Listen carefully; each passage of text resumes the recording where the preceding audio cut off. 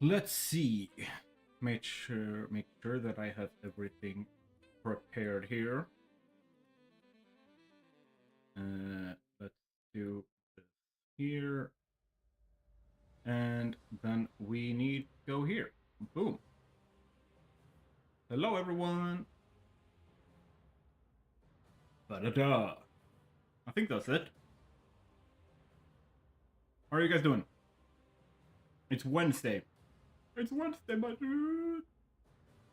Oh, that's an old meme now. Which makes sense, considering you can see. Here, you can see me getting gray hair now.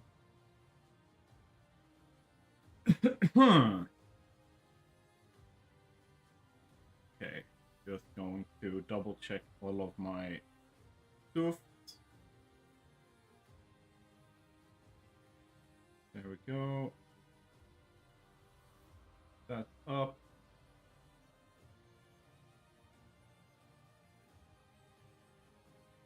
There. And we do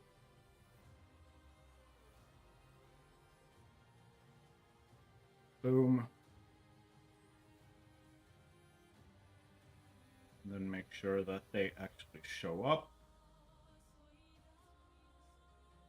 And they show up there. And it shows up there. Perfect. Nice. Hello there. How are you guys doing? First of all, tell me, talk to me. How's your Wednesday been? Before we get into this and I start monologuing for an hour and a half. And forget that chat also speaks sometimes. I'm sorry. I just get excited. And when I get excited, I start talking and I don't stop. I'm sorry. Sorry. Not sorry.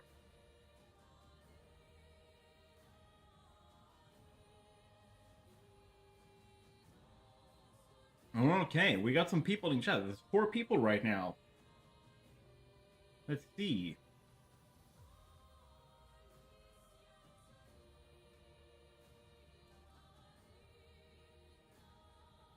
Mm-hmm.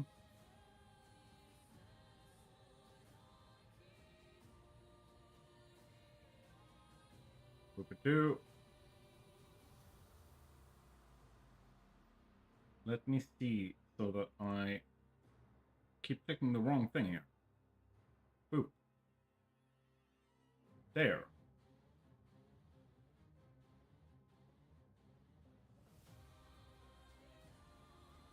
All right. Here. Participant. All right.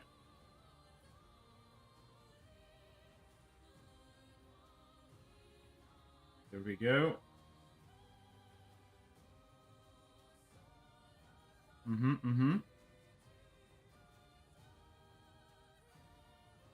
Nice.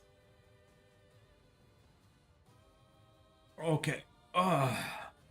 So, what are we doing? What's up here? What's the plan? What's the general thing we're doing today? Like, if you read the description, there's gonna be a links and stuff down there as well. Just so you are aware, sources and everything for like what we're looking at. Like, you should definitely go check out like the full videos and stuff later on. Where I will be pausing and interrupting and generally being a menace to the flow of those videos. But yeah, we're gonna be like checking some stuff out here. Let me see. I wrote this down so I wouldn't forget. I forgot that I wrote it down. That doesn't sound very smart, right?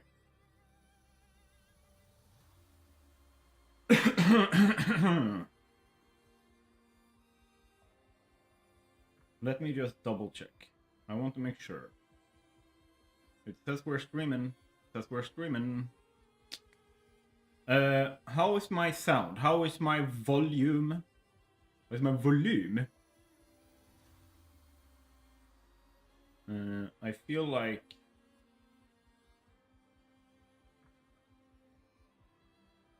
I did increase my gain a little bit last time.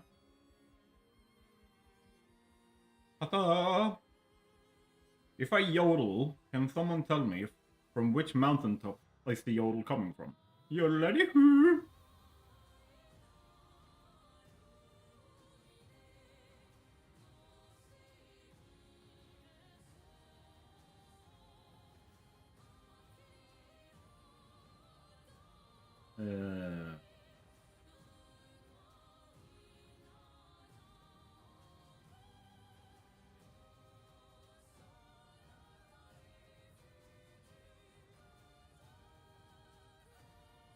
All right, we're gonna get started.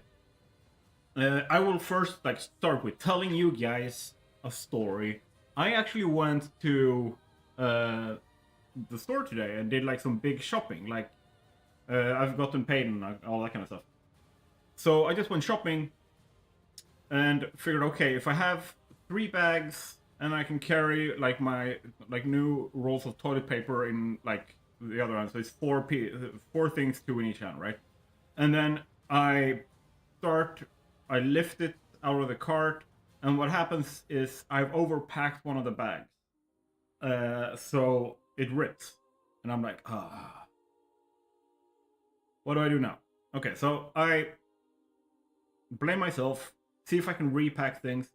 Doesn't work. And I'm like, okay, screw this. So I find a abandoned cart, not associated to the same store, just a random cart. Hello, Empress. And I just shove everything in there and I roll the cart home. And I'm like, I have a cart now. I have a shopping cart. Cool. So yeah, I bet that's gonna be really handy while I'm trying to camouflage myself as a homeless person. How's my sound, Empress? Can you hear me properly? Is it good? Because I've done some adjustments to things. I also switched out the rubber bands on the microphone. A bit low. Damn it. Let me see.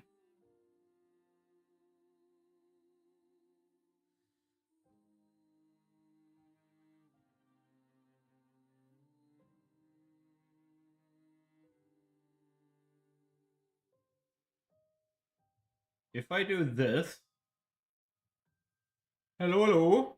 How's the sound now? Is it louder or is it just spiking and being really bad? Or did the volume not change at all? Sounds okay to you? It did get louder? It sounds better? Because I'm also talking really loud, that's the thing.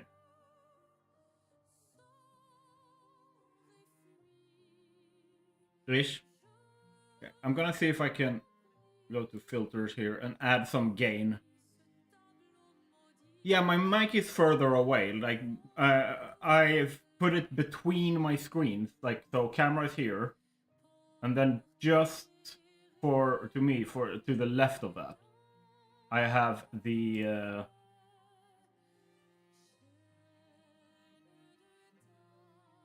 I was just editing video in super loud compared to you.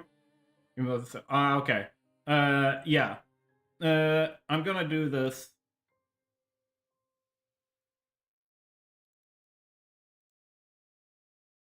Alright, if I speak now, how does it sound? It's hitting the red here for me, so I might actually lower that a little bit again, but let's go for this. How's the sound?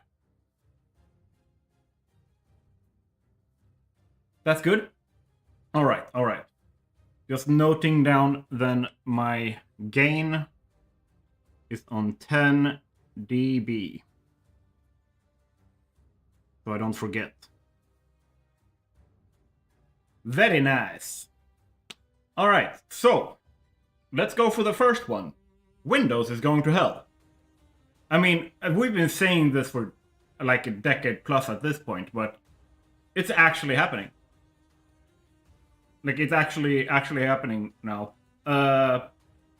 Where the calculation I think has gone to we having about 500 million users, or like platforms, like computers, switching from Windows to other systems.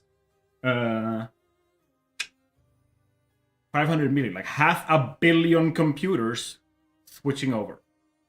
Because Windows did an update where they've done things. They started in 2025, but it's like worse now. Yeah, 500 million computers are switching from Windows to Linux or something else. The reason for it is Microsoft shat the bed in 2025 when they started requiring like telemetry. They required data to be sent after an update. That update has now been determined, I think it's by Austria, to be breaking GDPR, first of all. It's also breaking like medical privacy laws, because a lot of the systems that are involved in that update, are like computers that are running medical systems. Like same thing with like companies with like they suddenly went like nah. You have to be online because we have like telemetry that we have to collect. And then when it's being investigated and like what telemetry is being sent, like what data is being sent, it is personal information, like literal, like the identities of patients, for example, and stuff like that. Really sensitive data. So now I think Brazil is developing a government-funded thing. Like, yeah, we're gonna check out a video here, and we will see what's up, because I can talk about it, but I'm not the one who broke the news or anything like that. So I'm figuring talking to, like, listen to someone who actually knows what they're talking about.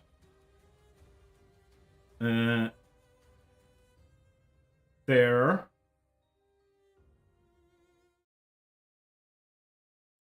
Tell me how the volume is.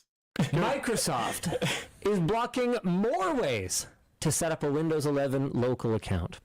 Oh yeah, and by the way, all of this information is in the, like, the links to videos and stuff is in the description for the stream on YouTube.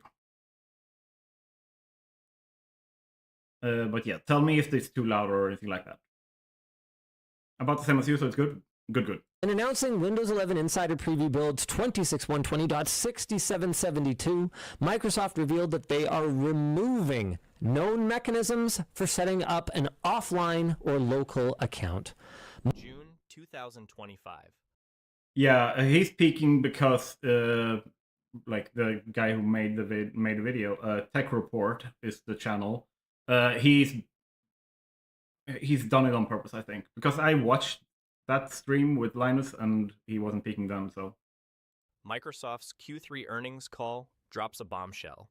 Windows revenue declined 18% year over year. 18% in one quarter. CFO Amy he's low. Okay, we're increasing volume a little bit then. Hood tries to spin it. Market dynamics and refresh cycle timing. But analysts aren't buying it. On the call, Goldman Sachs analyst asks the real question. How much? Oh yeah, fair warning. The guy who's made this video, you can, like, if you're used to AI, like AI text and stuff, you will immediately call that he used AI to write this script. The way that the cadence, the word choice, sentence structure, and everything is super like typical AI. So just a fair heads up if it's jarring to you. Much of the revenue decline is due to enterprises refusing to deploy Windows 11? Silence. Then Hood admits, we're seeing deployment delays in some segments. Translation, businesses are rejecting Windows 11 at scale. The stock drops 7% in after-hours trading. Microsoft loses $180 billion in market cap overnight. And the next morning, Leaked internal documents reveal the real crisis. IT departments at Fortune 500 companies are drafting migration plans away from Windows, not upgrading to Windows 11, leaving Windows entirely. The South Korea government ban. Start with the move that shocked the tech world. May 2025. South Korea's Ministry of Science and ICT issues a directive. All government. And I want to be clear, like Korea is a tech giant. Like they're one of the biggest tech industries in the world is in Korea. Just a fair, just to put a scale on what's going on here. Government agencies must migrate away from Windows 11 within 18 months. The official reason? National security concerns over data collection. The real reason? Windows 11 has become unusable for Korean government operations. The Korean language input system is broken. Performance is significantly worse than Windows 10. And the mandatory... Yeah, I noticed that. I actually checked because I have screenshots of like my computer idling, like from like a year ago, from the like task manager performance window. And here's the thing, it is crazy. The idling RAM usage is like double what it was a year ago. Like I idled at like 7 gigabytes of RAM usage like a year ago. Now I'm idling at 15. What? I'm not using it. It's more than the language isn't compatible. Like they dropped an update, I think last week, that actually broke the Notepad app.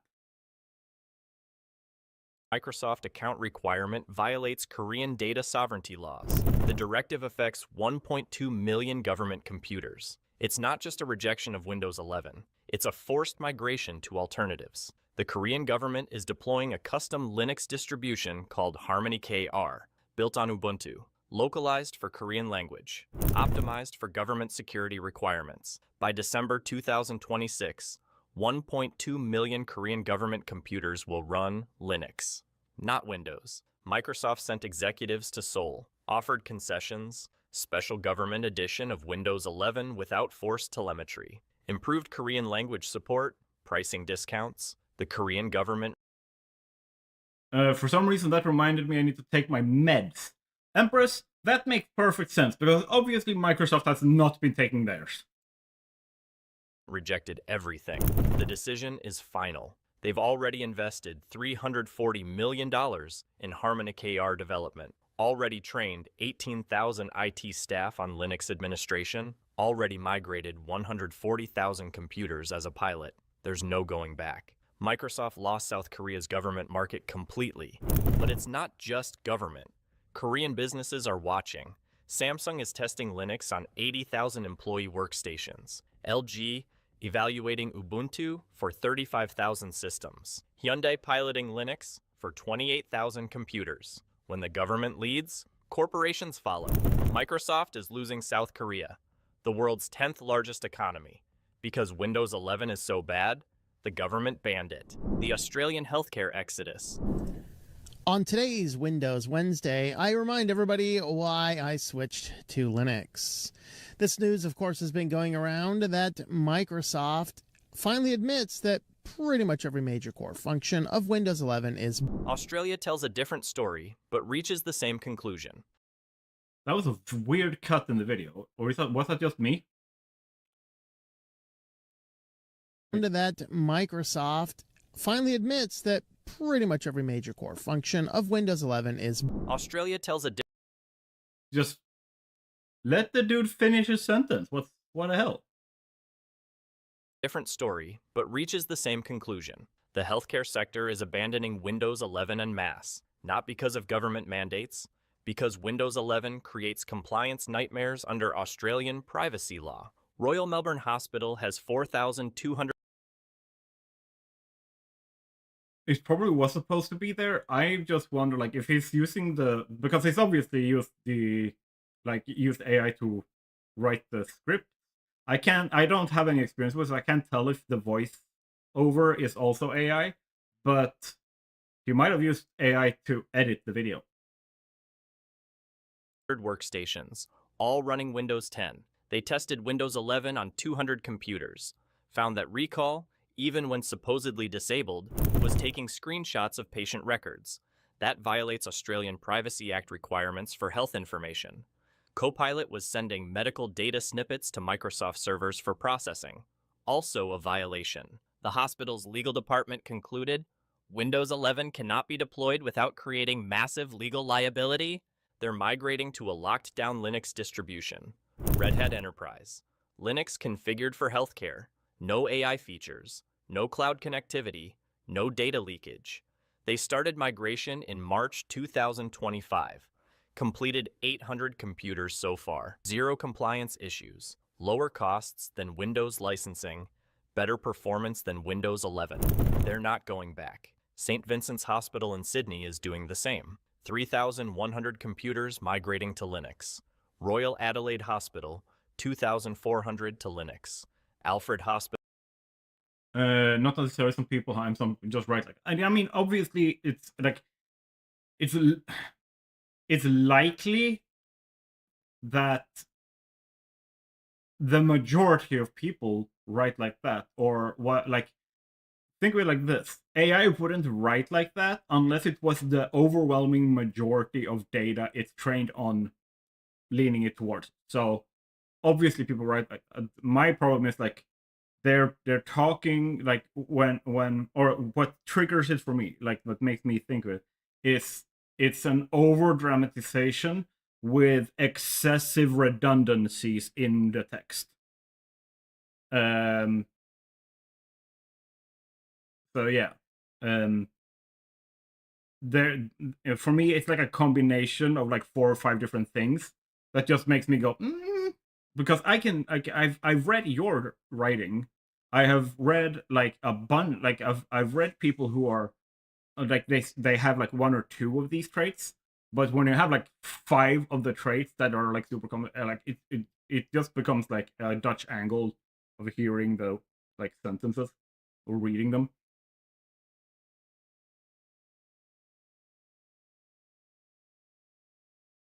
Hello, David. My day is going well. We're checking out how it's not going well for Microsoft. Like 500 million computers are going to switch away from what's it called, Windows 11 to Linux and other systems. Hospital in Melbourne, 1,900 to Linux. Every major Australian hospital is either blocking Windows 11 deployment or actively migrating away from Windows entirely. That's 47,000 healthcare workstations leaving Windows in Australia alone. The trend is spreading globally. UK's National Health Service issued guidance in April. Do not deploy Windows 11 on systems accessing Windows have patient screwed data themselves so without hard. legal review. Many NHS trusts are concluding it's easier to switch to Linux than fight compliance battles. Canada's healthcare system is similar. Germany's hospitals are evaluating alternatives. Windows 11's AI and data collection features made it incompatible with healthcare privacy requirements worldwide. Microsoft is losing the global healthcare market. I don't know how to use other stuff. What about us dummies? Actually, I don't know enough about it. Grugy is going to help me. The next time he comes down, he's going to help me like migrate over to SteamOS. SteamOS is a Linux like distribution that is apparently really, really good, even for like everyday usage and stuff like that. So there's a lot of stuff that you don't need to think about other than like app compliance or app compatibility. Like there's a bunch of software that works well on Windows but doesn't work at all on Linux, or it needs like a shader between them to translate their functionality. So yeah, but that's nowadays that's relatively easy. Before it was really techy, nerdy stuff.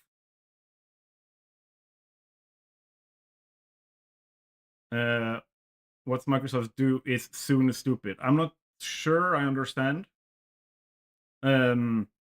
I can't switch completely to Linux because I play VR games. Yeah, like for example, there's like some overlays and stuff that I use for Path of Exile 2.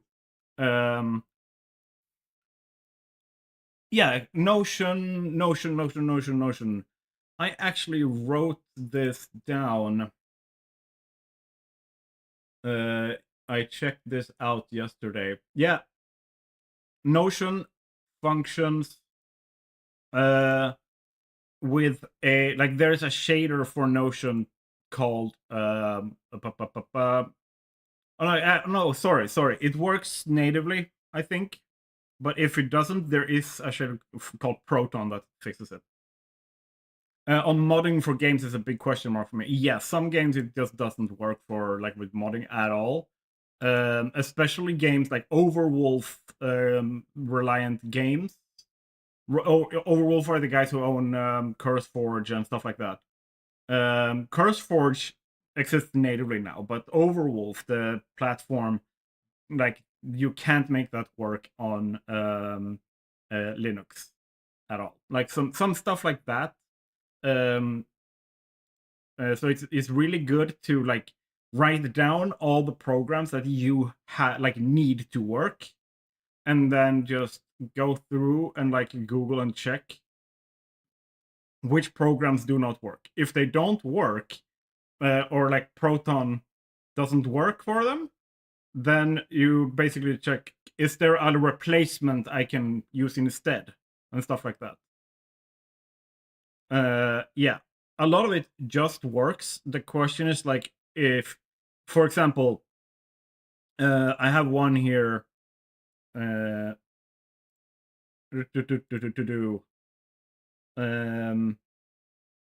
so the GitHub app. There is no GitHub app for Linux, but there's an app called Git Kraken that works as a replacement, right? So just because it's not exactly the same program, you can still have the functionality you need. So there are like, I'm gonna stop using like Microsoft Office and jump over to LibreOffice as a replacement, for example. That like WinDeerStat, what I'm using to map hard drives, I'm gonna switch over to Baobab. Like there's a bunch of different things. Plug and play, baby. Yeah. I tried to set up a main use Linux I can use for 90% of my needs, but was too difficult to get important stuff working for me. Yeah, I think that the longer and the more expansive your use of Windows has been, the harder it is to move over. But nowadays, like first of all, I have a pretty narrow use case or use need, and I can make it work anyway. So, but yeah. The Brazil Sovereign Computing Initiative. But the most dramatic shift is happening in Brazil. The Brazilian government launched the Computing Sovereignty Initiative in February 2025. The goal? Eliminate dependency on foreign software for critical government functions. The target? Microsoft Windows. Brazil is moving 2.8 million government computers to a domestically developed Linux distribution why does Bill Gates and Tim Cook look so similar? Within 4 years. I just assumed they were all related. About Windows 11 being bad. Well, they were built in the same factory. I don't know. Brazil watched how the U.S. government pressured tech companies to provide access to foreign data. Watched European governments struggle with GDPR compliance while using American software. Decided they need computing infrastructure they control completely. Windows 11's aggressive data collection made the decision urgent. Brazil can't have government systems transmitting data to Microsoft servers in the United States. It's a national security risk. Petrobras, the state-owned oil company, is migrating 45,000 workstations to Linux Soberano. Banco do Brasil evaluating migration for 78,000 systems.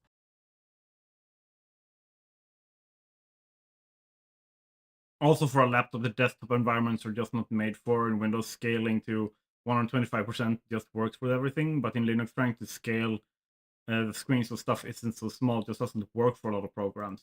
Yeah, I've noticed that as well. Like a lot of the like mods and stuff that I have found for Linux is like resolution fixes and stuff like that. Eletrobras testing Linux for 12,000 computers. When government leads and major state-owned companies follow, private sector joins.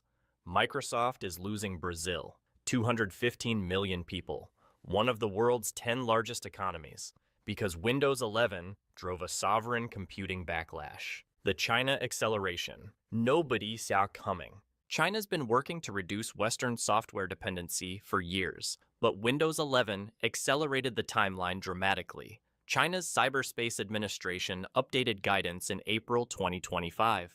All government agencies and state-owned enterprises must complete Windows migration by December 2027. That's 18 months faster than the previous timeline. Windows 11's data collection poses unacceptable security risks. China's moving to domestic alternatives. Kylin OS, Deepin, UOS, all Linux-based, all developed by Chinese companies, all auditable by Chinese security. For me, it's just Windows or iOS. Yeah, I mean, that's completely reasonable. Like, for me, like the way that I'm thinking about it is, if I've bought a computer, and that computer, like this one, has 32 gigabytes of RAM, and I don't get to use half of that because they're using it for bloatware, for data collection and like telemetry of some kind. Like they're using it for background processes and like AI programs that I can't turn off and stuff like that. Like that is like me buying a computer hardware and then like basically funding their projects that they run on my computer. I don't get to actually, like, for example, let's put it like this.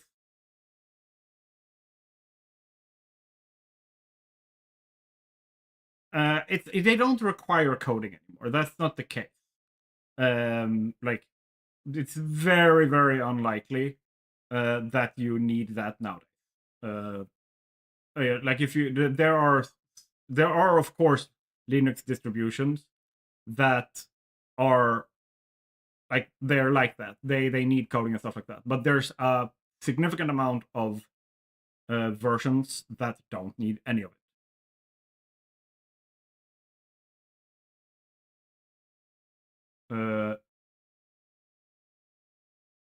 Install clear installation of Windows from GitHub. Yeah, that there's certain Microsoft bullshit. Yeah, that works as well. The main problem is because I am using my computer for business stuff, it means that things like it can be bad. It can be bad. Like if you are using software, for example, Windows, like without a Windows license, then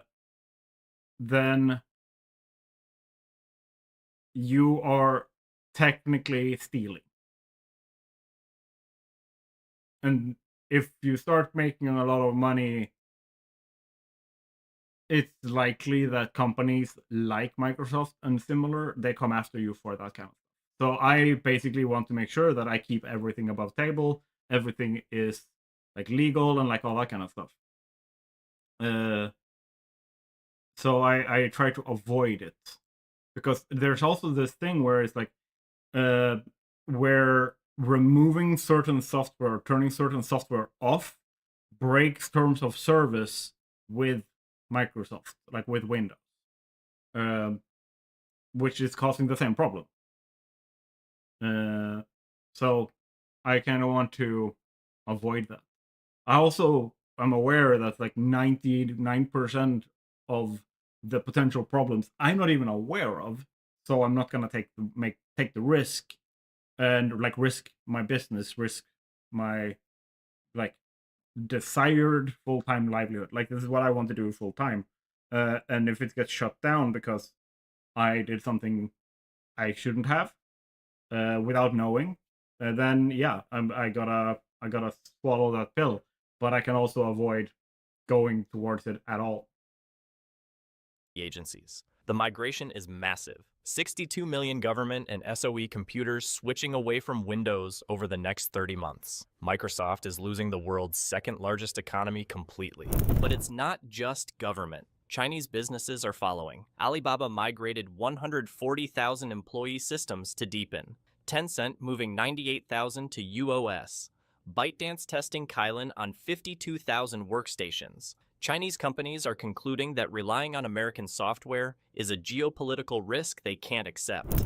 Windows 11's architecture, constant cloud connectivity, data transmission to US servers, features that can't be fully disabled, makes it unacceptable for Chinese operations. Microsoft isn't fighting this.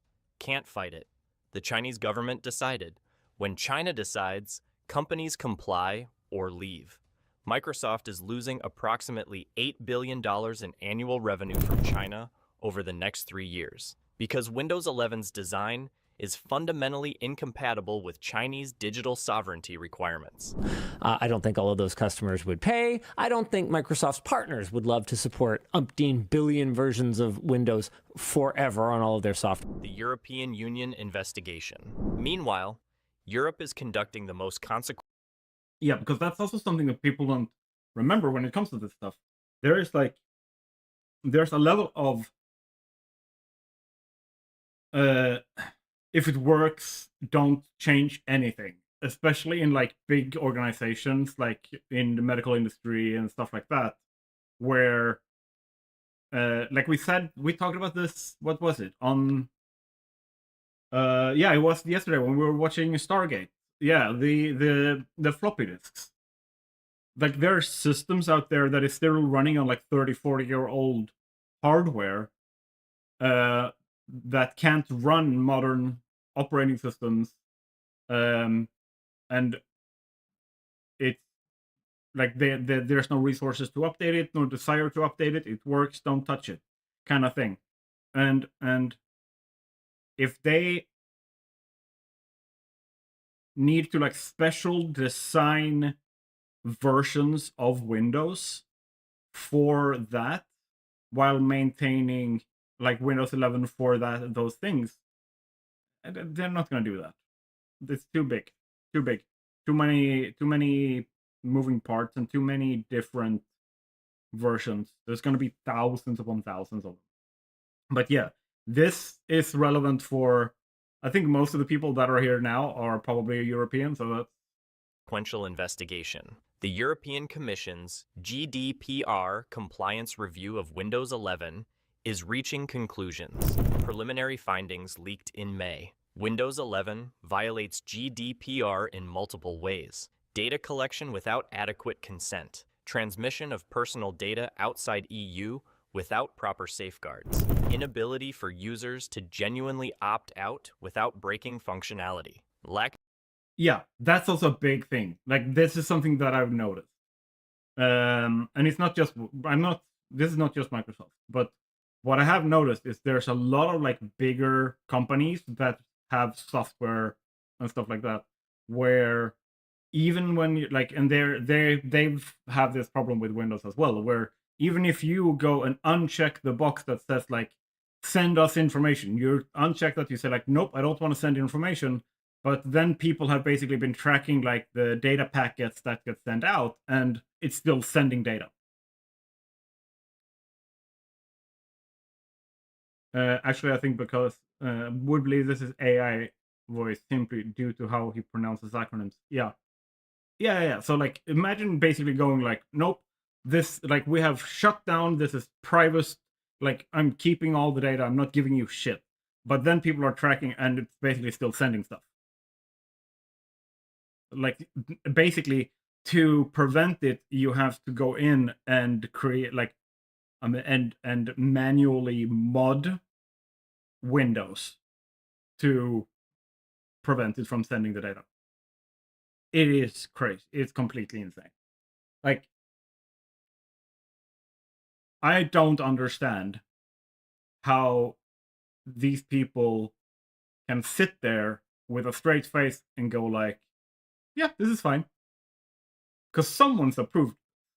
Because like if it was a bug, we would have this happen on like half the systems or whatever.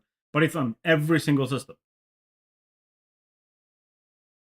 And they're not gonna ban Microsoft. It's kind of like with Google trying to force what's it called? Monopolies here in Europe and getting caught with it, and Apple trying to like skirt laws and standardization for like plugs and stuff like that to be able to like do more like customer or what is it, consumer unfriendly, consumer hostile practices. When they get caught, yeah, they could be banned, but there's like so many ecosystems, like company ecosystems, as well as like communication systems that just needs all of this to work, so they can't. But what they can do, and which they have done with Google and Apple multiple times, is they find them basically what they're like projected to make in profit based on the like bullshit they've pulled. That's what happens before. I know they won't because it'll disrupt too much, but it should, since they're literally breaking the law. Like sue them into oblivion. Yeah, and they're gonna penalize them. They're basically going to be looking at, like, okay, how much money do you stand to gain on this? And if there's no money to be like gained on it, they calculate based on their gross revenue, I think, like gross yearly revenue or something like that. So like the fine's gonna be big. Of transparency about what data is collected and how it's used. If the Commission issues a final finding of GDPR violations, the penalties are severe. Fines up to 4% of global revenue. That's $10 billion. But money isn't the biggest threat. The Commission can order Windows 11 withdrawn from the European market until it complies, can require fundamental architectural changes, can ban specific features like recall and Copilot entirely in Europe. Microsoft is lobbying aggressively. Meetings with commissioners, promises to improve transparency, offers to create a special European edition with better privacy controls. But the Commission is skeptical. They've seen Microsoft promises before. The preliminary findings suggest Microsoft needs to fundamentally redesign Windows 11's data collection architecture, not just add options, rebuild from the ground up. When they say rebuild their data collection architecture, what I hope they say, like what the actual words are, get rid of that shit entirely. Like, people need, we need to go back to the like if something goes wrong, if there's an error that crashes a program or like forces shut something, you get a pop-up that says, hey, do you want to send the crash report? And then you have a button next to it that says open crash report, so you can read and you can see what data is in there before you decide to send. Like, make our computers be ours again instead of their data collection nodes. With privacy as the primary design goal, that's years of work, billions in development costs. And it means admitting the current Windows 11 architecture is fundamentally flawed. European businesses aren't waiting for the investigation to conclude. They're migrating now. German companies deployed 340,000 Linux systems in Q1 2025. French businesses migrated 180,000. Italian companies switched 95,000. Across the EU, businesses are proactively moving away from Windows 11 to avoid GDPR liability. Even if the Commission doesn't ban Windows 11, businesses are banning it themselves. Microsoft is losing Europe, 450 million people, their second largest market, because Windows 11's data collection violates European privacy values. The Fortune 500 internal revolt. But the most dangerous trend for Microsoft is happening in American corporations, where Microsoft thought they were safe, where Windows dominance seemed unshakable. Internal documents from 83 Fortune 500 companies leaked in May reveal coordinated planning to reduce Windows dependency. Not eliminate it completely, but reduce it strategically. A leaked memo from a Fortune 50 tech company, Windows 11 creates unacceptable risks, performance degradation, security concerns, compliance issues. Directive: no Windows 11 deployments until further notice. Evaluate Mac and Linux alternatives for 40% of workforce. 40%. This company is planning to move 40% of their 95,000 employees off Windows entirely. That's 38,000 users. One company. The leaked documents show 83 companies planning similar moves, various percentages, but all significant, all strategic, all driven by Windows 11 being unfit for enterprise use. If even half execute these plans, Let's be real here. It's not just enterprise use. That's just who we can, who we get like data on switching. But honestly, it's an economical choice to move over from Windows, because the thing is, what's it called? Your hardware doesn't feel worse just like running the computer in the same way that Windows makes it do, because Windows keep adding things like running in the background and like reserving performance for those processes. But for like iOS kind of have a similar but different issue, but generally Linux and iOS don't have that problem. Microsoft loses 2 to 3 million enterprise users. That's $800 million to $1.2 billion in annual revenue. They should give an option to turn off or uninstall them. They have certain options to turn things off. The main problem is that even if you turn them off, they stay on. Or rather, the reservation doesn't go away. So my computer has a system total capacity of 32 gigabytes of RAM. And when I've turned off a bunch of stuff, the RAM usage hasn't changed. The main reason why it hasn't changed is because Windows has a function called, if I remember correctly, it's like, or it has the predictive memory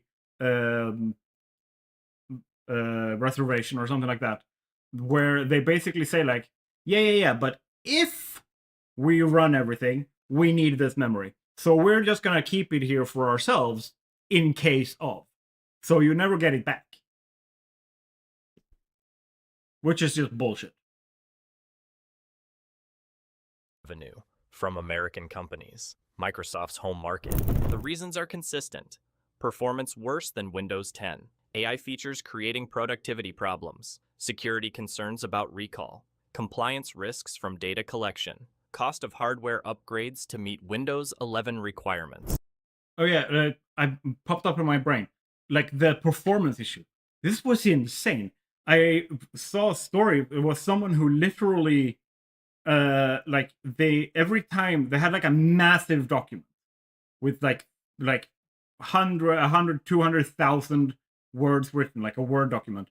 And every time they wrote something or tried to save and load, like it took 15, 20 seconds to do. It didn't work at all. And then they were like every time they saved, and they were like, what, this is so frustrating. I can't use this. Like, what the hell? And then what they noticed, because they did some tests, and then someone said, as a joke, it was like, yeah, it's probably because what's it called, co-pilots running and like collecting stuff and like sending stuff, and they're like, huh. So they check, and even if Copilot was turned off for the operating system, it was turned on for each individual app. like Windows apps specifically. So Windows apps still, like, even if you turn Copilot off in Windows, it's still on for like Microsoft Word, right? It's an additional. Hi, Ulla. Yeah. So welcome to the chat. We're being conspiracy theorists here right now. It's an additional security issue now with how the US is. Like any company sensitive, yeah, like that's the massive problem too. They think they can just take whatever they want, but either way, like they turned off Copilot for Microsoft Word, and instantly it worked. Instantly, it sped up and saved in like half a second. Like boom, done. And then the guy who made the joke was a software engineer, so he basically like did like a packet check. Like they turned it back on and did a packet check, and basically every time they saved, like they had turned off all the cloud saves and like all that. So the only thing they turned back on was Copilot running in the background for Microsoft Word, and then instantly the problem was there. And also, what they noticed was the document was sent. The save file, like a copy of the save file, was sent from the computer every time. Every time they saved. Despite having specifically turned off any cloud saving. And this stopped happening when they turned off Copilot in Word. Which, once again, even if they had turned off Copilot for Windows entirely, that they got into Windows settings and completely disabled Copilot in the like computer like operating system settings, but for each app it was turned on and still running. It's just a shitty design, and they are like basically taking liberties that make them a horrible company. Love me a fun conspiracy. Yeah, it's super fun it's fun when it like messes with the rich guys, and if it's not true. User resistance driving, support costs higher. Every company reaching the same conclusion. Windows 11 costs more and delivers less than Windows 10. The business case for migration doesn't exist. The business case for reducing Windows dependency does. The developer platform collapse. Stack Overflow's June 2025 data is catastrophic for Microsoft. Windows usage among professional developers, 38.2%, down from 41.8% in March, down from 47% in December, down from 53% a year ago. Windows is losing developers at accelerating pace. Mac is now at 34.7%. Yeah, that's Linux a band-aid solution. 27.1%. Windows is barely ahead of Mac and might fall to second place by end of 2025. Why does this matter more than other segments? Because developers build the future. The applications being developed today run on the platforms of 2027 to 2030.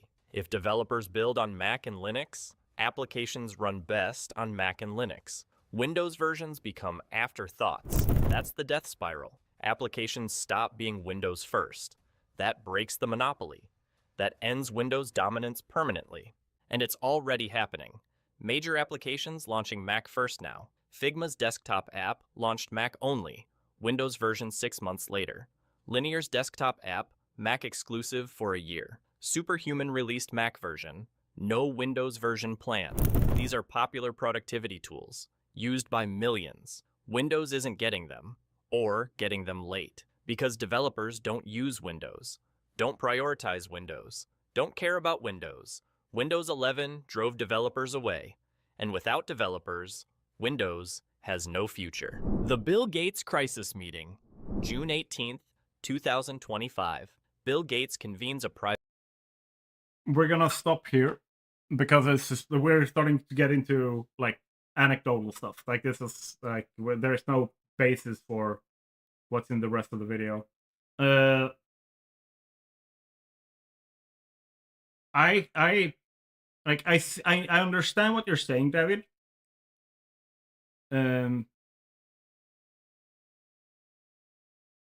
There's like a handful of things the iPad can't do that I want, but otherwise it's a perfect thing for me. Like, I understand what you're saying, David, and here's the thing. Back when Windows 7, I think, came out, I got a laptop. My first ever laptop. And even back then, we noticed something. And it's just been like getting worse and worse. And that is that, like, every single time Microsoft tries to put in something to collect data from you.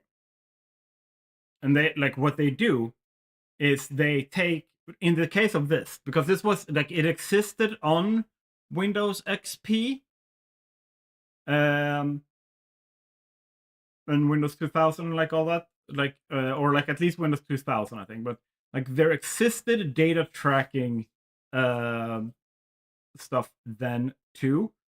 Definitely not as egregious, and it was all like opt-in and stuff. But then they've added stuff that is opt-out and just like grabs whatever. And they got called out for it. They got called out, and people say like, "Go fuck yourself." And they're like, "Oh, I'm so sorry. Don't worry, we'll fix it."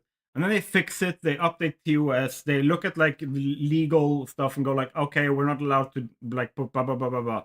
Okay, what we then do is we take the exact same feature and we rename it. Look at Copilot itself. Okay, so we already had a massive data like privacy breach, I think like 5 years ago, like during the 2020 like bullshit with the COVID and stuff, or 2019, just before, where Cortana was causing problems. And they eroded trust to the point where people don't trust their opt-out options. Exactly. Like, but here's the thing: if you have Cortana, and then they, like, the EU with GDPR coming in, right? Basically went, you don't get to put like Cortana to do this. Like, Cortana cannot do this. You cannot use Cortana to do this. Microsoft go like, oh shit, sorry, yeah, we'll obey. Obviously, we'll obey. Then they go and develop Copilot, where they put in exactly the same bullshit again. They just rename it so that like court rulings become irrelevant because they have specified the thing. Like, they say you cannot use the software named Cortana for blah blah blah blah blah blah. They're like, okay, we just do Copilot and then do it again. And yeah, like Emperor said, they erode trust to the point where people don't trust their opt-out options. Yeah.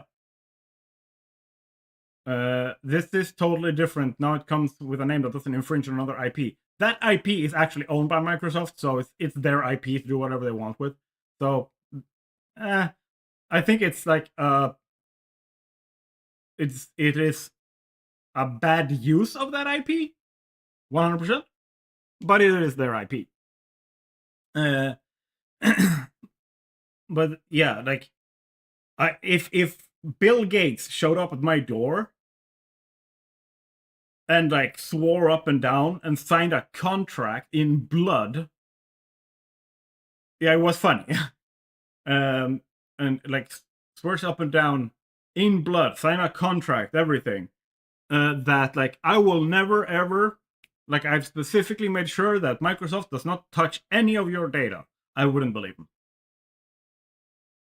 If they say we are going to completely stop ramping up the performance requirements by the operating system and the reserved resources on your hardware, I don't trust them.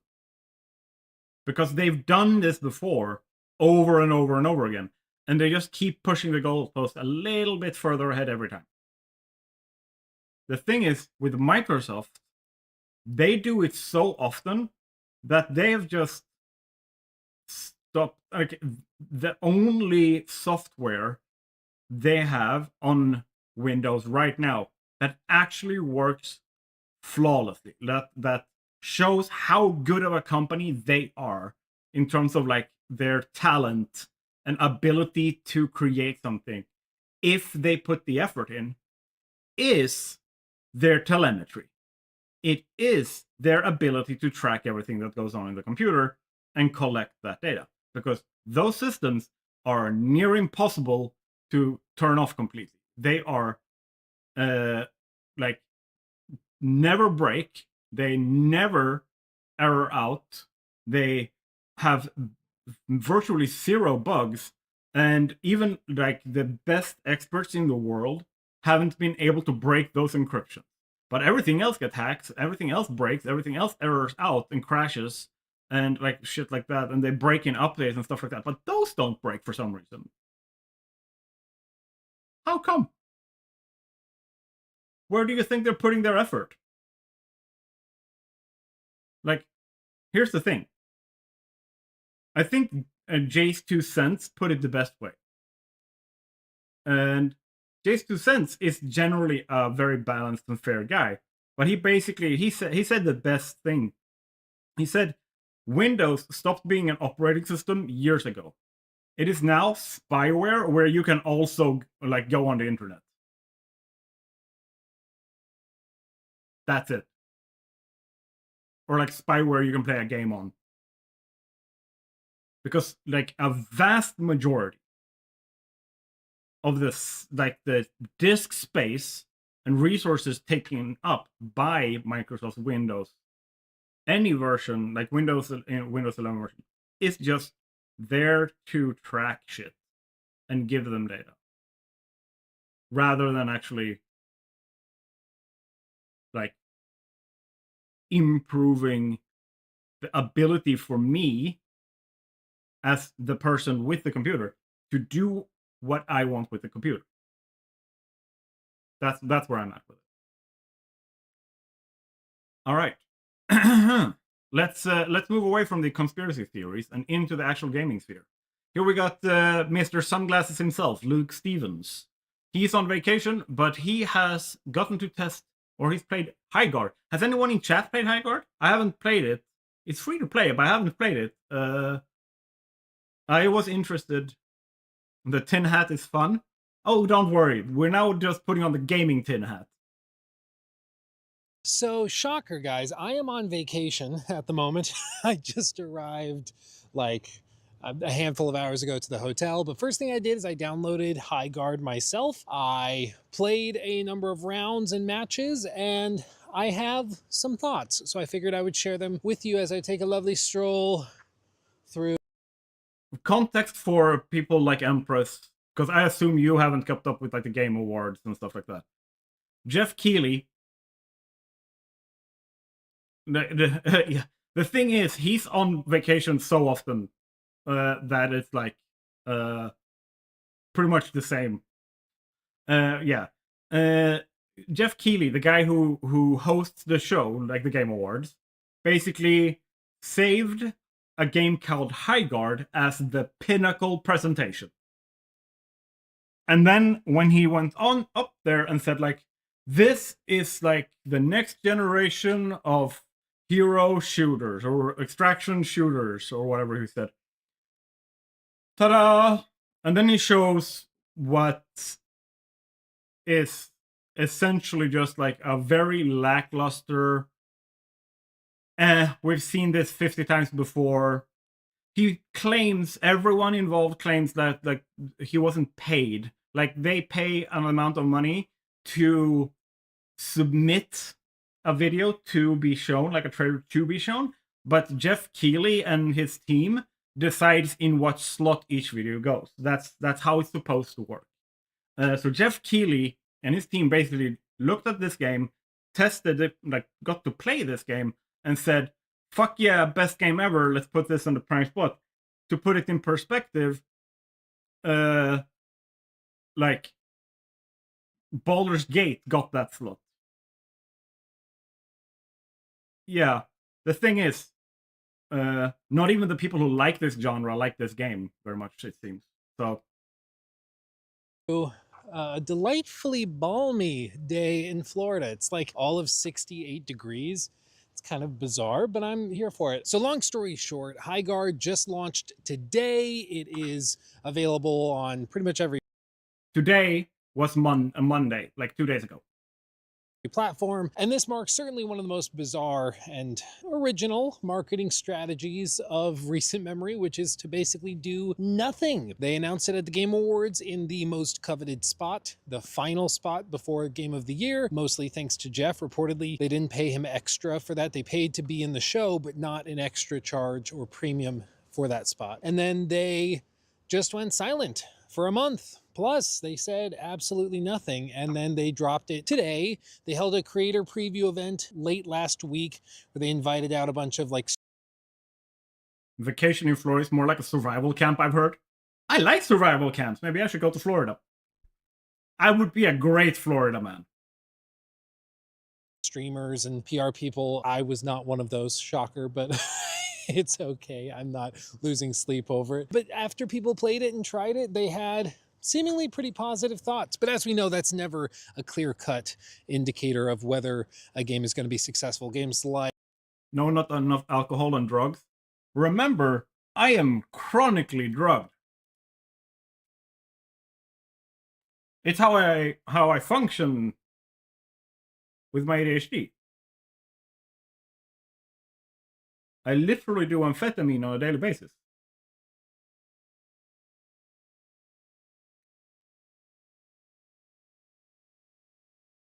Yeah, they're managed drugs, but I don't need neither alcohol or drugs to be that unhinged if I want to. So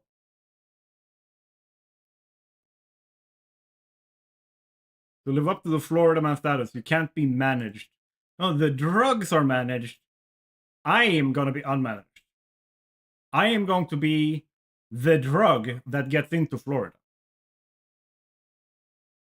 like Evolve, like I mentioned the other day, had amazingly positive press previews and sentiment, and then ended up flopping catastrophically in the long run. So it's never a, one and done. If creators love your content, you got to convince players that it's worth playing. And that brings us to today, which is the launch, where the game just kind of dropped and people have been playing it, or trying to. Emphasis on trying. You see, the game is pretty rough at the moment. It does not run very well at all. Like, at all. It's pretty rough. There's also no ranked mode that's coming soon, so it just seems like it wasn't quite ready for. Are you saying it's raining alligators in Florida? I love that. I want myself a swamp doggo. I want myself a spicy Shrek. Sharknado, but with alligator. Yeah.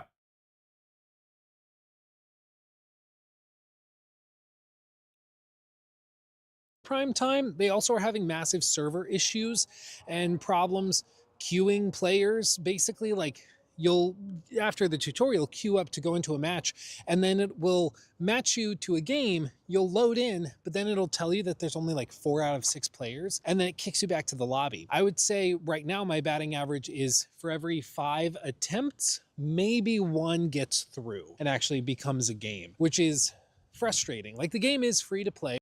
Oh yeah. Path of Exile also had massive server issues. Like, here's the thing, and I think this is a fair take, and I've heard him talk about this before. Like, if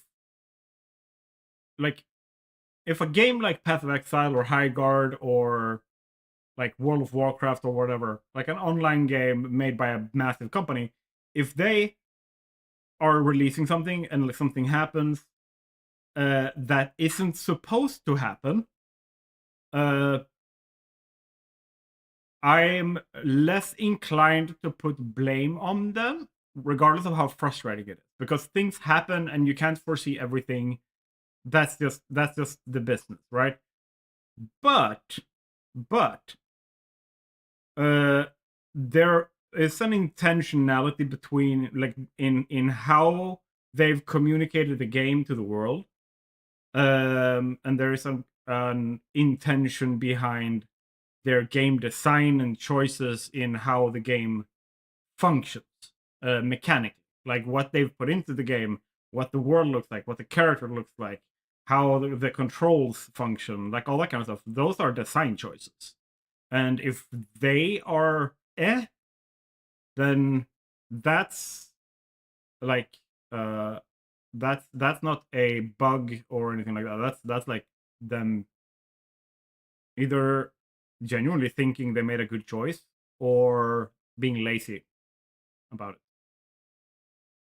it. Which helps with player acquisition, I guess. Like, they're willing to try it. But when you sit there for like 5 to 10 minutes trying to get into a match and it keeps bugging out, it's really frustrating. And I've seen a lot of cases on social media of people just being like, screw this, I give up, whatever. But once you're actually in a match, what's surprising to me is that the game, I don't know, man, it's just not like it's not that thrilling. Like, they described it as a new breed of shooter, and I just don't see it, man. Like, maybe when I actually get more matches in and I'm at like 20 to 30 games played, I'll get it and it'll click. But as of right now, I'm like, I don't know. It's like you go attack the base, whittle it down, you level up your weapons, very Apex style. You can see the Apex inspirations for sure, but I just don't see the revolutionary aspect to it, you know? Like, it just seems like slower Apex. And let's be clear. Oh yeah, that's the problem. All of these games look the same to me. You put the like head on the nail. You hit the head on a nail. Perfect. Yes, you are completely correct. But they've marketed it as the next generation, the new thing. It will revolutionize. Look, if I wasn't clued in, let's say that I'd spent the last 5 years not gaming a quadruple A game, yeah, like not even that. Like, if I hadn't played games for the last 5 years and I saw this footage, I would be like, is this Paladins or Overwatch? Because it's the same kind of basic like environmental art style, and on a simple like on a glance, it kind of has the same like visual vibe. That's yeah. Arenas with more of an objective focus. And I don't know, man. What I will tell you is that I do think in the span of the next like 6 months, if they add more game modes, if they go from what it is now, which is 3v3, if they level it up and get to the point where it's like, 4 teams in big maps and stuff, that I think could really make it exciting and interesting. But as of right now, it's like really slow until it isn't, and then it's really chaotic for 20 seconds, and then it's another 3 to 5 minutes of kind of slow, monotonous tedium until things get exciting again, usually in somebody's base. And I don't know, it's just not clicking for me. Now, I said I was going to give it a shot, and that's what I have tried to do this afternoon while the kids were napping, and I've been having a decent time with it. And I want to be clear, like, the game's not bad. I'm glad it's free to play. If I was paying 40, 50 bucks for it, I'd be peeved and would definitely be refunding it. But for free to play, it's fine. And I think that, like, here's the thing. One of the reasons why, like, take Path of Exile, for example. You pay 30 bucks and you get access to the early access. It's supposed to be free to play like later down the line, but 30 bucks. That's fine. But let's say that I started playing that game for free, and like, let's say 100 hours into the game.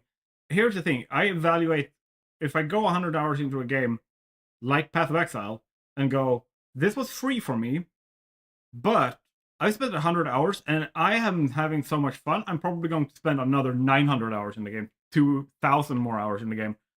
Then I'm fine spending money on it. But if you play a free game and you're like, man, I wish I paid money for this so I could refund it, that's bad.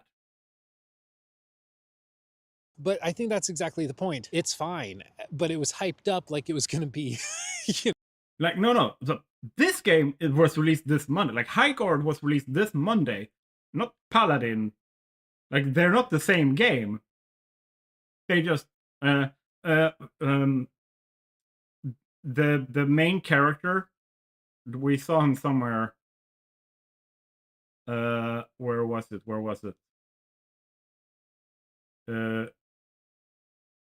Showed off. Yeah, we'll probably see it a later. new breed, and I just don't see the that hairdo yet. Maybe the in ranked, it free-to-play gets to be that level. Maybe hairdo, when you've put 20, 30, 40 games into it, it clicks and becomes that for you. But as of right now, I'm just like, I don't know, man. The 3v3 was just a weird choice as far as I can tell. Like, the maps are gigantic, which I think is why you have mounts. But then even still, like, yeah, you can run around the big empty map faster, but it doesn't change the fact that the map feels big and empty, you know? 3v3 on massive maps makes me think that they planned on having 6v6 or like 10v10 or 12v12, but they couldn't make it like it wasn't technically viable by the release date. So they basically just went, okay, so we just cut the teams down to 3v3. Because you don't put in massive maps for 6 players to fight each other a little bit. I will give them credit that the gunplay feels pretty tight and responsive. The weapons are solid and pretty versatile and varied. There's nothing that's just like super stupid or frustrating. I haven't found any like super clear exploits or anything, but that's far from my expertise, so I'm sure. And that's also something. If this had been a horrible game, if it had been like, if everything he mentioned that was fine, if all of that had been bad, it would have ultimately been better for the game in the long run. But everything being the middle of the road, I don't like the huge maps when there's not enough players. That's what makes stuff like Overwatch work and PUBG not. Yes, exactly. Like, I don't like PUBG and Fortnite and stuff, like, for the same reason. And those have a lot more people playing at the same time. So, like, if you have a bunch of meh, okay, it works. Like, it functions, it's there, but it doesn't make you go, wow, or what the fuck? If you're just, yeah, like, if you have that middle of just like you don't notice it because it just works. It's kind of like having IT support. When all the IT works, you don't notice that you have IT support, kind of thing. Which means that you don't value it either. You're not putting that in the this is a good thing row, right? You might put it as a summary of like, there is no major faults, but you're not saying like all of this like it becomes invisible when you're making the judgment on whether or not you enjoy the game or if something is good. It's it was I yes. Exactly. It was I. But the thing is, with how saturated the gaming world is, people are not gonna go for the hey, it was I. They're gonna go for the one that made them go, whoa. They're gonna go for the one with like the feel of the guns was wow. The movement mechanic was insane. They're gonna go back to Arc Raiders like this and continue playing because that game is getting the whoa for all of this. For some very talented gamers out there will be experimenting and trying to find those. But for me right now, I just feel like it's fine. And for free to play, fine is even good because it's free. And so like you can't really be mad. But for somebody that was like familiar with the marketing campaign for the game, it's really bizarre to see that so many people were staking so much on this.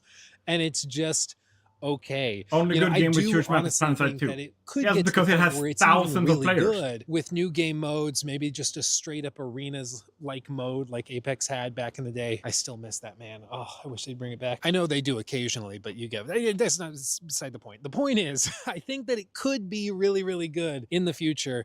It's just a little early. it's not super well optimized. The servers are bugging. And even then, when you get in the matches, they just feel a little clunky and weird. And I think that it needed a little more time in the oven and like a little more play testing, maybe some like open play tests with larger groups of players to get some more varied feedback. Because I do think that they did a lot of play testing with like streamers and stuff. And those streamers liked what they saw. But as we all know, streamers are not always the best indicator of what the average player is actually. Streamers and content creators, especially the full-time ones that can spend 10, 20 hours in a game, they are the worst people to go to. Even me. Like, I spend so much time in games that I am a bad point of reference for, like, gameplay ability of the average person. I can't measure against myself. I would rather like measure against, for example, my brother or something like that. Gonna like, which is perhaps where the disconnect lies. But speaking of disconnect, we're gonna have to see what this disconnect actually. Me, I stupid. No, you have spent too much time in like games, immersed in games in general, that you're like even your like I haven't played for years rusty ability is still above others. So you adapt unconsciously to certain things, certain faults that game have, like bad movement mechanics and like clunky stuff, because you've spent thousands of hours in Life is Feudal and Dual Universe, where everything was about like, how do we work around this, to the point where you probably won't even notice it unless you actually analyze how it is to play the game. And then the question still becomes, is it a problem? And a lot of the people as content creators and streamers, they don't think further than, is it a problem for me? And if it feels good for me, it is just not a problem. It's a skill issue on the average person's part. It doesn't feel like it? No, because it's gradual. It's thousands of hours. Like, it's the frog in the boiling frog thing. You don't feel how much better like your average gaming ability has become. But let's just put it like this. You couldn't run and turn your camera at the same time on a keyboard and mouse when you started playing PlanetSide. Remember that.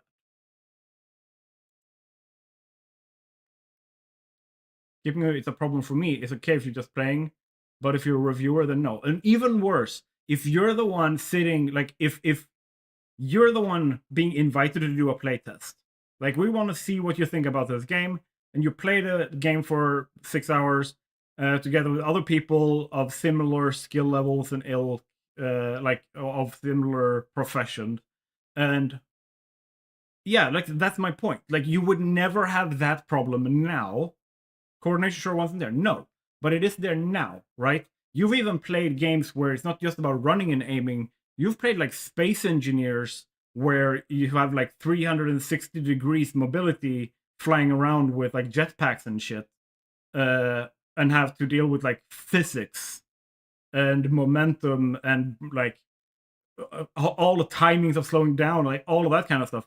And then you have like the physics things, the Newtonian physics in like Dual Universe. Like, you've learned so much that is like baked into your ability to sit down and just like make it work for you. But if you're invited to a playtest and you basically go like, yeah, well, I could move, it was no problem, blah blah blah. So you don't even note it as like, hey, I had no problem with this. But if you're looking at someone who on average spends like 1 or 2 hours in the game every day, or like a couple of days a week, they are going to have a problem with it. This is going to feel clunky, this is going to feel bad for them. And they don't. And then when they're called out on it, a lot of the time their response is, unless they're like a fair and balanced and like nuanced person able to take accountability, their response tends to be, well, sucks to suck, I guess. And they aim that at the players, like the average player, the average skill level. looks like in the coming days when the sponsored streams start to dry up, because right now a lot of people are playing the game for sure, partially because of morbid curiosity, partially because some people honestly thought the game was going to be fantastic, and then others are playing it because they were paid to play it. And my understanding is that in the next few days those sponsored streams are going to end, and at that point I think it'll be really revealing who is still playing at the end of that period, because when the money stops rolling in, are those streamers still going to find it fun and engaging, or are they going to go back to their bread and butter?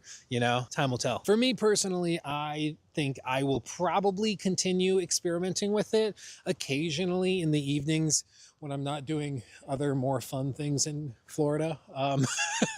But maybe it ends up hooking me in the next couple of days.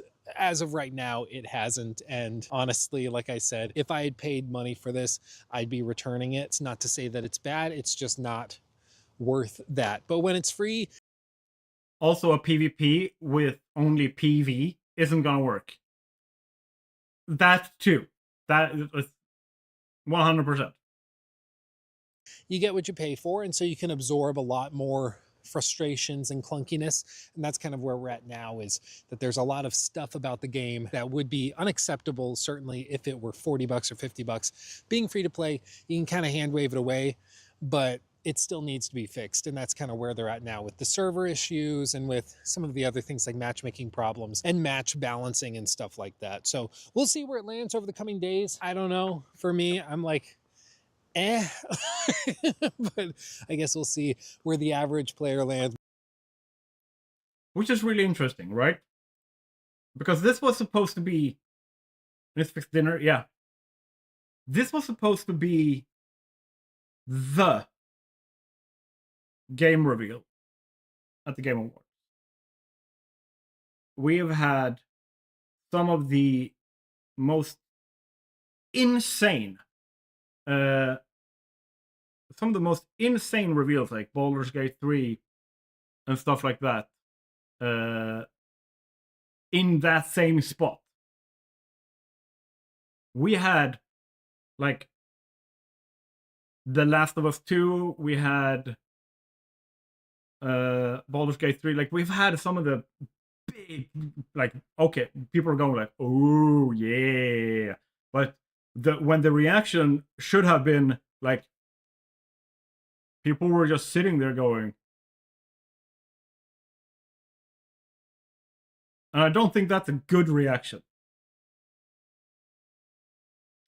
So they kind of fucked themselves over, said nothing for a month, and then drops a game that looks like every other free-to-play shooter that has been released, like generic free-to-play. There are some exceptions that has come out over the last like 10 years,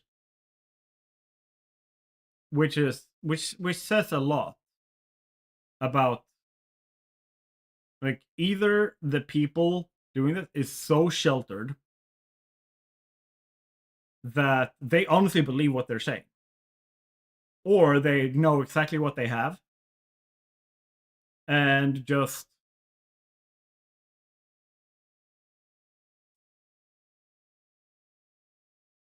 decided to double down, try to make something up, try to make a spectacle of the marketing to the point where people play it out of morbid curiosity.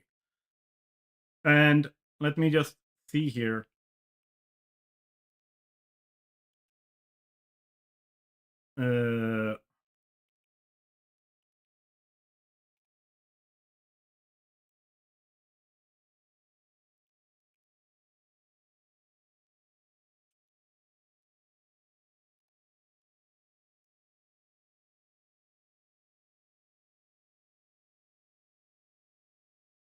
I am just I'm bringing something up here. I wanna check something here.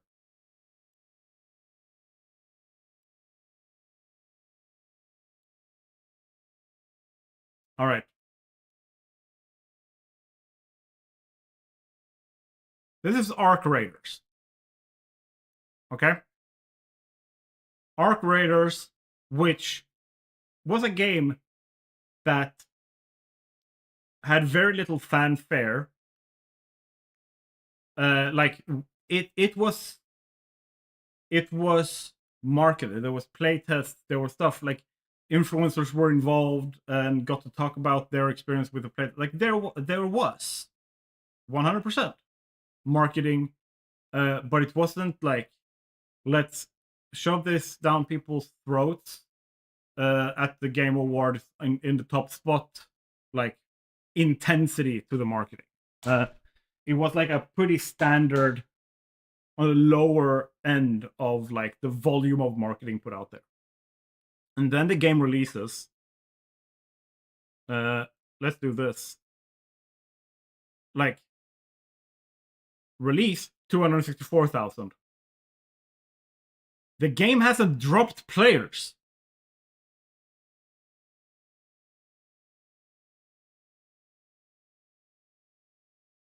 Right? And this competes in a similar niche. Not the same, but a similar niche.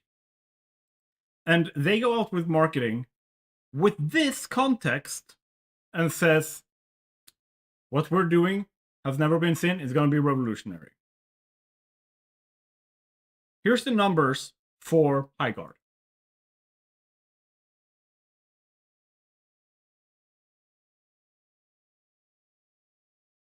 Release. Yeah, here's Tuesday start sheet.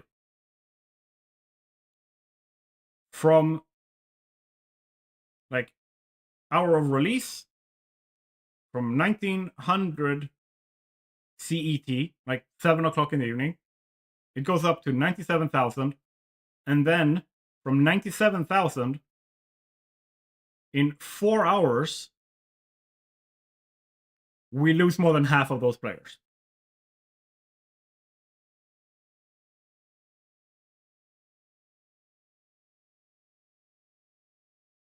$11,000 isn't bad, right? If the game was released, no, we're looking at the Steam DB, Steam charts, the player numbers for the games, and we're comparing the current big name in the similar like shooter niche. So this is Arc Raiders. I don't know if you've heard of Arc Raiders. Like I know you might have, like you work in the business, so okay. Arc Raiders was a extraction shooter, similar but very vastly different to stuff like Tarkov, Escape from Tarkov and stuff like that. That released a while ago, and this is their release day. Thursday, 30th of October, 264,000 players. They have almost that number now, right? They are the titans of the industry, and because of how similar they are to this like arena shooter niche, they have a like vastly overlapping audience. And here's the thing. Monday. It's literally, yeah. Just put it like this. They didn't even notice that there was a release if you look at the numbers.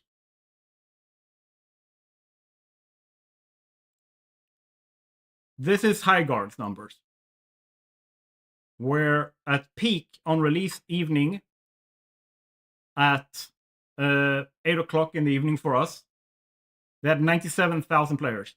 4 hours later, they had dropped more than half of that.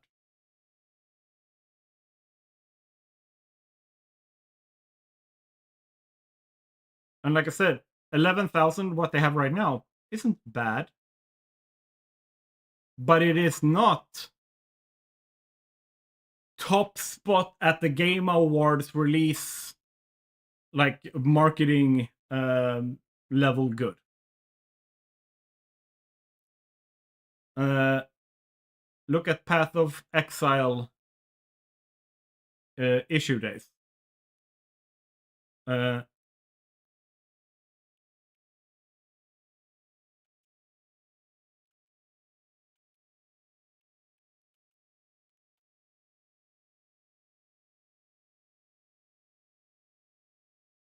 of Exile. We are currently in what people call a dead league. Hello, Tiffany. Nice to see you back streaming. What were we talking about? Quick recap. We are talking about Highguard. I don't know if you've heard about the game, and I don't know how keyed in you are with the gaming industry.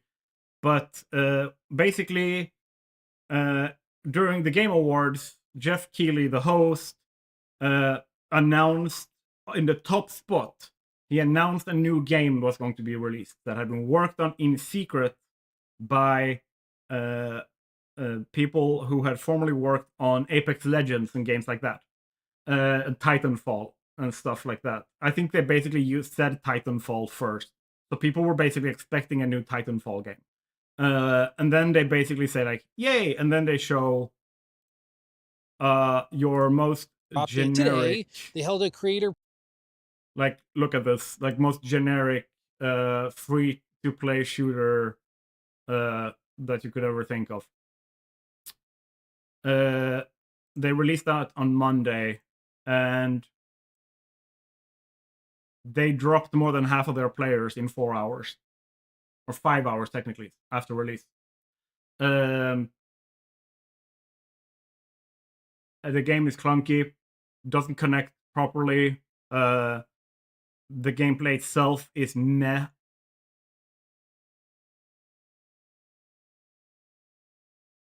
Yeah, it's been a fiasco. Like, the numbers we would be expecting here are kind of like what Arc Raiders have now. It's like based on the hype that Jeff Keighley put into it, the pressure on how good this was, just Jeff Keighley put into it. We were expecting this to look like this. To be honest, I don't understand why people are still making these games since there's already so many established and well-loved IPs. Yes, but people, like, remember, it isn't people that have a connection to reality. Like, most of the people that decide this are the people that sit in ivory towers and run a business. They are not doing creative work. That's the thing. And because they are sitting there saying, which product should we make that makes us the most money? It needs to be live service, first of all. That's how you make a lot of money. It needs to be live service. There needs to be some level of monetization that fosters a relationship with the players where they feel pressured, or not pressured, but they feel like they have to like continuously put money into the game to play the game, and then normalize that. Like, they're basically doing the evil conglomerate like product plan. They're not going like, hey, let's check with our game designers and developers and stuff and actually say, okay, does anyone here have a dream project, a passion project that they've been thinking about for a long time that they want to like bring to us, and we'll see what we can do to help you. The data is there, but it's warped. Because remember, data is just data. If you see this, right? Everyone playing it, like, verbalize why they don't want to play it. But the people sitting in the ivory towers, they don't listen to that. They look at the analytics. They're looking at the collected like data from the back end of the game, right? So they're going to be looking at people stop playing after they like get like disconnected 5 times before they get into a match. Okay, yeah, then fine, fix that so that people don't disconnect, because then like, or people don't get disconnected. fine, that's perfectly fine. But then they look in match and they're like, okay, which character, which weapon was used? Like they are looking with a problem like in game, and if it becomes like a like riot online enough that they notice the online discourse about it, they are very likely to not take that to heart or see it as see it as the internet pretty much just hating and flaming. So they don't take actual critique seriously, and instead use metrics that they like objective metrics, but the conclusions they draw from them are not based in reality. Even a bad game can become good if developers listen and communicate with the players. No Man's Sky is a good example. Yes, and I've noticed it because here's the thing: No Man's Sky. I've played it, loved the game, all of that kind of stuff. I also played it just when it released. Not a good game. It's become a good game because, like you say, people listen. But what people also forget is that Hello Games, the lesson they learned, what works was when we are developing a game, just shut up and work. So now people are basically thinking that Light No Fire, their new game, is going to be like a scam, that they're not working on it, that they're abandoning it and whatever, because Sean Murray isn't tweeting something or talking about the game. While him talking about the game is what caused the problems in the first place with No Man's Sky. I'm just saying I'm frustrated with XX not listening and actually paying attention to the data. Yeah. Not blaming Desert. Yeah, like 100%. I'm with you there. 1,000%. So like, here's the thing. If I'm a painter and I'm painting a painting, but I have to pause painting the painting every 5 minutes to explain to people how it's going with me painting the painting, that painting is going to take a shit ton of time to dry, and I might lose focus and make mistakes, and also it might turn out that the painting that I ultimately made, because I kept losing focus, didn't turn out like what I had promised, what I said I was going to do. So the best thing to do for Sean Murray and Hello Games to not repeat the mistakes of No Man's Sky is what they did was say, hey, we're now making a new game. And then 3 years later they go, yo, the game is coming, just so you guys know. And then they say, now we're gonna work on the game. See ya. And then they don't say anything. That is a reasonable, and in my opinion, preferable practice, rather than just saturating the like interwebs with random communication just to make noise. If you want to have, like, once they've released, if they want to build a community around it, they should look at how Coffee Stain Studios built their community around Satisfactory. That's it. Not preferable to me because then they don't have comms. Lol.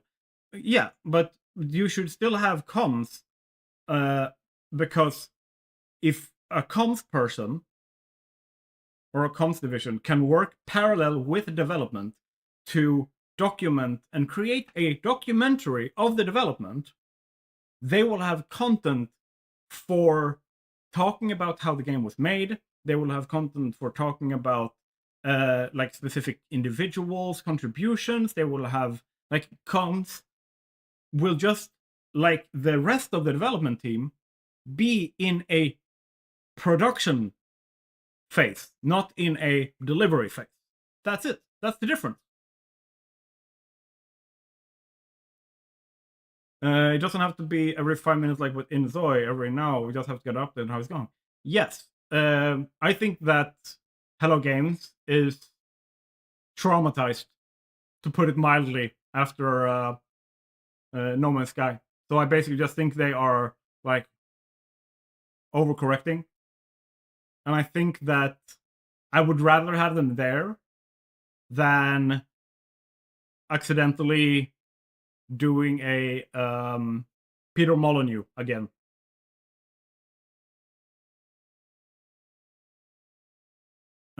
Yeah, but they won't see it that way, so there's not enough to have full-time comms, which is so stupid to me. Because it, like,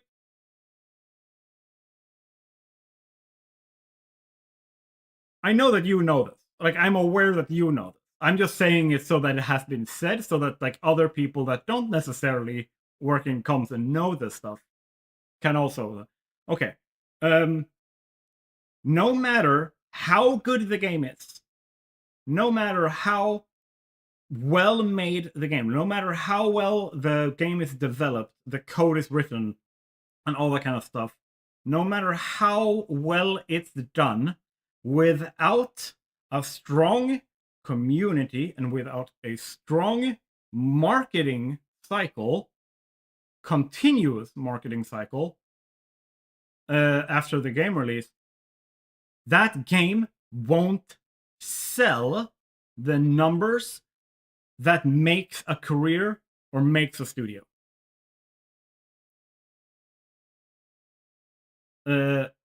Because there is so much noise. I think last year, I don't remember where I saw it. Just give me a second. I'm gonna do some search, like Googling here. So just give me a second.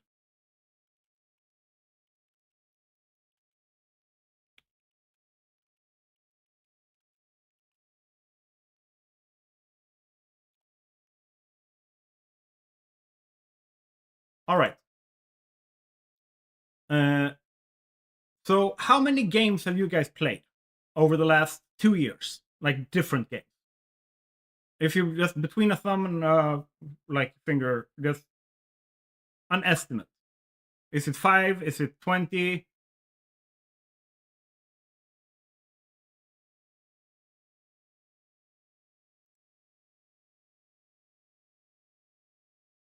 Maybe 4? Okay. Tiffany, like if you're still there, like how many games, different games have you played? If you just make an estimate, like a guess, a wild guess, based on vibes.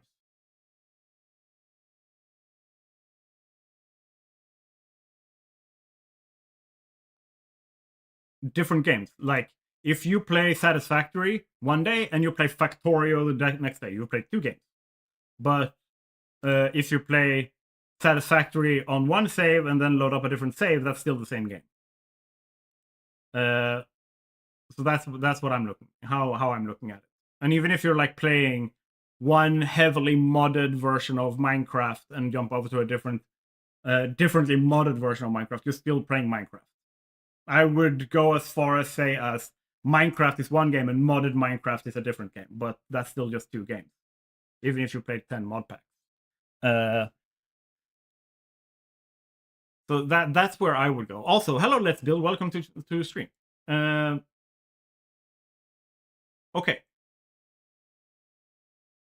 26 games. Okay. In the last 2 years,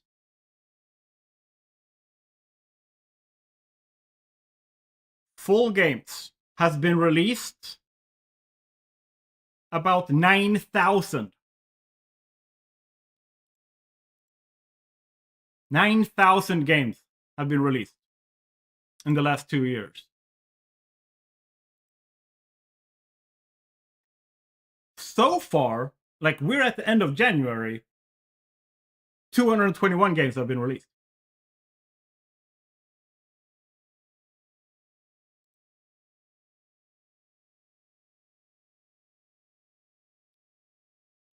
It's so noisy out there that if you cannot efficiently cut through that noise, it doesn't matter if you made a game that was equally as good as Expedition 33 or Baldur's Gate 3 or whatever it is. If you don't have the ability and the skill and the resources to make your voice heard and to show this game in the correct way, yes, you might sell copies. You might be able to sustain a 1-man, 2-man, 3-man team, or even larger if that's the case, like 10-man team, whatever it is. But you won't go viral. You won't hit it big. You won't win game development the way that, for example, what's it called? Helldivers 2 did. Helldivers 2 had an insane marketing strategy. They basically went, we don't think this is going to succeed, so we don't do anything. But then their luck came in the form of one of the most powerful marketing tools currently available in the world, which is influencer marketing. As in, streamers found it. The big ones found it and liked it. So other people hopped on and it blew up within hours of release. Big. But that's luck. They were lucky. And then the game was also good, so people kept playing.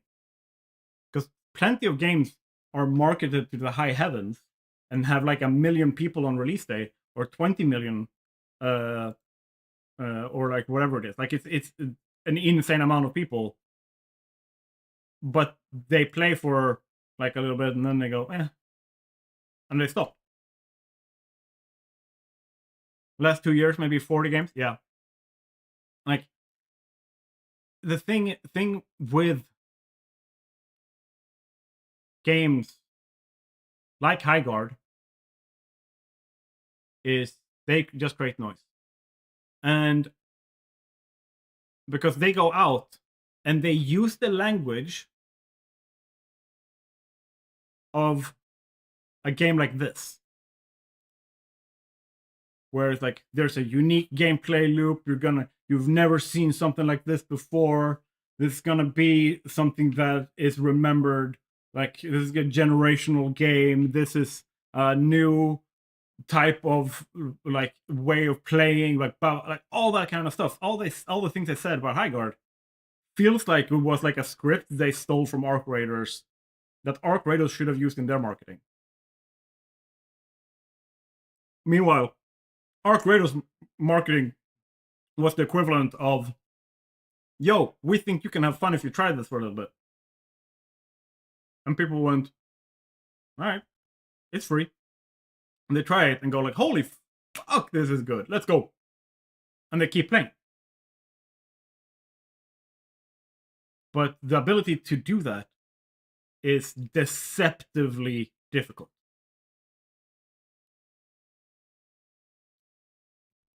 And talking about games getting hyped and like actually being better than expected, Rupture. Let's see what Ko had to say about it. If you were to take like the trifecta of automation games right now, you could, or let's say the two biggest ones, Satisfactory and Factorio. I've done runs of both. Satisfactory, a bit of a bigger run.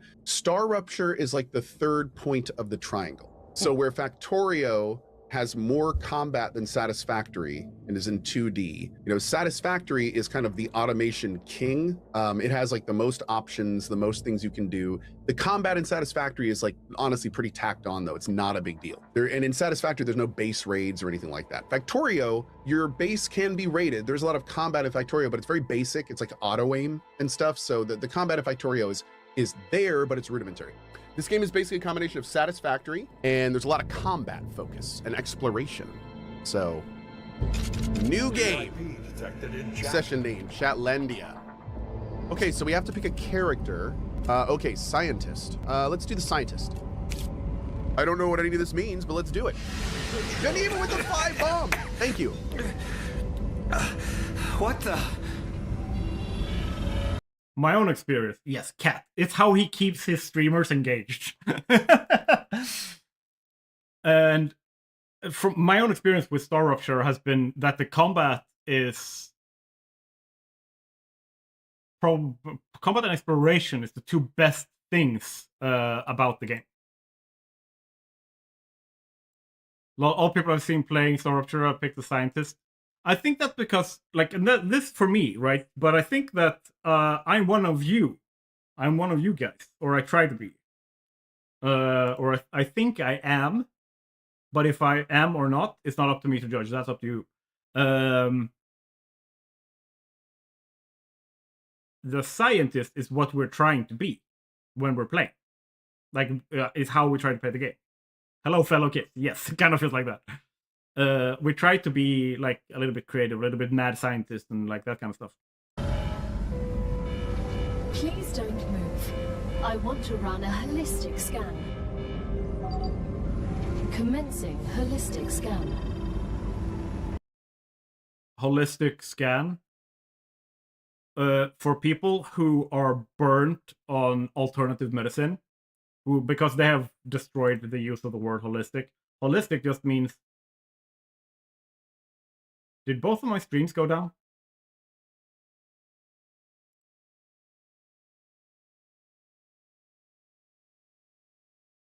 Okay, nope. Twitch is here? Okay, because both of my streams, I was looking at the health of the stream and they just both went like offline. Twitch fine. Can someone check YouTube as well? No, holistic means all-encompassing. So, like, a holistic scan is a scan that is all-encompassing. So it scans everything. But alternative medicine has basically co-opted the word for use for other things. So basically, they are saying that what they're doing is... Okay, that's good. Thank you.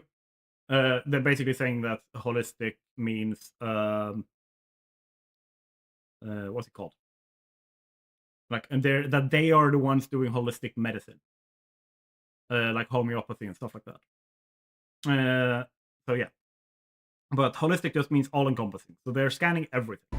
Star Rupture is a fantastic early access game. It's made by Creepy Jar, the same people that made Green Hell, the adventure survival game that is to this day, it ended up being one of the cooler ones out there. Star Rupture, however, does some things to make the automation part of the game a lot simpler. So where Satisfactory uses a push system, Star Rupture uses a pull system. So for anything to move down a conveyor belt in this game, you have to have a device or something at the end of the conveyor belt or the rail that wants the item.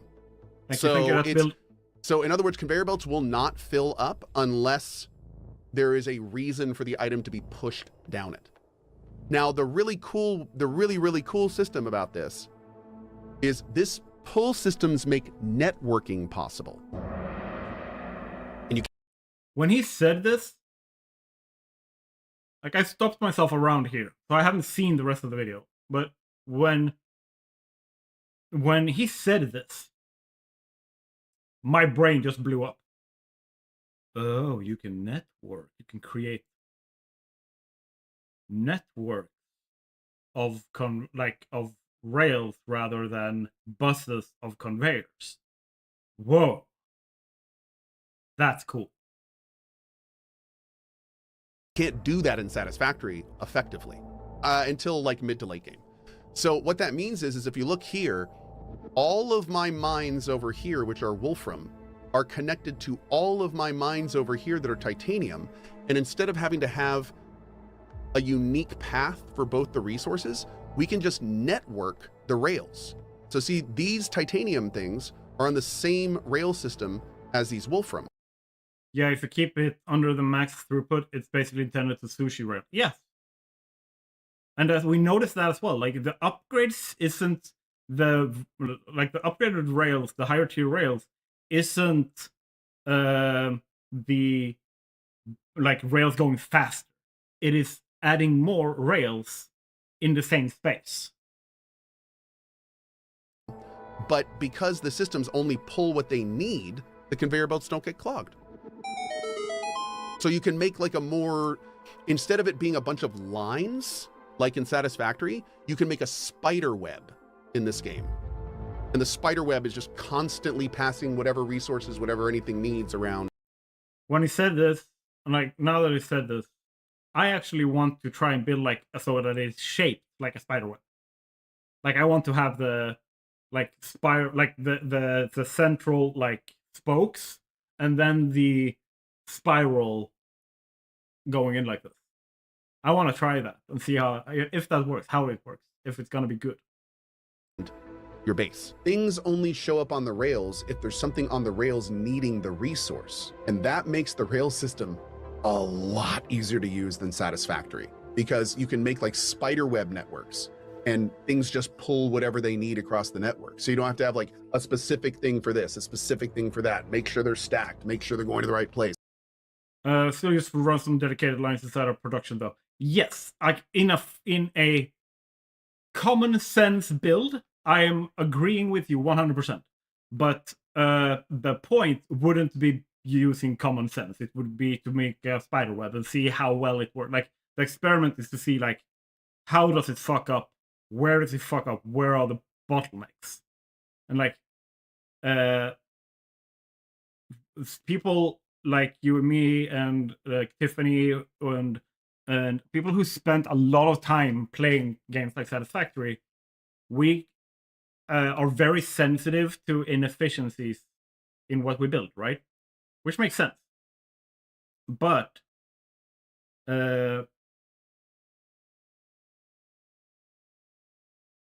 yeah, the rails encourage not mathing things out exactly like you need to in Satisfactory. Yeah. But if there's like clogging, like we see something filling up and like clogging backwards, like we see that immediately and we can fix that. But it also means that we effectively know the meta. And when you know the meta, like what it's supposed to look like if it's super effective, it's supposed to look like this. Okay, that means we can start tweaking that and changing it, or like flipping it on its head and see how it, like, we know that it will deviate from the meta, but how does it deviate from the meta? And that effectively gives us a higher grade of nuanced knowledge between different systems. So for example, in Minecraft, you can create a logistic system using redstone that, like he said, uses a pull system and a push system, or looking at two systems doing that. And then you can overlap a pull and a push system at the same time.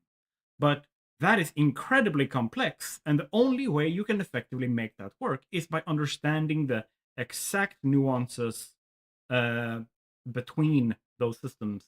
And when you see like something that doesn't work, this is something that you've tried before, and you know why it doesn't. You know what you did that created this effect, and then you can fix that.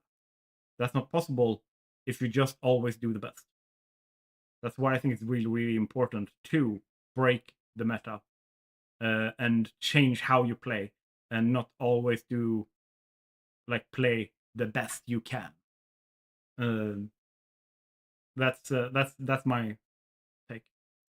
Whenever I want to make something new, I just go to my existing base and switch out all the recipes. And since everything is railed properly, it just drags what it needs from whatever it needs and starts making the new item. We're going to reset this. And now in just a second, these mines, you can see that mine. See how it just picked up? Look at that. That's the pull right there. So you see how there's almost no wolfram coming in because it didn't need it? But then I said we need wolfram, and then it starts pulling tons of wolfram out of the mines. That's cool. Yes. It's a very cool system, but there's no question it makes the game less of a puzzle. And I think that's what the devs are trying to do, because Star Rupture by far has the most developed combat system of those 3 games we've mentioned so far. Oh, dude. Oh, dude.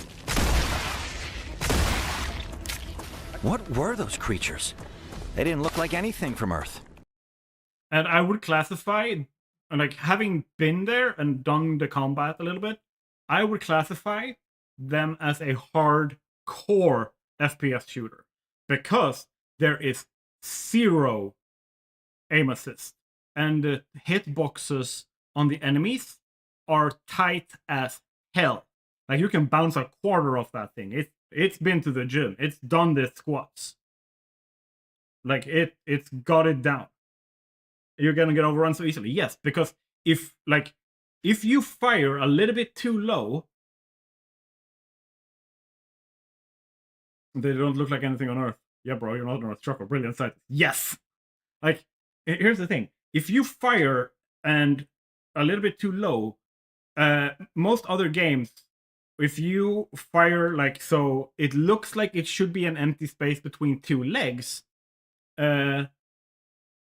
Like, but you still hit the hitbox because the hitbox for the legs tends to be a little bit wonky in most games, and people and companies tend to not necessarily spend a lot of resources tightening up around the leg because they move so much that people don't notice if it is not a like micrometer like tight hitbox to the model. But here they've done it. So if you fire between the legs, you missed. Which makes it insanely hard because suddenly what we unconsciously think about as a, well, I know that if I fire here, I'm going to hit something. You don't necessarily do that here. So you miss a lot more than you think you're going to. And you don't have that unnoticeable like pull towards a target that the aim assist provides because there's no aim assist. So you're up shit's creek with no paddle on like, because most games, most first-person shooters today has some form of aim assist built in to as a quality of life feature, pretty much. Which means that based on those premises, this is probably one of the hardest shooters people have ever played or played in a long time. They're vermin, the main threat on this planet. What do you mean, main? Most of the people that arrived on Arcadia 7 were eliminated by these creatures. Natural disasters you can prepare for, but vermin are a bit more unpredictable. Interesting. Strange I organisms. gotta say this: the They combat look like feels insects at first glance, but a lot they better couldn't than survive Satisfactory. out here with this level of oxygen concentration. Is this some completely new species? Why don't I know anything about them? I know everything about this planet. The IRO imposed a TS9 top-secret clause on their existence. They made very sure no one ever found out about them. Aside from high-ranking officials, only people sent directly to the planet have ever learned of their existence. There. Look at his aim. Right? Okay. So any other game, that would have counted as a hit. The game would have counted that as a hit. Look what happens when he's trying to fire at it. Only people sent directly to the planet have ever learned of their existence. The shot went here and missed.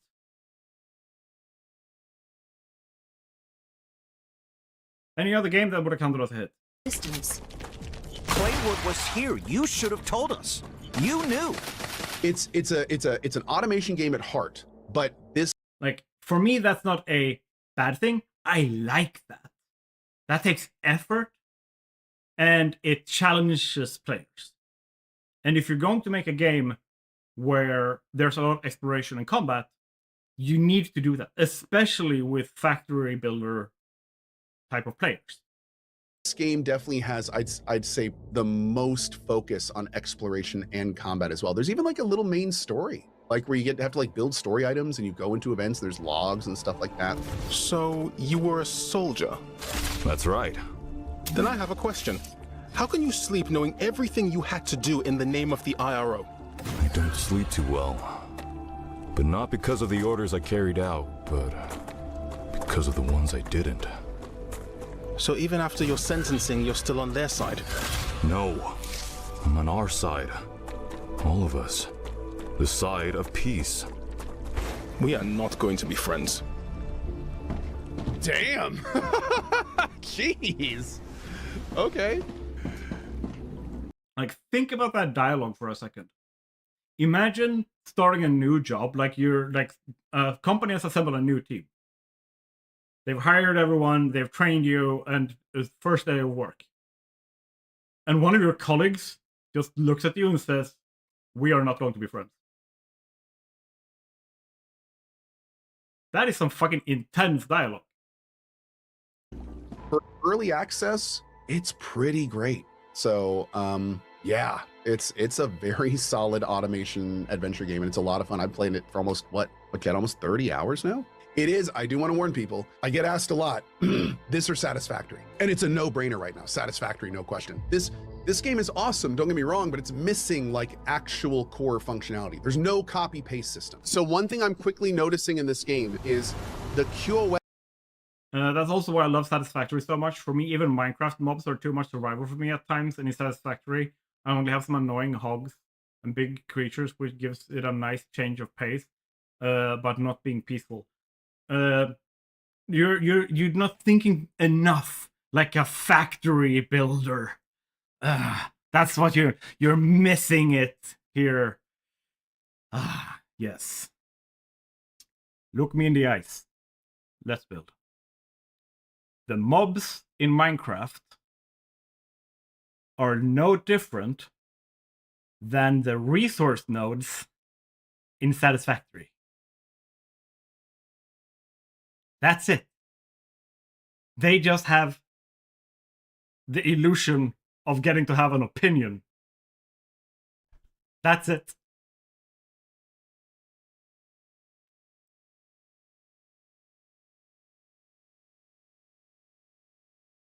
Is giving a really, really awesome experience in terms of how the conveyor belts work.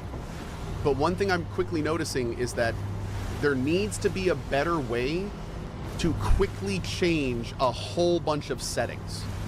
Yes. That. All right.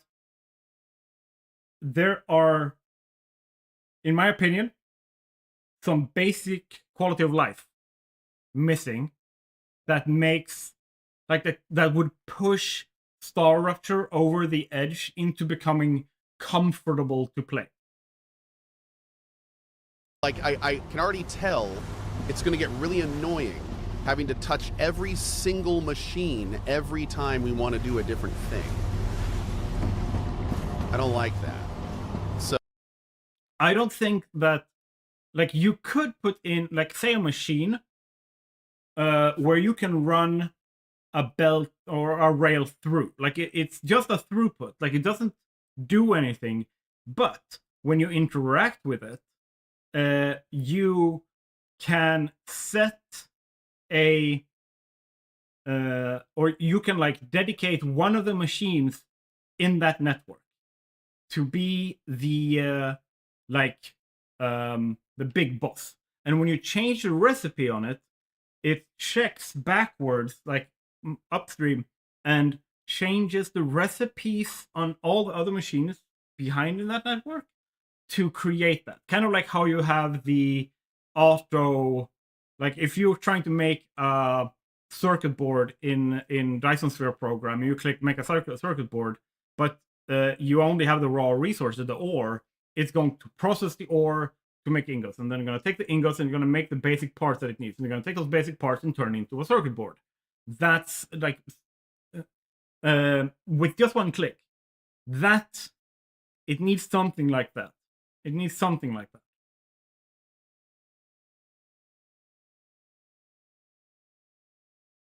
that. Also, late game optimizations will have to come, just like saying Satisfactory in early access. It gets really laggy if you build much. Yes, but that's the Satisfactory had a resource available to test, to do those tests for them, or rather to push those boundaries for them in a way that Star Rupture, as of yet, doesn't have, which is let's game it out. Like, he literally gave them his save file so that they could optimize belts and stuff. Or optimize stuff in the game to make it easier to build bigger factories and stuff like that. So far, Let's Game It Out hasn't released a video like that. And I don't know if they have someone on their team doing testing that builds like Josh from Let's Game It Out.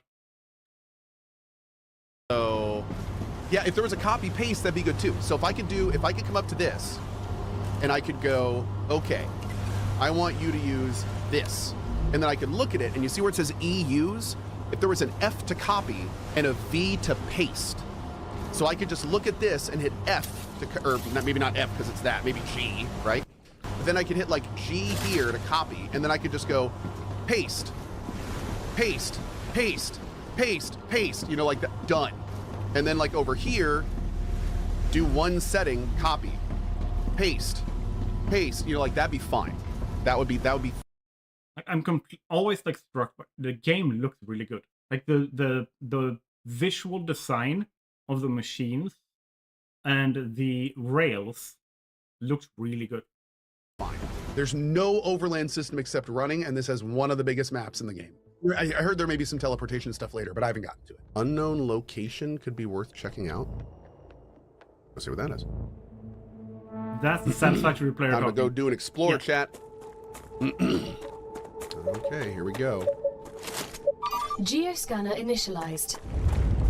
Time to fight! Because every time you want to find something more, you have to survive waves of enemies.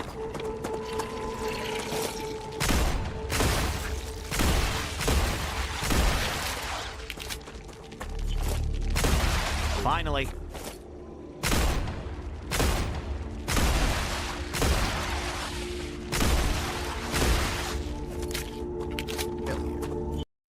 He's really good at aiming. He really takes his time with each shot. I like that. I enjoy seeing competent.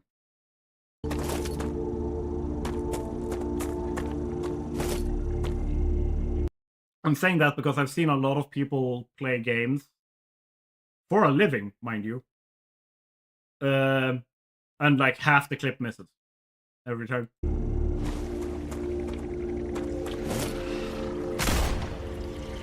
First time I've seen them spawn in.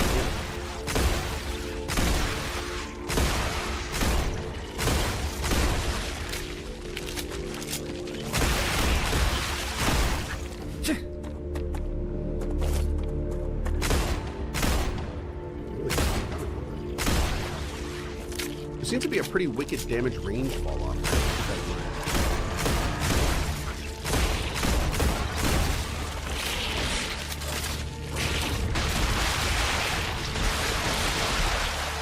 No more distractions. Boom. It works. All right, let's go over here. Let's go over here first. Dude. So, and they've already said they have actually a pretty extensive roadmap out. And the roadmap says everything I just mentioned. New base building tools coming, new overland traversal stuff, like new enemies, new guns, the whole 9 yards. There's a nice roadmap on the news section in Steam. Really? I haven't seen that yet. Let me take a look real quick. Mostly positive already. Hell yeah, dude. Ongoing improvements, game performance, building mechanics, combat mechanics, world, and UI UX. Cool. Coming in early access. More wildlife. A new way to travel on map between bases. We were just talking about that. Codex, we were just talking about that. New building features, new combat mechanics, new exploration mechanics. Expanded map, additional corporation levels and rewards, new weapons, new dang, dude. New forgotten engine. I don't even know what that is. New additional story elements too. Cargo dispatcher receiver rework. I have very, very high hopes for this game. I think this could possibly become one of the greats along Factorio and Satisfactory when it's done. And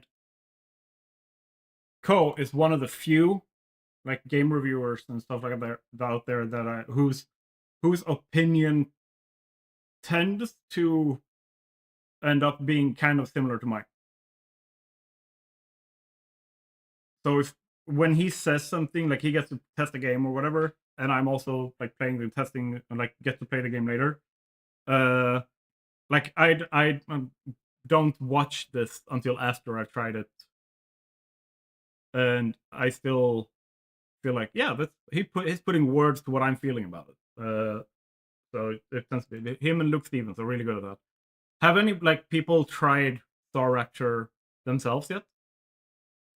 Or have have you played Star Rapture? Have you had any kind of like feelings on it that you enjoy one like more or less with it? Something that jumped out at you?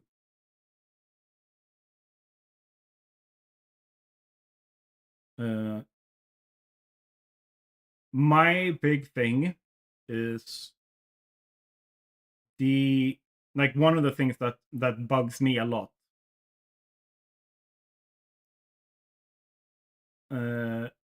Play directly, no, but watch lots of hours from other YouTubers. Okay. Just half looking to one, looks like satisfactory. That is definitely spoken like someone who hasn't played Satisfactory. Which is understandable, you haven't, like, it's not your type of game. But something that really bugs me is how limited vertically you are in building. That really bothered me. I did not like that.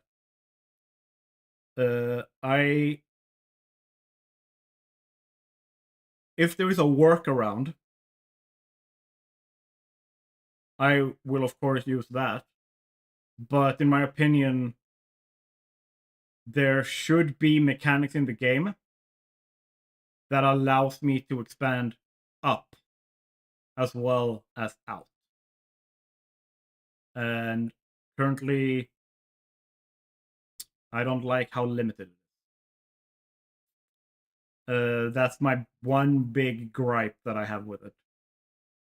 It definitely doesn't, like, I'm still gonna, like, place it very, very highly, but... Alright. We have one thing left to talk about.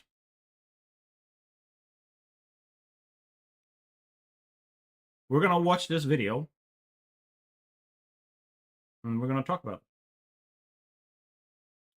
And my problem is I want to play lots of different games and already have so many games I have fun playing, so it's cool to see it. But since base defense isn't what I'm looking for right now, I'm not that invested in it. But cool to see another promising entry to a more niche genre.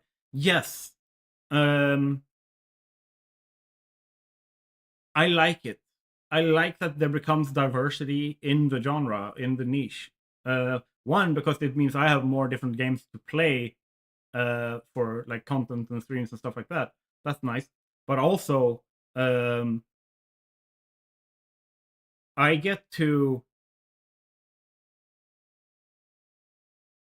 enjoy seeing the genre grow and develop in real time. From Factorio and Satisfactory, and if they can stay disciplined, because that's the challenge. It's not just like one of these things. Like, they have to stay on the path that they have now promised and do it well, and then they will be there. I have the same amount of games on my wish list and the ones I currently own on Steam. I maybe have like 10-15 things on my wish list, and then I have like 100+ things on Steam, and I think I've played most of them, a little bit at least. So RuneScape. We all love our eloquent British boy. And this video is called The Death of Media Literacy and How Standardization Has Reduced Creativity in Game Development. And I think that's a perfect topic, considering Highguard and the state of the game industry. Who's that? You haven't seen Josh Schryface? I hope you're being. I hope you're joking.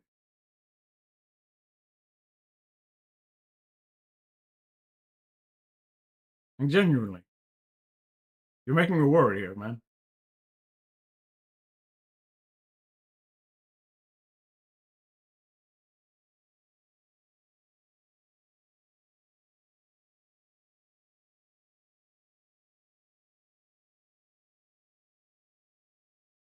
Which face again?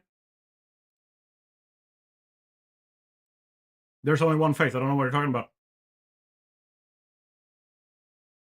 I am Josh Strife Swede.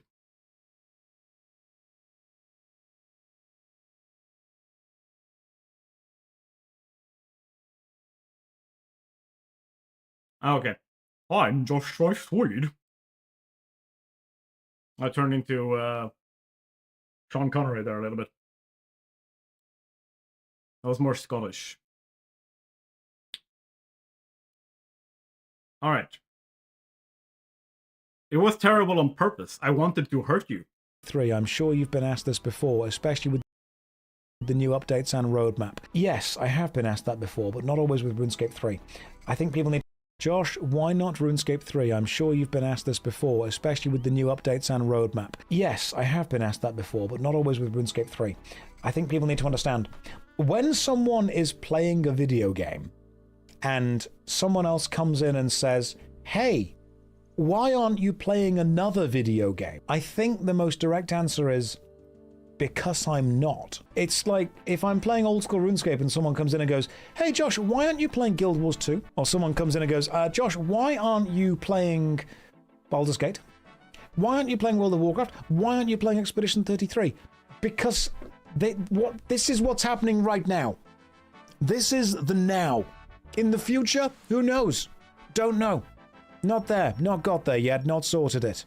But right now, this is what's happening. Hey, why am I not playing Monster Hunter? Why am I not playing 5 games at the same time? What? That's a good point. Why am I not playing SSX Tricky? Cause RuneScape 3 still sucks. Oh my god, Brody McBroface, we got him, didn't we? No, it doesn't suck. It's a fine game. You don't need to like it, but it's fine. I think as I get older... Like, I would have a thought on Brody's eloquence here, but Josh Strife just summarizes this perfectly. I'm just getting really... I'm running out of patience with the whole this video game sucks crowd. Because... No, I am running out of patience with the X sucks in general, because it just... It's like, I don't want to have a conversation with that person anymore. No, it doesn't. I've made an entire career from playing games that actually suck. RuneScape is not a bad game. You might not like it, but it is not a bad game, neither RuneScape 3 or old school RuneScape. I think I'm outgrowing the whole hate energy thing. There is so much, it's a very high school, very... Remember, this is a quite controversial statement. He's British. Wet socks suck. Yeah, see, this is why I intentionally do a bad British accent. Like, teenage thing. It reminds me of the console wars. Remember the console wars? That's what I remember. If it didn't suck, then why are they fixing it?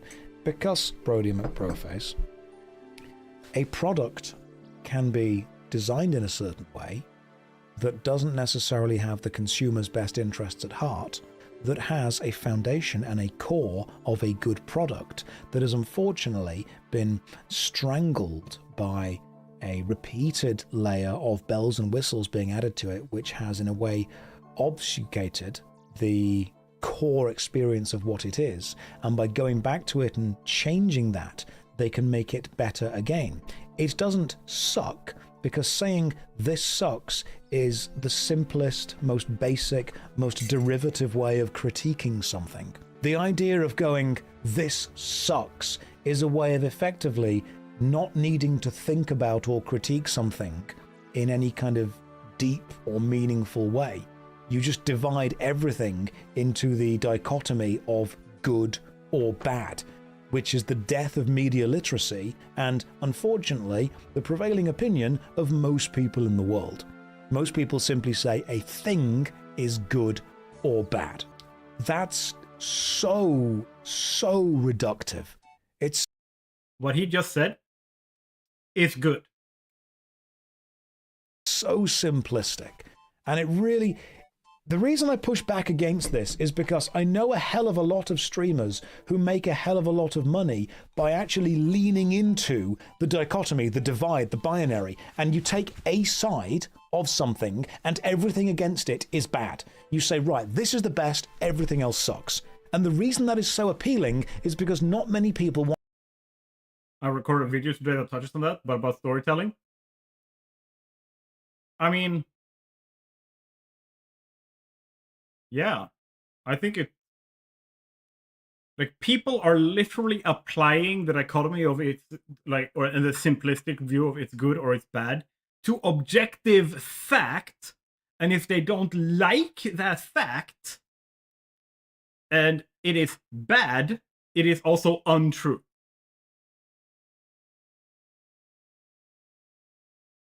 So this isn't just happening with subjective matter. It is happening with objective matter.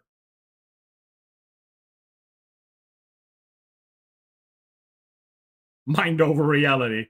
Yeah, I will want reality. Ooh. Want to actually think deeply about stuff, and so they simply agree with you. They just go, yes, this sucks, because I hate it, because it's bad, because it doesn't appeal. Is it just me? Like, Empress, you've also seen a lot of Just Right Face stuff. Is it just me? Or is he, like, getting... my sense, my feeling, my sixth sense is telling me he's getting more and more frustrated with his own audience. To me, because it has ideas and opinions and stuff in it that I don't like. And I'm going to rant on this for a second, because this really matters to me. I very much dislike the idea that you, as a popular internet content creator, need to choose a side within any level of culture war because your viewers are too simplistic to think that maybe there's a benefit to a game they don't like. I don't like that. I hate it so much. But yeah, but okay, I'm going to push back here a little bit. Because most people are not made aware of the, like, my main character psychological effect thing. Like, because it goes in two ways. Like, you have one where it's like everything in the world like the story of what's going on in the world centers around me. That's an unconscious thing we do. It's one of the fundamental things that, and this is a theoretical, right? So it's not necessarily like, but the current theory is that effect is a large part in how we maintain individuality despite being so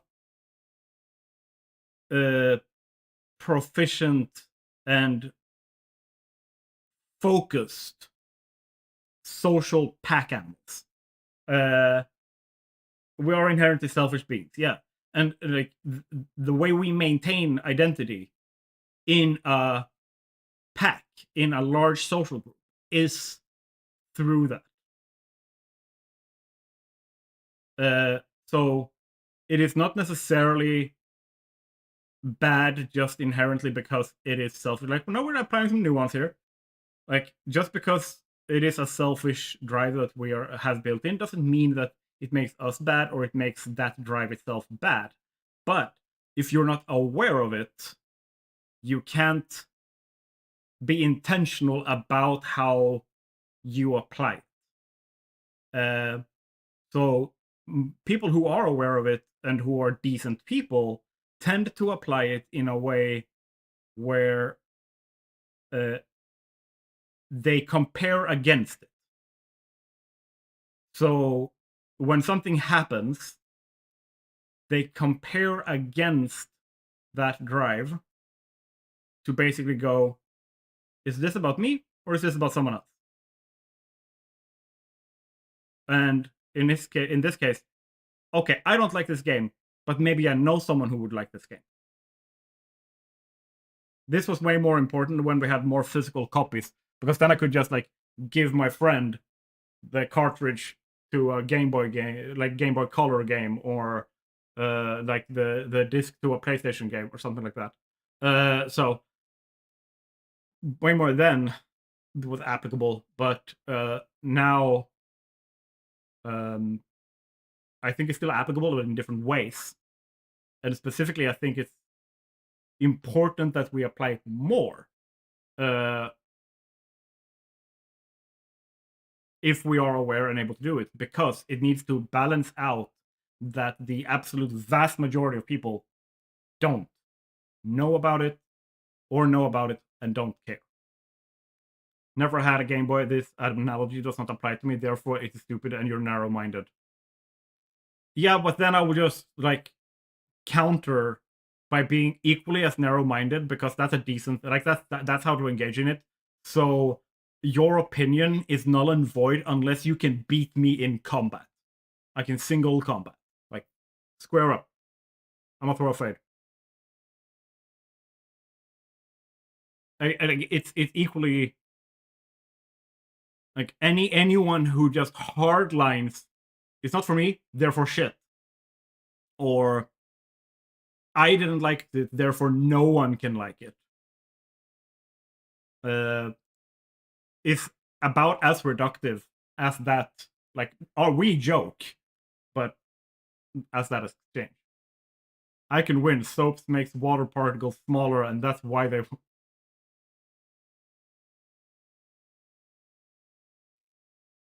Ah! Okay, let's ban Empress for spreading misinformation, specifically medical misinformation.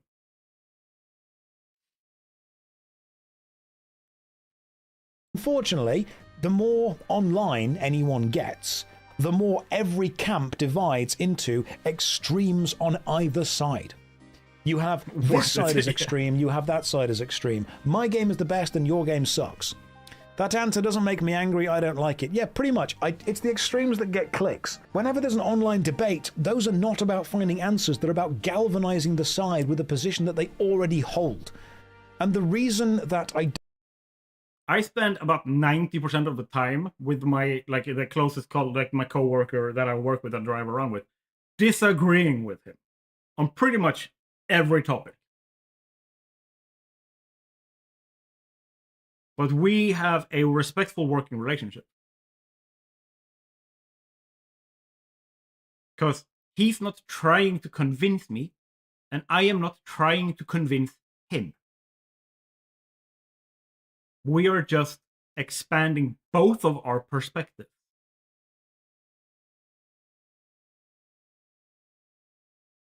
A lot of the stream cut out for me, so completely missed the lat list, and I'm confused why Emperor is talking so. She is trying to rage bait me.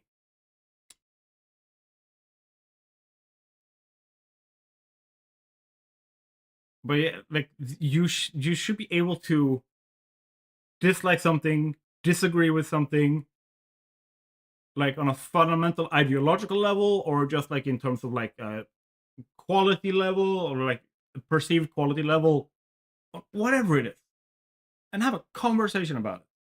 Unless, like, the only line I draw there is if someone is intentionally, while aware of it,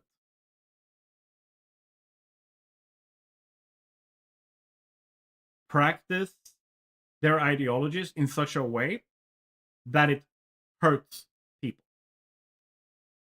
That is where I draw the line. Like, that's where I, at the end of a lifelong buildup of nuanced thinking, reading, experience, criticism, and experimentation with interacting with the people. At the end, if they practice ideologies in such a way that it actively hurts people despite them knowing, or them doing it on purpose to hurt people, those people suck. But I came to that conclusion after 35 years of constructing my way of analyzing that person. I just don't share the entire analysis. I just say, dude, you suck. So that's also something to keep in mind. That just because the spoken statement is short, small, and seem to lack nuance, it doesn't necessarily mean that the internal construction of that opinion isn't nuanced and well thought through. That's also something to keep in mind. Don't like it when someone comes in and says this game sucks is I understand that maybe it's a joke to people, but I saw it in the kids I was teaching in primary and high schools before I left teaching. People literally do just want to say if a thing is good or bad, and that's it. That's all they want to do. It saddens me that I could make so much more, I suppose, community connection, but with the wrong type of community, by literally just saying, I am on your side and everything else sucks. I dislike that. Sorry that everyone's in game and is waiting. Blood Torva, that's a really cool name, by the way. So when someone comes along and says, this game sucks, it just shows to me that they want to hate. They don't want to understand. They don't want to critique. My experience, specifically, like people say that like hate and love are like polar opposites. They are the like opposite ends of the spectrum. I don't agree. I think hate and love is essentially the same emotion, the same feeling. Because you can be equally irrational about both. And you can be equally blinded and in many ways cause the same level of harm with both hate and love. However, if we put hate over here, and we have like love is like one level up or one level down or like a little bit to the side. Like it has its own spectrum over here, but they're similar enough that they're on the same side in most things. On the other end of that spectrum is understanding. I don't have any experience with either myself or anyone else being able to maintain actual hate. Not like someone saying like, oh, I hate that. They dislike it. They just use extreme word to put emphasis for dramatic effect. But hate is incredibly powerful. And irrational. People are not going to express hate in a rational way. So on the other end of that, understanding on one end of the spectrum. Okay, I'm off for now. Have fun discussing. Maybe come back later. Yeah. Thank you so much for being here, Let's Build. That's the way that that's how I see it. That's how I see it. I haven't met anyone who when, like, there are people who purposefully reject understanding to maintain hate. They literally ignore objective truth to maintain hate. That can happen. But at any given time, if you take two diametrically opposed things that are opposed in that they hate the other for what or who they are, force them to cooperate and work together and to solve a problem for long enough, the understanding will inevitably grow, and as it does, hate will erode over time. Guaranteed. I have never seen the opposite. And at the end, those who after that say, no, I still hate this. I still hate this person. I still hate this minority or this political ideology or like whatever it is. I feel like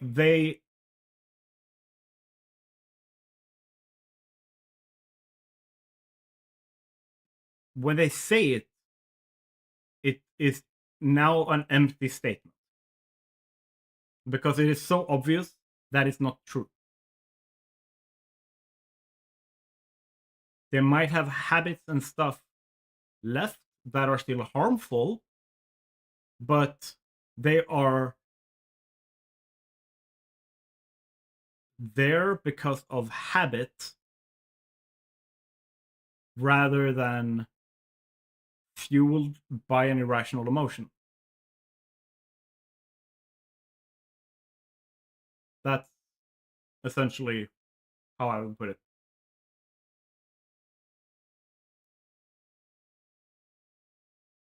They don't want to think in any kind of critical or deep way about anything, because that would involve them acknowledging and accepting that at some point maybe they've made a bad decision, maybe something that they like doesn't appeal to everyone else, and that's okay.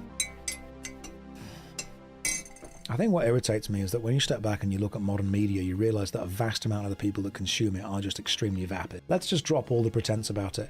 I was in the hotel while I was doing the Jagex event, and in the evening in a hotel, I always put the TV on, and it's always the same things. It's always Family Guy, American Dad, Bob's Burgers, and then some random shit. So, hotel at the end of the day, Family Guy on the TV, American Dad, Bob's Burgers. I don't particularly mind those shows. Like, I'm not a massive fan, but I'll watch them if they're on. And then after that, there was something called Boyfriend Academy, where it was bad boyfriends who had been... It was this awful, shitty reality TV show of... Does anyone know what I'm talking about? It was absolutely terrible. It's... Here is the most vapid, the most shallow, the most surface level person you've ever met, and we're going to fix them. It was like Big Brother combined with Love Island, combined with The Real Housewives, combined with... It was terrible. It was absolutely goddamn terrible. Imagine like the most vapid mid-2000s style Jersey Shore level TV show. Would you say it sucks?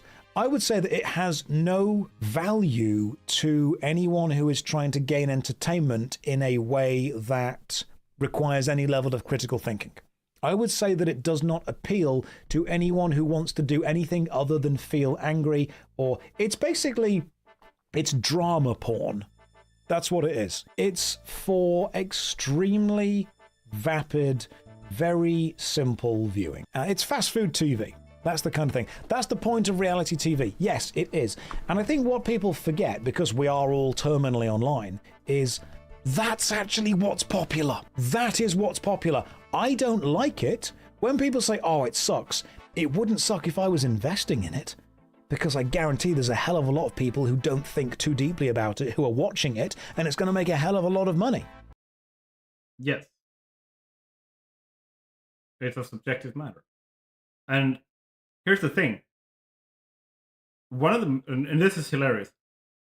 I don't remember. I read it somewhere. I don't remember if I read it after the philosophy or psychology courses in high school, or if I read it like as a published thing later down the line, like in a psychology publication or something like that. But essentially, one of the reasons why we enjoy drama that we are not involved in ourselves, and we want to hear it, we want to see it, is as a survival instinct. Because it means that we get to practice like the theory of drama. We get to see a confrontation, we get to see a social problem happening, and we get to go, okay, that's messed up that way, so if I don't do that, that's not gonna happen. And we learn from it so we don't make that same mistake.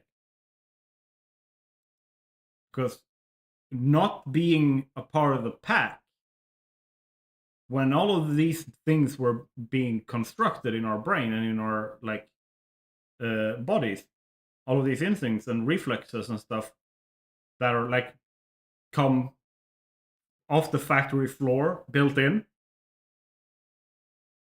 they deal with survival and getting kicked out of the pack, not getting accepted by the pack, getting left behind by the pack, antagonizing the pack, guaranteed death. But if we saw someone else fight within the pack and a conflict happens,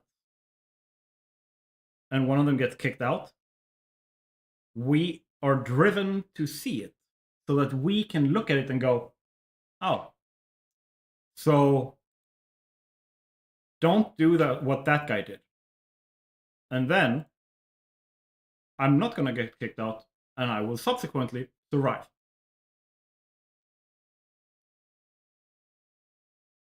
Really fascinating that we basically have like the biggest genre of television is reality TV, like drama porn.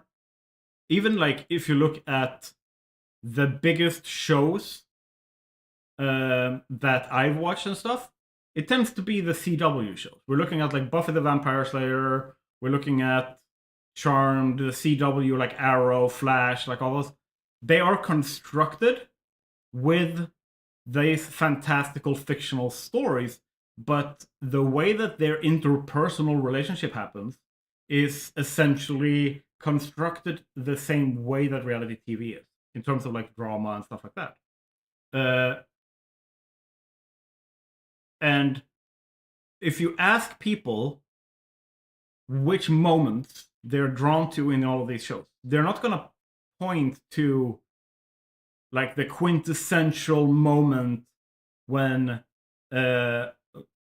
Oliver Queen became the Green Arrow and everything. No, they're going to talk about the emotional moments of the conflict and the resolution of those conflicts. They're going to talk about the interpersonal stories more than they're going to talk about the core of the show being the like becoming of a hero, the apotheosis of Oliver Queen.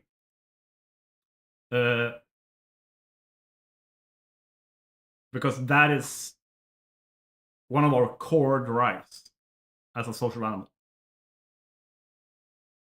I would absolutely invest in a project like that. If someone came along and said, hey, we're making this kind of TV, fantastic. From a business point of view, it's extremely easy to make. Like 90 Day Fiance kind of things. It's very easy to make, and it has a viewership out there. There's a whole subculture around it, absolutely. So anyway, what this was all linking back to was, just think about the news. Just think about what actually passes for entertainment. Just think about that kind of stuff. Most people don't want high quality entertainment. They want fast food for the brain. Most people don't want entertainment that challenges them in pretty much any way. Most people don't want complicated entertainment. They don't want well-made entertainment. They don't want deep or well-designed entertainment. They want something that simply distracts them, that makes them angry, that gets people, dramatically engaged with that kind of stuff. That's quick digest drama. So sometimes modern entertainment irritates me. Yeah, but not you guys. You guys are the intellectual elite who want to watch a British guy rant about the state of the world while playing old school RuneScape, a children's point-and-click game. What are the top charting TV shows? Do you mean the top charting as in the most prestigiously recognized? Things like Breaking Bad, things like 24, things like Goodfellas, that kind of stuff. I mean, yeah, those are extremely well-made, extremely highly respected TV shows. And then you start to look at things. I want to just point out, for those who have a problem understanding like irony or sarcasm, that might watch this at a later point.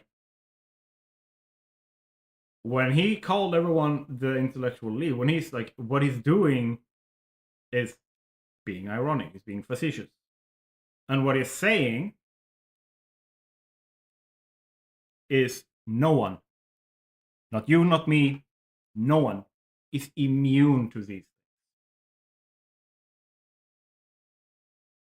Thinking that, like, if you're aware, it just means that you do it less. It doesn't mean that you don't do it.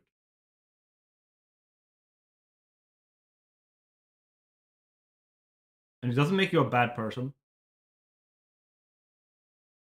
It makes you a person. There's no value in placing moral judgment on just being human.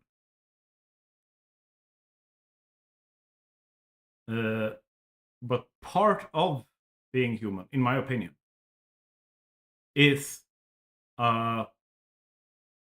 equally built-in responsibility as our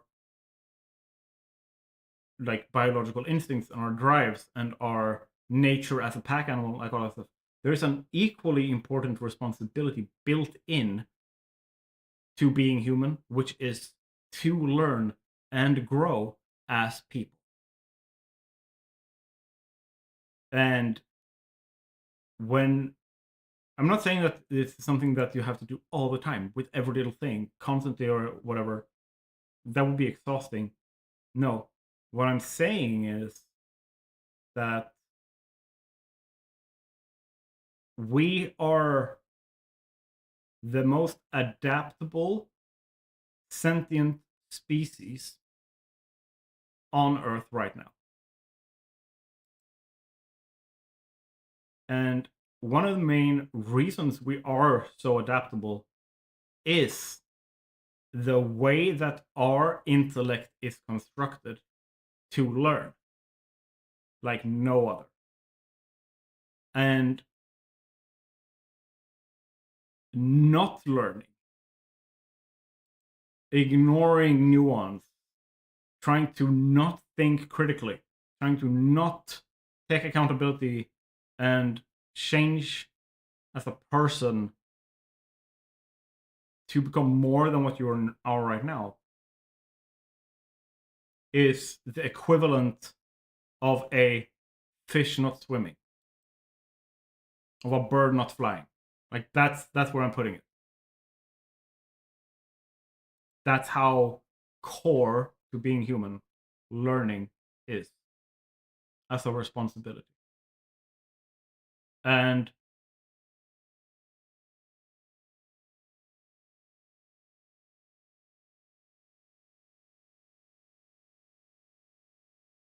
I think that as long as people are doing that, they are getting somewhere. They're becoming better. I'm not saying they're becoming a good person. I'm saying they are becoming a better human being over time. They're like becoming better at being human. And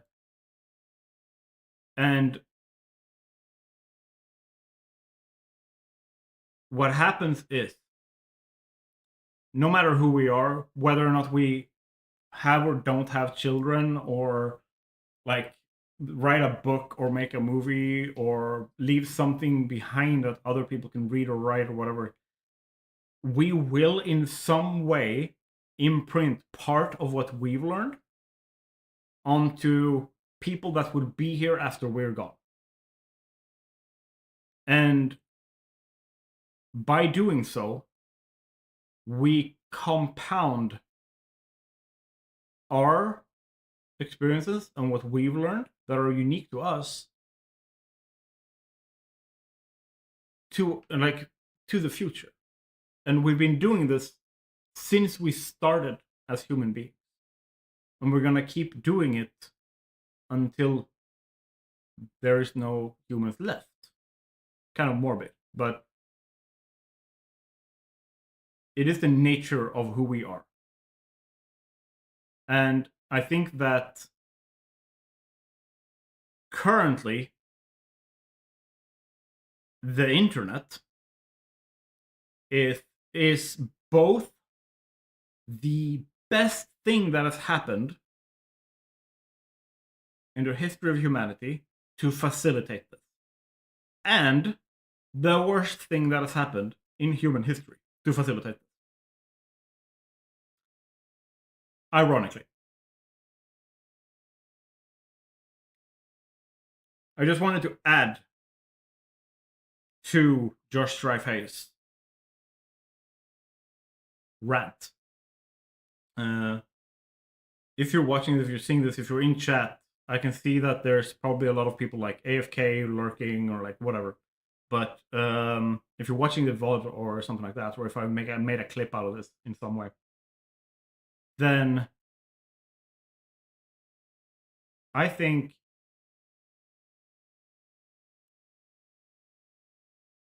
I want to hear what you have to say, what you're thinking, and just like put it in a comment or come to the Discord and like say like, hey, yo, remember that Josh Strife-Hayes video clip you reacted to, talking about this stuff. Here's my thoughts.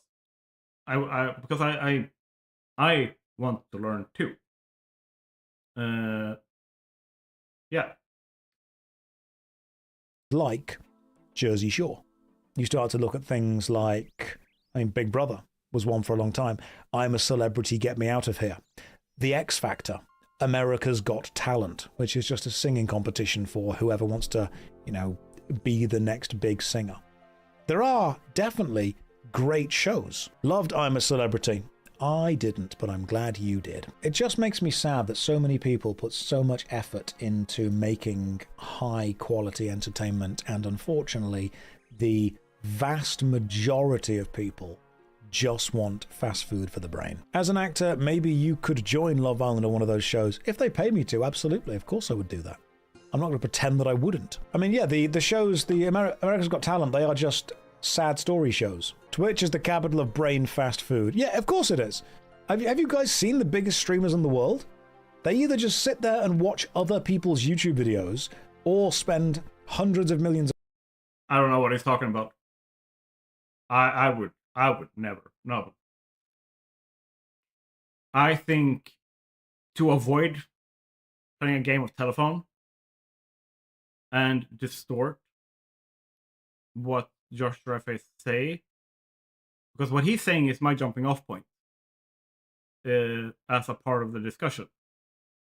And if I just paraphrase what he say, it will be inaccurate.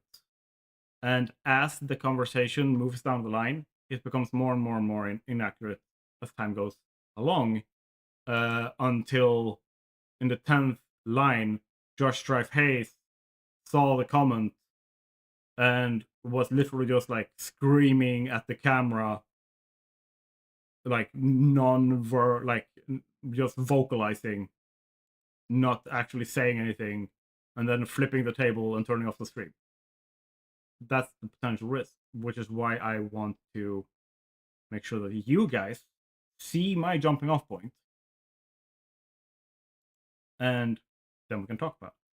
But you also have the same level of accurate experience with my jumping off points as I do. Pounds traveling around the world, which to be fair, Speed is doing a very impressive thing with that, but it shocks me when I see the kind of fans that it creates. Would you guys all prefer if I just sat and watched YouTube videos? TikTok is worse for the viewer. Absolutely it is. It's just distracting. It's endless dopamine. But not you guys. You guys are much smarter than that. Josh, put Subway Surfers on the side. How about even better? I know that most of you are millennials. So I'll do you one better than Subway Surfers. Are you ready? Oh yeah. Now I've got your attention. Could this be it? Is this it? Is this it? Oh, I was close. See this, Brody McBroface loves this so much. This doesn't require too much thinking. This is just the DVD logo. He likes this. Oh, it's getting close. Oh, no, it's too far away. This is why I'm here. Let's all wait. That's not. It's bouncing around. That's rudely accurate. Yes. He's still British. He can't just say something profound and philosophical and actually make a good point and then don't also shit on like an entire generation. Oh, he has had this for years. He's been using this in his streams for a long time. He basically has it on sometimes so that people like keep attention on his streams. And it's working. Too much. Way too much. We're gonna everyone just keep dancing in the game. No, it's gonna hit the bottom first. It's getting closer. Wait. Oh, that was close. That was so close. Bottom right corner. No, that was close. That was so close. I've got my ratio off. No, I don't. No, the ratio's there. Ratio is correct. I can see it's exactly the full screen. Oh. No, again, it was close. It's close, but it wasn't there. Okay, it needs to be the first screen content for a moment there. Exactly. It's kind of the same way where he literally just like pauses sometimes and just says boobs. And then everyone just looks at the screen and like he gets the activity and then it's just like gone again.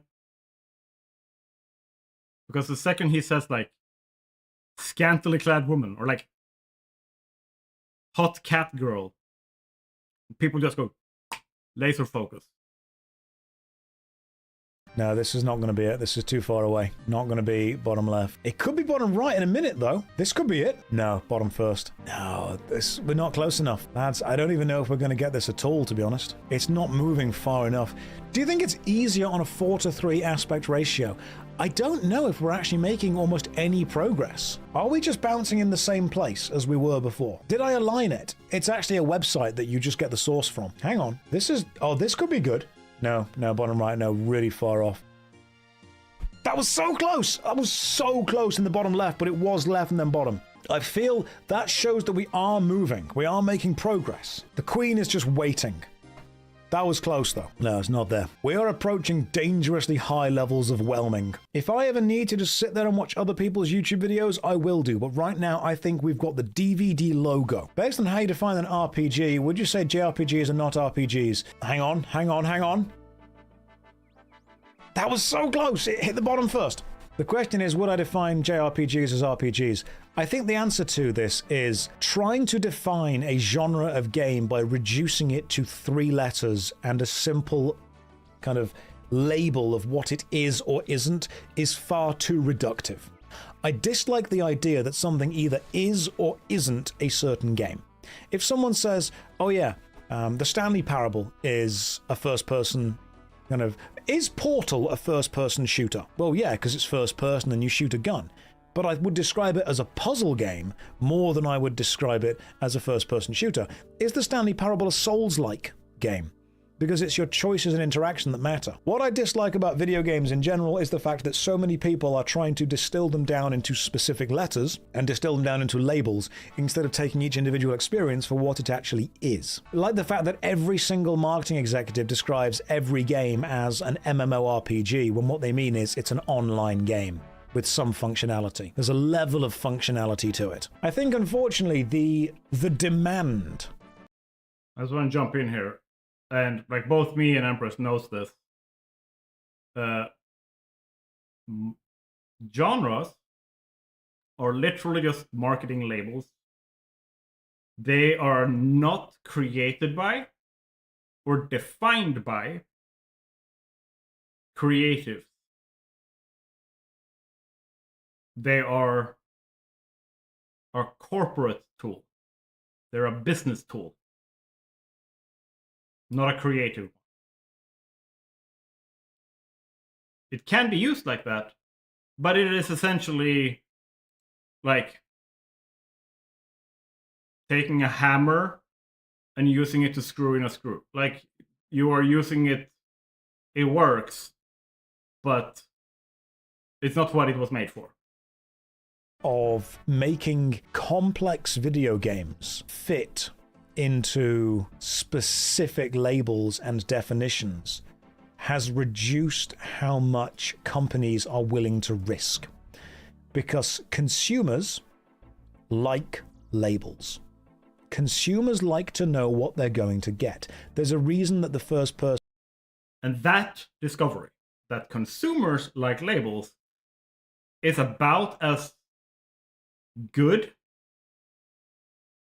and had about as much positive impact as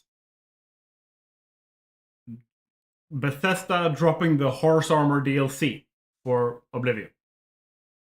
Those who knows the history of microtransactions and where they came from, you know what I'm talking about. Cover looks the same on many games. There's a reason that book covers look like that. There's a reason fast food uses red and yellow. There is a reason that standardization becomes a thing, because it's safe. And companies like when standardization of products happens. They're marketing labels because people like labels. It's a circle. Yes, a circle jerk, where everyone just screws each other over. Because they can sell something without taking too much of a risk. There is a reason you can tell what kind of genre a book is based on its cover alone. It is a level of marketing and advertising. So when it comes to forcing video games into labels, companies know first-person shooter games sell well. So when someone says, hey, I want to make a first-person shooter but with a bit of a change, a bit of a twist, a bit different, they don't want it to be too different. I think the reliance on labels to sell things has actually kind of been quite detrimental to the creativity that can be expressed within the creation of video games. This is a good one. There's an important question here in his chat. It says, who built the pyramids, bro? You so smart. Look. There is a docu-series out there, if you will, for people to watch that explains all of it in depth. And even moves into like present day and the impact of that. It's called Stargate.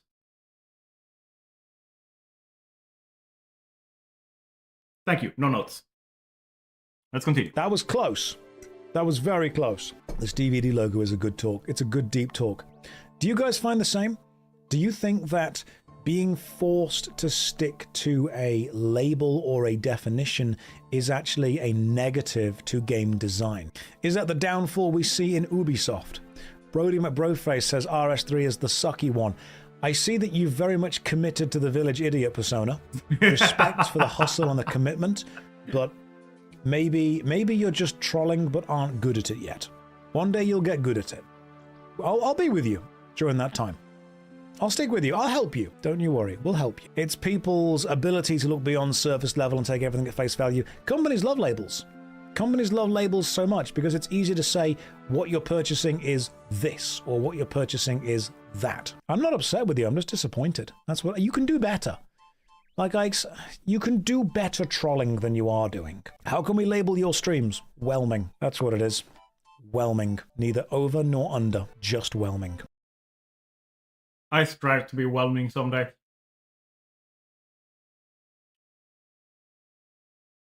Yeah, I would love to hear people's thoughts on it. My personal thoughts on the whole thing. Like, he asked the question about like labels being good or bad, and I think it's you have two directions of it. Because there is a level of labeling yourself and others, like games, products, like whatever it is, that ends up with you becoming narrow-minded. I'm not saying narrow-minded in the form of you refuse to think about things or anything like that. I'm saying narrow-minded in the way that, for example, if you only ever eat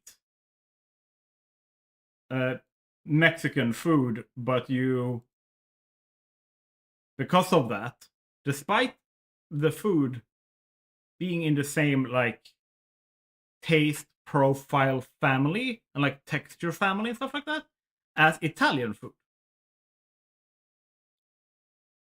but one of them is Mexican, the other one is Italian, you refuse to even try the Italian food because it lacks the wrong, like you're so subscribed to labels that you cannot think outside of them. And then on the other hand, people who fight labels to the point where they are defined by being contrarian, which means that those people cannot be happy, period. Because any job they have, anywhere they live, anything they do, anything they like, anything in this world can be given a label. And it is given a label, whether you want to or not. Which means that you can't ever be happy because all of it, you're opposed to all of it. You're opposed to, like, even being happy and defining yourself as happy is you giving yourself a label. And yeah, I've seen people, I've met people who are so contrarian and anti-labels and anti, like, established practice. Like, we're not talking hipster. We're talking about literally just going like, it's it's the it girls, it's the dude bros, it's the neckbeards, like they are, it's like they are ashamed of being human. It's they're ashamed of being a person somehow. And ultimately, taking that fight has zero effect on everything around that person. It will only ever deprive that person of happiness, of satisfaction in their life, of peaceful, a peaceful environment, of being able to enjoy things, because you're not allowed to. You have to be angry about something because it is labeled this way or called this or like whatever. It's only gonna hurt in the long run. I don't think that's good for anyone.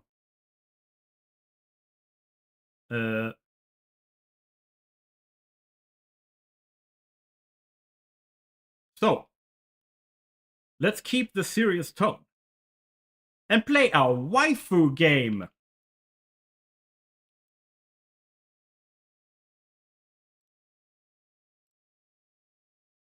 Look what I have.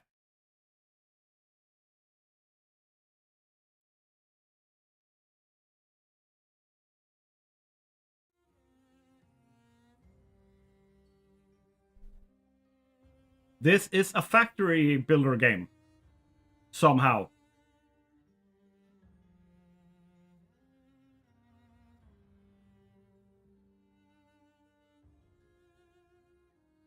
Yes. Good night. Thank you for being here. I hope it was like we've had these conversations in real life so many times. Like it's not like you're unaware of these things, of my thoughts on things. But it was really good having you here. And before we start playing, I am going to go to the bathroom. But yeah, thank you so much for being here. And sleep tight.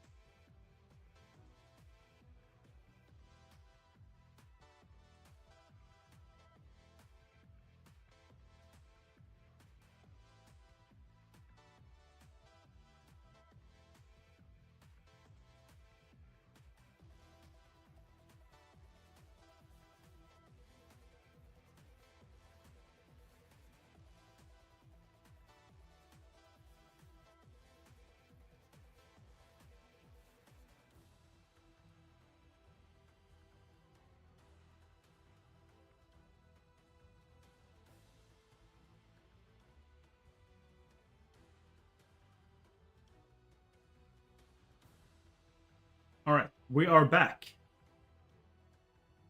Let's press play here. I have turned off the game sound. Hopefully that means I have, like, you guys won't hear anything, and I will be able to turn off the what's it called?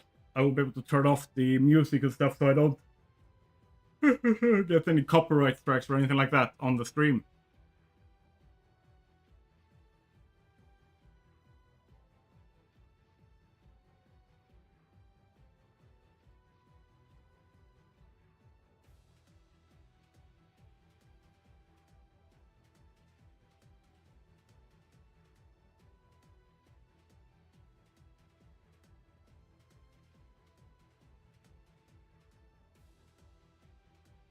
This is the first time I'm even opening this game. So, people who are watching this, you are watching it, watching me experience it for literally the first time. This entire stream is just a reaction stream. I am over 13 years old. No. This here is a 12-year-old.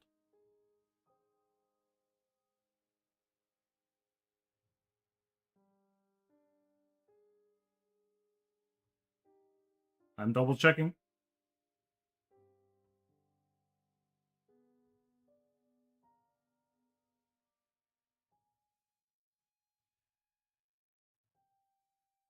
Okay.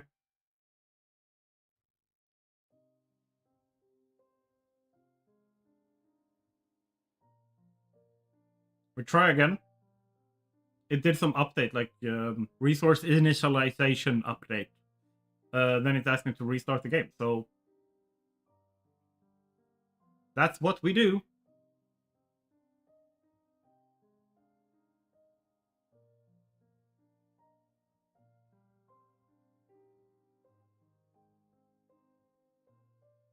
Oh yeah, and if you see this, like, please consider helping me get to the goal of 20 people signed up to either my either as a channel member on YouTube or on my Patreon. You can support from $1 a month. Also, if you're on YouTube, remember to do the cool things like clicking like and subscribing to the channel and all that jazz. But yes, let's play. Shaders are being compiled.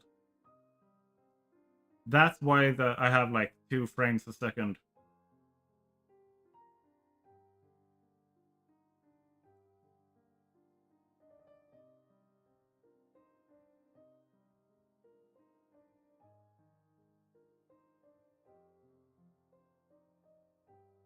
Ironically, it does look like... Let's see. It's compiling the shaders using my CPU.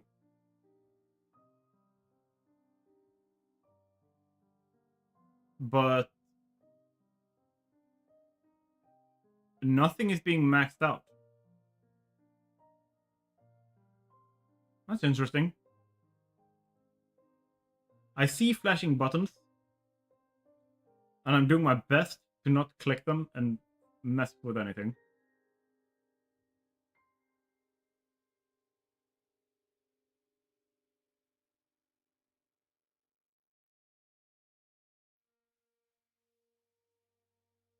We are in the Americas or Europe.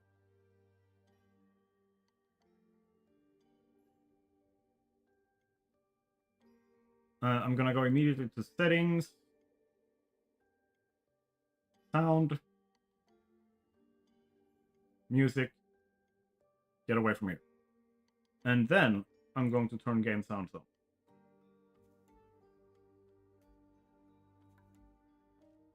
Also,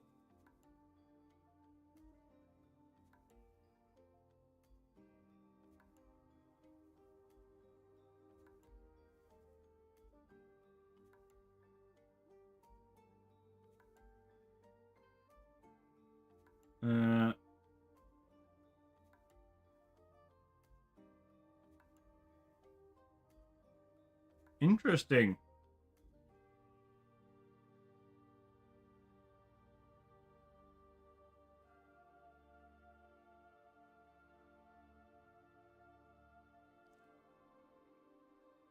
Can I get a windowed full screen?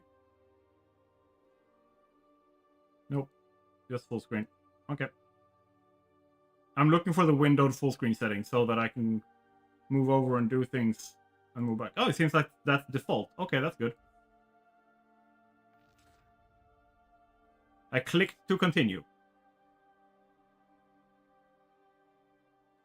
Let's double check my mixer.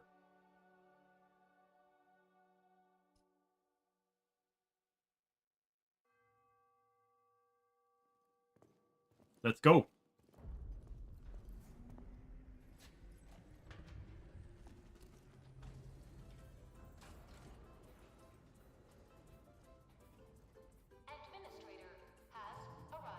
End administrator, not administrator. End administrator.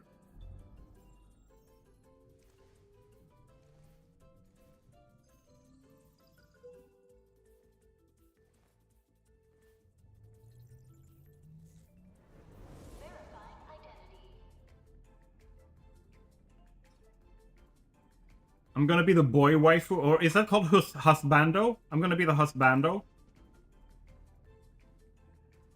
Confirm identity. He still wears a mask. There's no name involved. I'm just like, sure. Sure, it's me. Identification? No. I do like the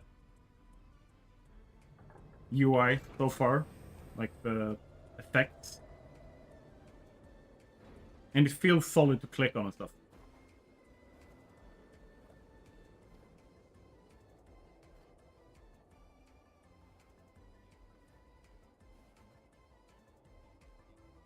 Oh shit, this is what it looks like where Grugi lives right now. They built an igloo. Sorry. I was held up. Originium. A blessing, solely yours, but stolen and tainted. Your fate isn't confined to one path. This time, leave no regrets. What do you mean this time? Travel forth, Administrator. Okay, I will travel forth. Move the mouse to look around. The link that connects everyone. This expedition must not fail. I will fail if I want to. Maybe succeeding would leave me with regrets, and then I would go against your hopes and wishes. Do you want that? Do you really want that? Don't assume that I'm not depressed. Oh, they forced me to look at the pillar. Shift or right click to dash.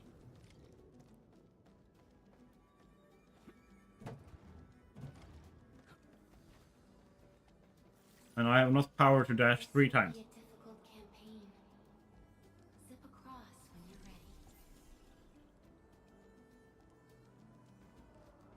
you're ready. Zippity-doo-dah.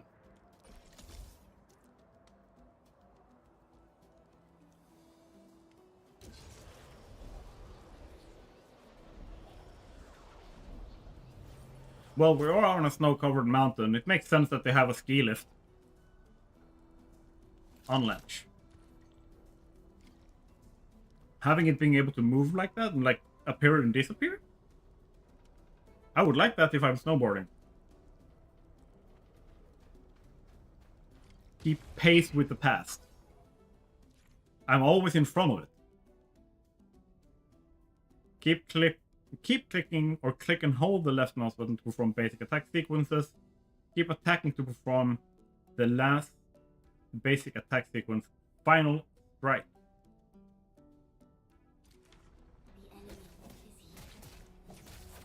So just by holding down the mouse, and then I do that. Boop a doop, boop, boop, boop.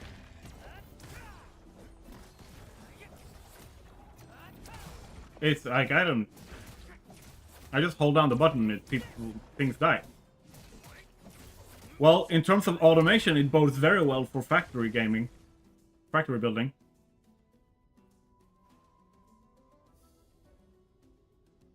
Okay, it does not interrupt basic attack sequences, but costs stamina. Okay. Pressing the dodge button at the precise moment of enemy attack triggers a perfect dodge that returns half the stamina spell. So I can dodge 6 times instead of 3 if I'm really good at it.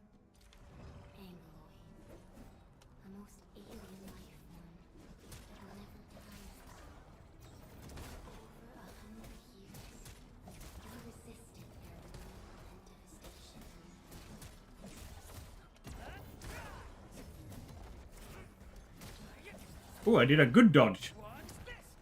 I can tell, because I turned into, I don't know, blue ghost thingy.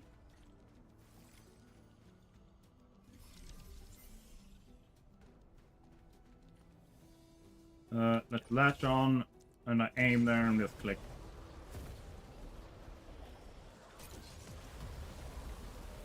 Alright. Interesting. Thank you for so gracefully getting out of my way. That's a big sword. Give me that sword. Press number 1 key to cast a battle skill. Casting a battle skill consumes 1 power of skill points naturally regenerates over time. Hitting enemies, final strike also recovers some skill points. Okay.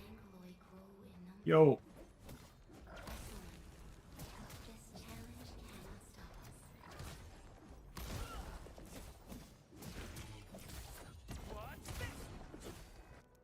Okay. I'm happy that you give me the same information again, just in case I missed it the first time.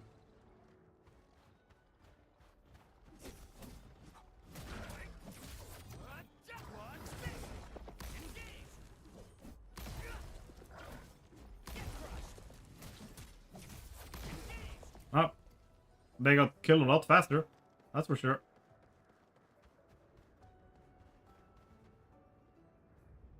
More sword.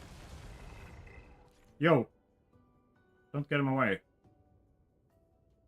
Ultimate energy is full. Long press the battle skill key 1 to cast the ultimate. Hit enemies with skills to gain ultimate damage.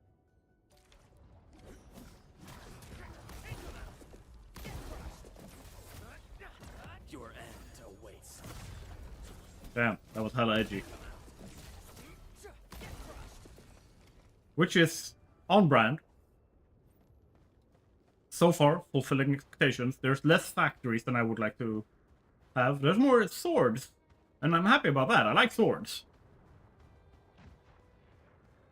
Look, gimme. Gimme, gimme.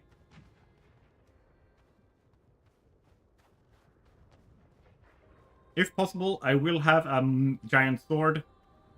These flowers are... A legacy. A tomb. A lonely soul. Never meant to bear such burdens.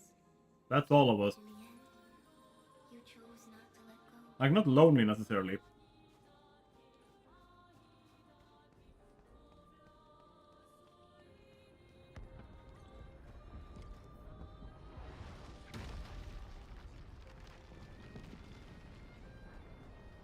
That is... That means nothing to me. I'm drawing a blank here.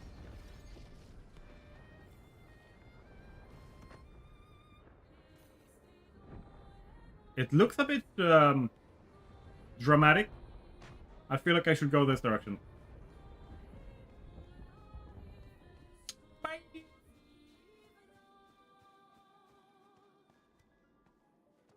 No, I think I might have to go and actually... Let's go to the big death spiky thing over there.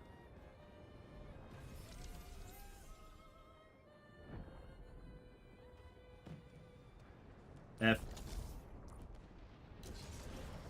Let's go. I know a boss arena when I see one.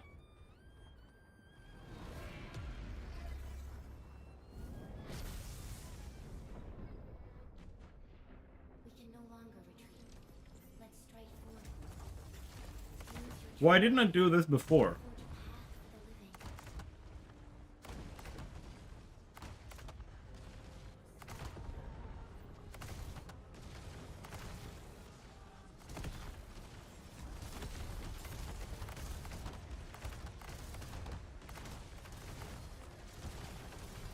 Now we have a building at least, and if building like big ass cannons is what we're doing, okay, I can get behind that.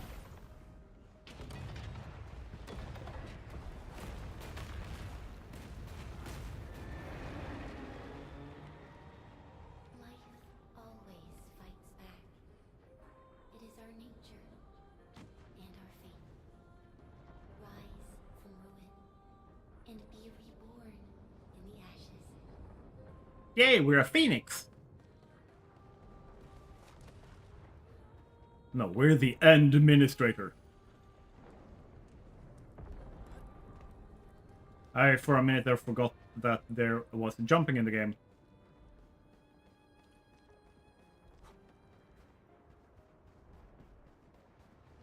The end draws closer. Don't worry, I'm gonna End Administrate the end. To face your final trial. There were trials?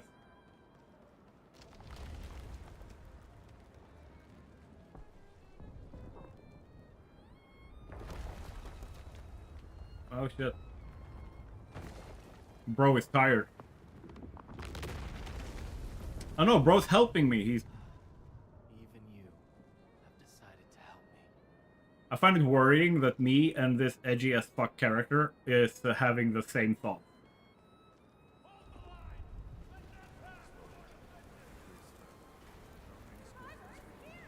I thought I was the hero. Why am I walking up the hero's arm? I'm the hero.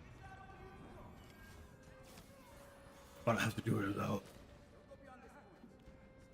Or I have to be very broody about working with others.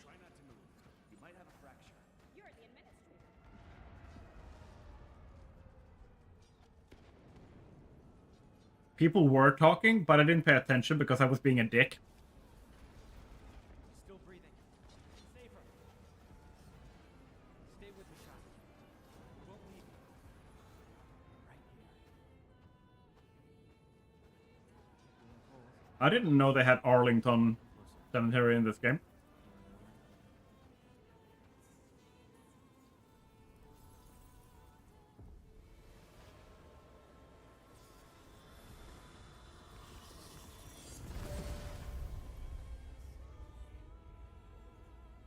Sky beams.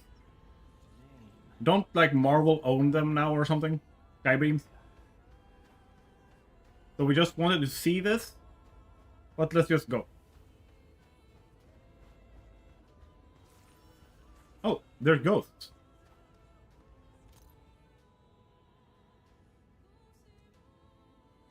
Gal, Sid, Teresa, Theresis, Gal, Ace, Outcast, Whitesmith. I feel like they've just...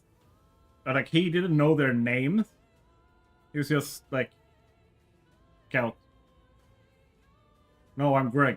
I'm not gonna remember that. You're Scout now.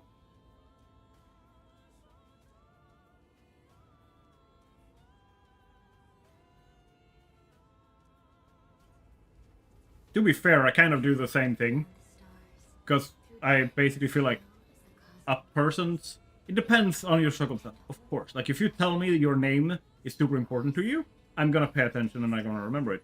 But otherwise, for me, names is the least important, like, part of a person.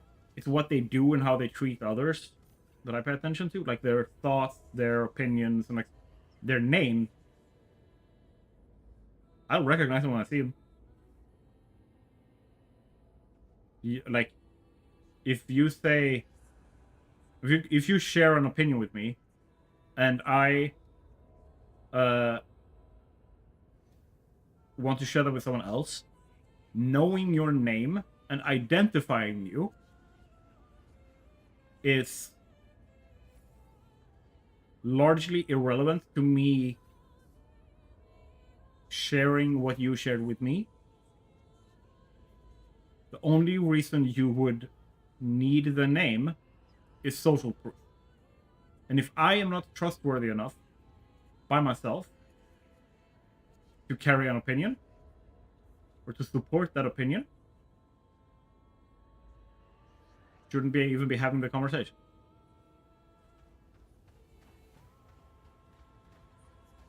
It's a way of holding myself accountable.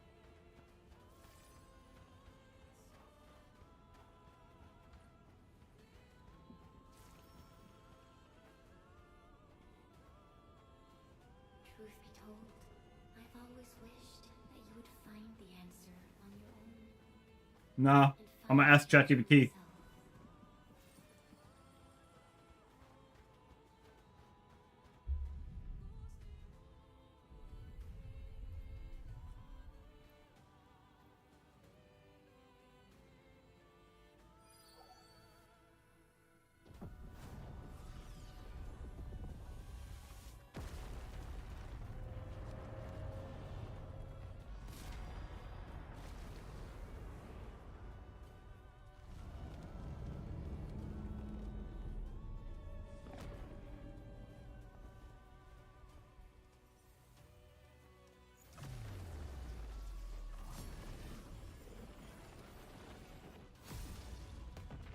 And there's more waifu.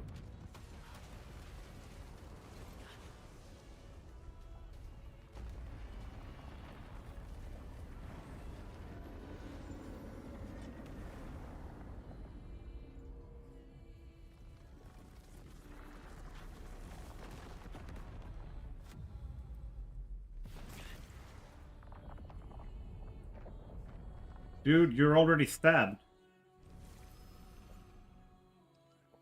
Don't break character. Just die.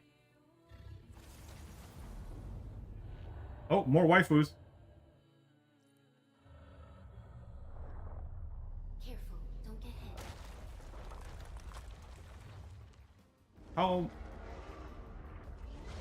Now, break its arm.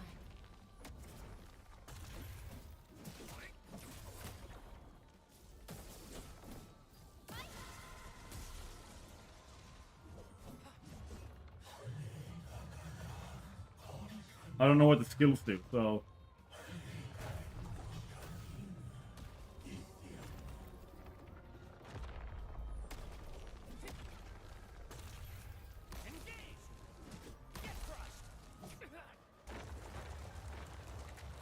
Eh.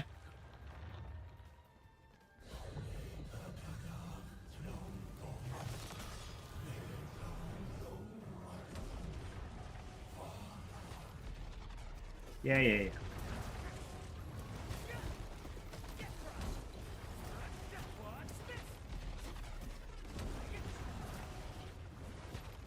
I don't even know who these waifus are.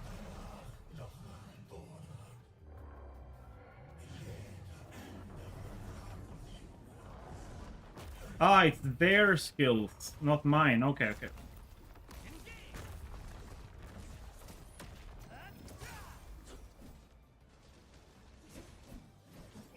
I don't even know what that means. How do I click that?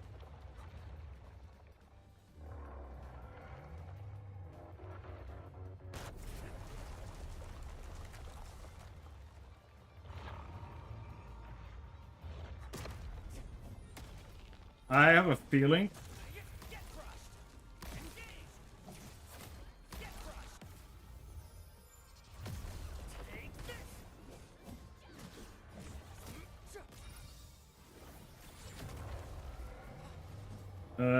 E?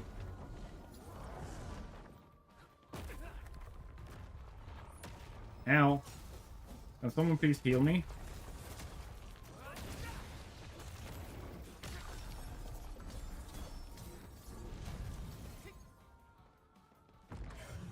Okay, that missed.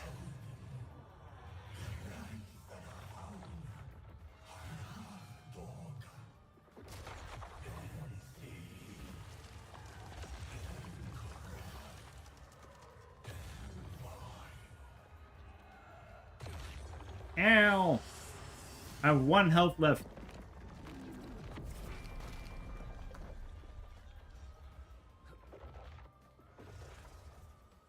How do I heal? I haven't been taught how to heal.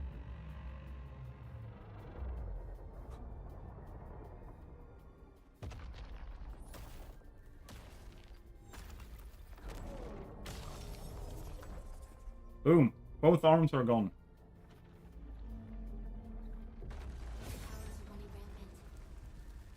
Unleash your full attack. Why haven't we done that yet? Your end awaits.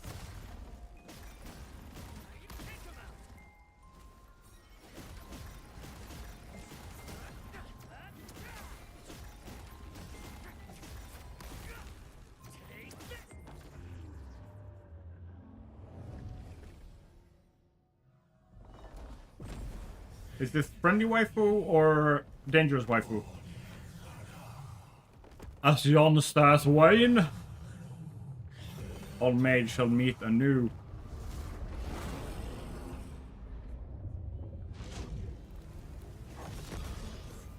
must stop that countdown.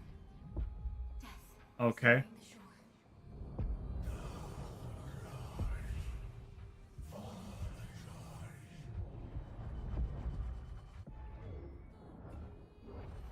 I don't even know what they're attacking, so... Ah, we need to stop the swords. Okay.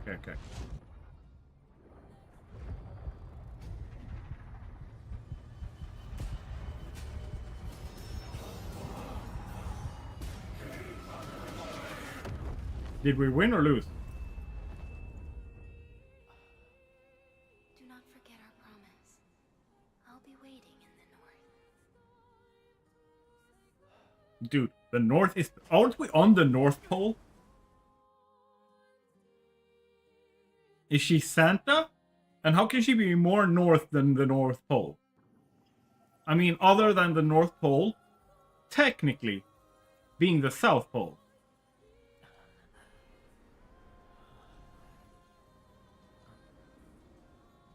Like, if we look at how magnets work.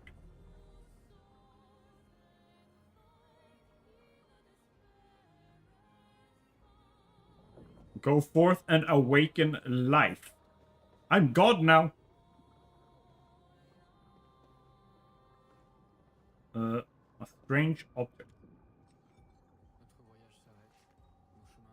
The pyramids. I'm just a giant.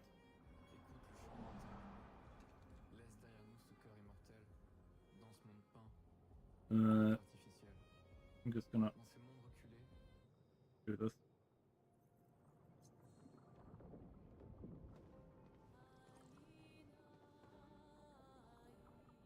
Boop-a-doop. F. Drag to place the starting point in the facility. That's a bit on the nose. The triangle, like the pyramid shape, being a point, being the starting point.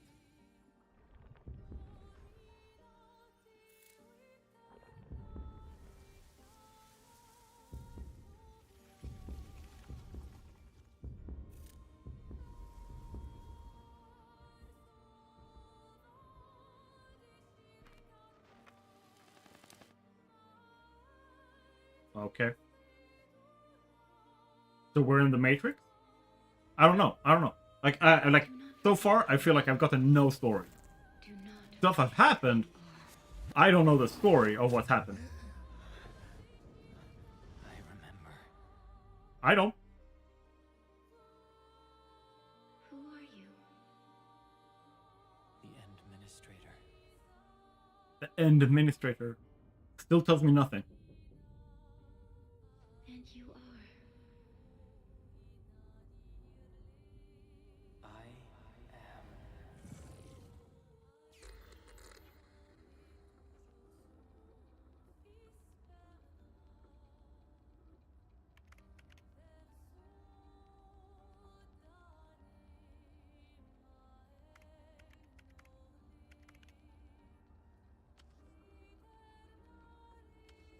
So, there we go.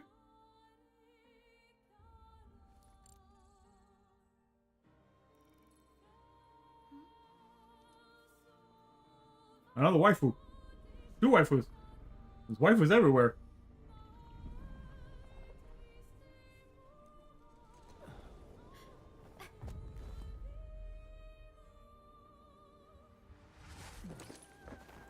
Administrator? Endman? It's alright. The Endman's just a little weak. No, I'm God. I awakened life. Quite a while.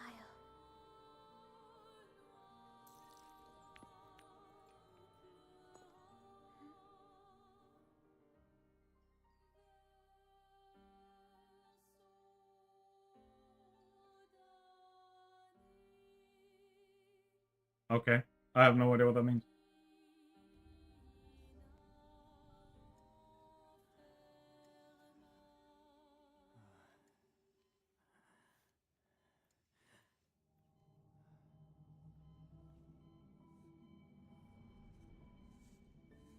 I have no emotional attachment to any of what's happening, but I feel like the game's expecting me to have.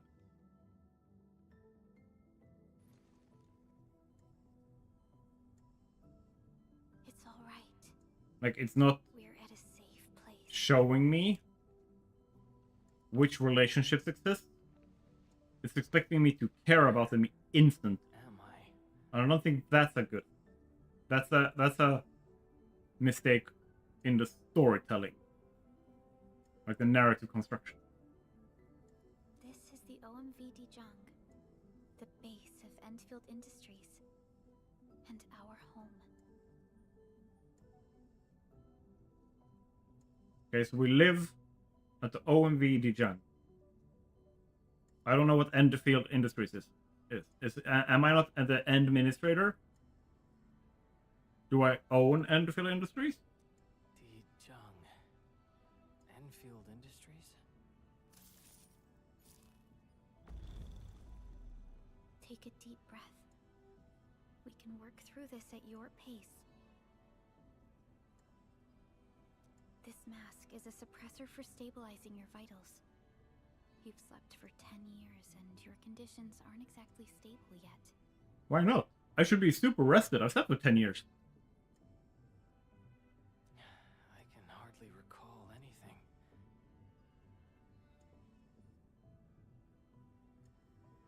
You and me are in the same boat, bro. Who are you?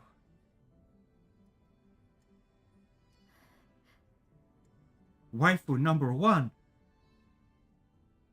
My name is Perlica. Close enough. I'm the supervisor of Endfield Industries. While you get reacquainted with this place, I will also be in charge of your well-being.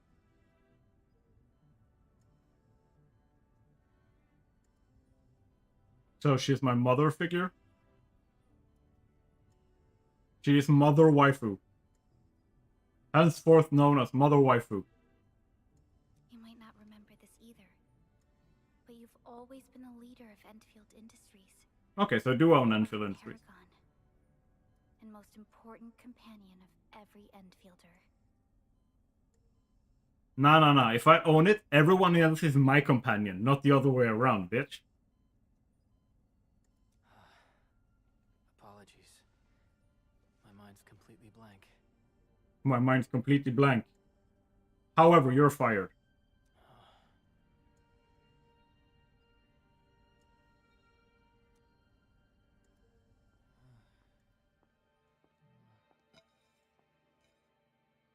The voice acting's decent, though. For someone like you, this fresh new beginning might just work out. It's soft. It gives a little cozy vibe. Welcome home, Administrator.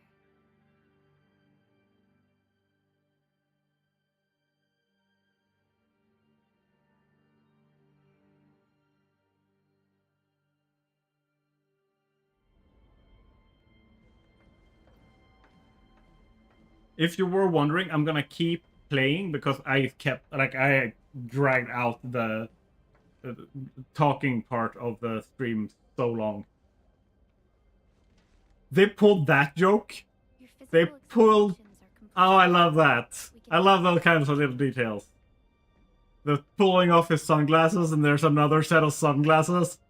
Oh, yeah. I love that. Oh, that's. Those are little details, the little jokes, the little like... They add flavor that makes games memorable, other than serious moments and stuff like that. Because this is like a meta joke. It connects me with the developers, right?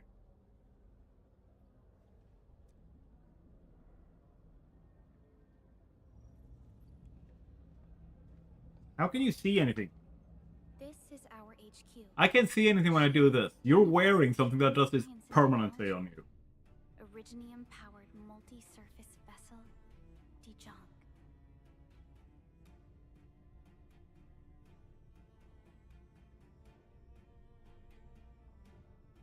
Multi-surface vessel, Dijong. It's a space boat. Dijong. Being all fancy. It's a space boat. There was a time when we were close to losing Dijong, but we followed your lead and saved the ship. Dijong. So it's my space boat. Yeah, oh yeah, that's right. I'm the administrator. Kept her at low orbit Bow and before me, power. or I will fire We're you. repairing Dijong using ground-supplied materials. The ship is also where we develop new technologies. Sorry. I remember nothing at all. Don't blame yourself, Administrator. No, I'm blaming you. You're in charge of my well-being. And I got... Like, I was so badly taken care of that I was sleeping for 10 years I mean, I don't mind. I would like to sleep 10 years. But still.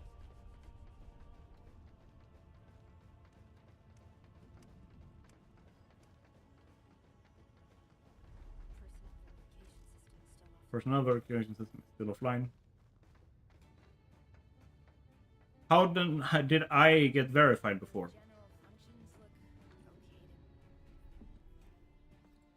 Oh no, wait, that was the past. Was that like 10 years in the past? A majestic world, isn't it?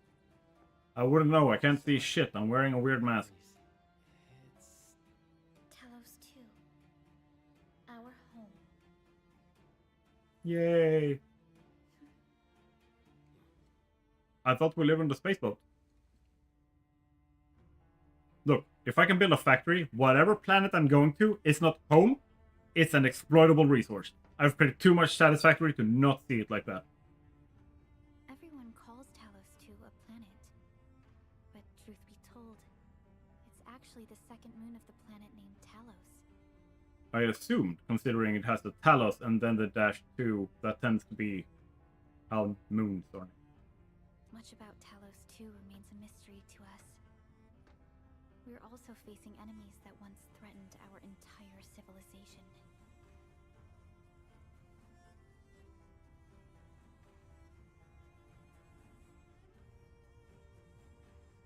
Okay.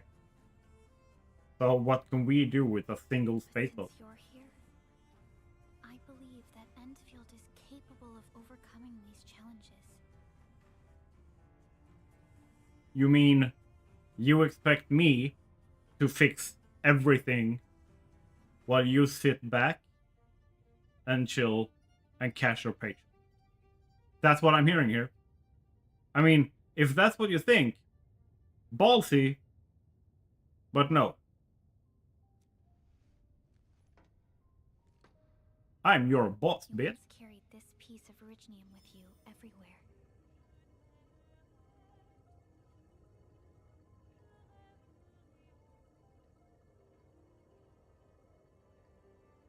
Originum. What an original name.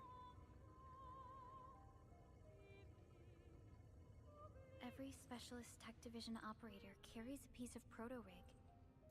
The mineral helps teleprotocol triangulation. This is your very own proto-rig, and it carries secrets.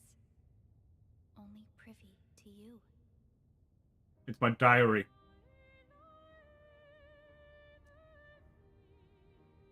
It's responding to my call, and it seems to know me really well. My diary is sentient.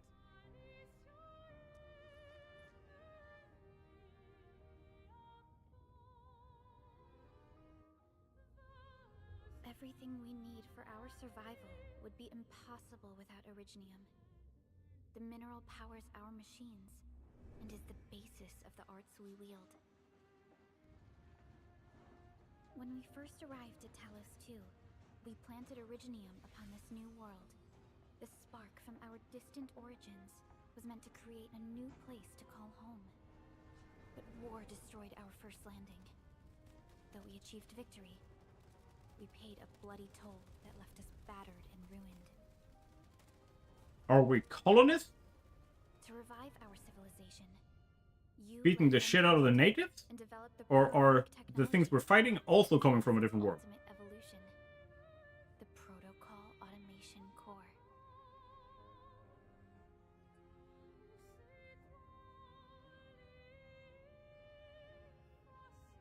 I like the aesthetic so far of the technology and stuff. The fruits of our labor. Yes. Our plan is to deploy automation cores throughout the civilization band. This will boost our industrial capacity and fulfill its special mission.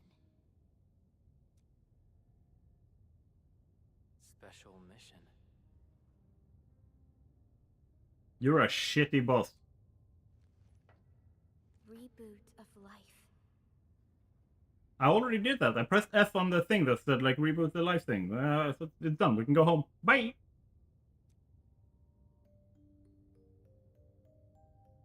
Someone very important commissioned us with the Zeroth Directive. Your awakening, as well as the mission and plan I mentioned, are a part of it.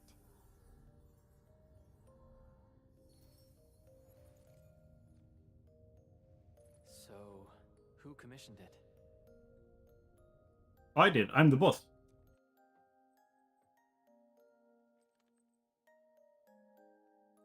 You did. Yeah. Called it. Boom. I'm the boss, man.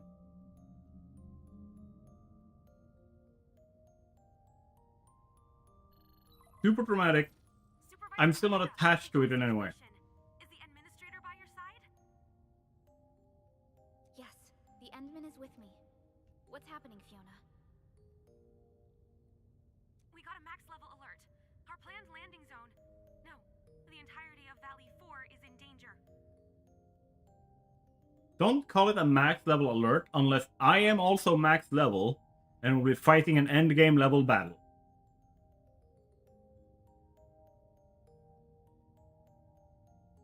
I'm back. How's the game so far? What's happened? The game is chock full of waifus.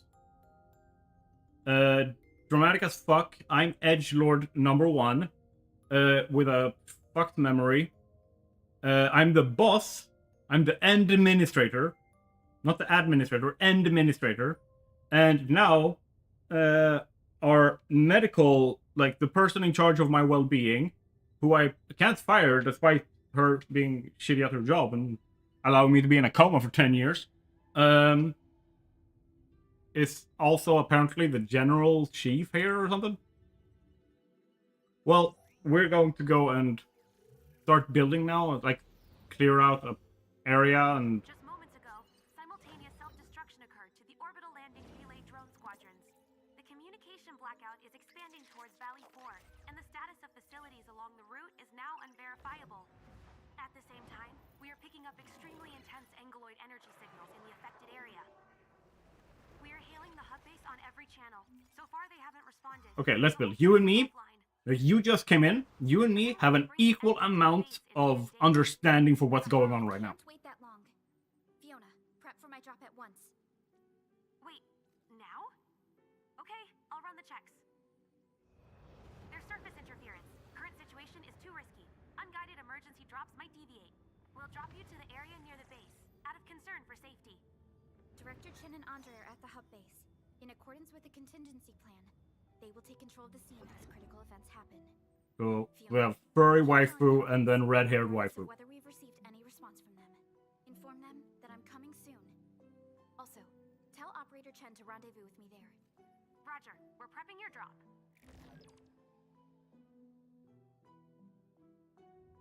Initiating alignment. Target, Valley 4. All systems green for landing.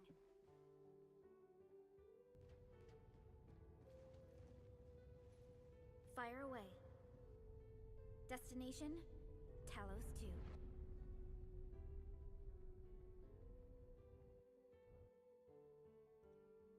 I saw the video of Kibitz, I think, who only looked a bit at building production, but I don't remember more than a few production building. Yeah,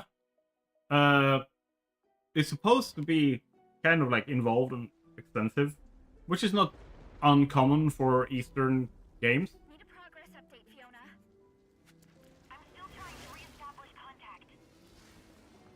What's also not uncommon for Eastern games is like 45 minutes to an hour, sometimes 2 hours of this kind of stuff. Like just walking from cinematic to cinematic.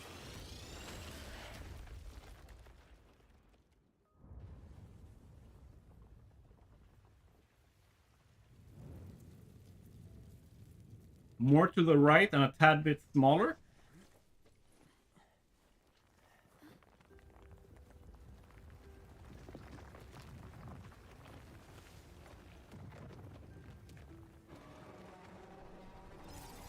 That better?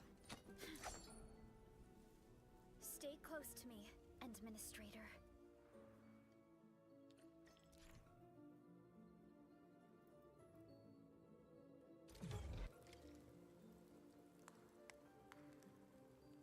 Yeah, I'm aware. You should have told me this when I fought the boss battle before, because I had no idea what was going on.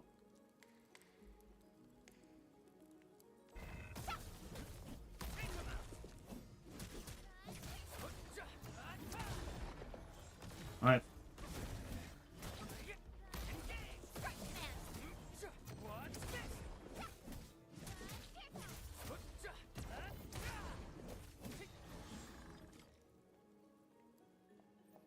Administrator, you all right? Are you hurt? No. Why are you popping all of this shit up and me having to pick options? But we'll have to walk the rest of the way. Okay, let me do this. Actually.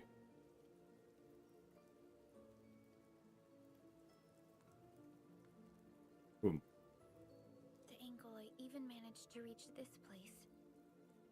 The situation in the field is far more severe than our previous estimates. No, just don't have any memory, all good. Yeah, and the thing is, like, they are basically forcing me to click and play through what is essentially a cutscene. But they're not giving me options or alternatives or like different diverging paths. It's essentially just like to force me to pay attention. And here's the thing. If they did the narrative well at this point, they wouldn't have to force me to pay attention. So that's something that, like, it's just a... It just grinds my gears. Because it's lazy.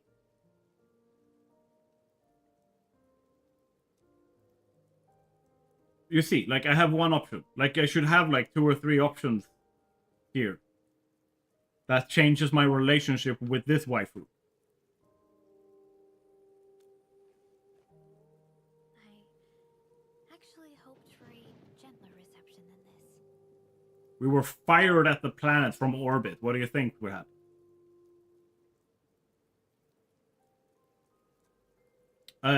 It's making me a little bit saltier. Feel. Or at least the illusion of different options. That's just a bit of different dialogue. Yeah. Oh, can I open this? Look, this would be an excellent opportunity to add in showing like how a treasure chest would look like without making like a pop-up in your face tutorial thing, like by just adding the chest straight in your path, where I get the tooltip, like the press F to open thing. That immediately tells me, oh, you need to look out for those.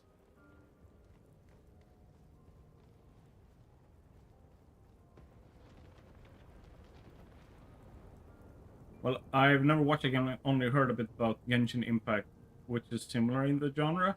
I think they are in the same style genre. And I think the combat looks similar, but I don't know enough about either game to give you a good answer. Oh, definitely combat time. This Anglos looks dangerous. We need to be cautious. We can focus our attacks to bring down its defenses. What do you mean, we? I'm the boss.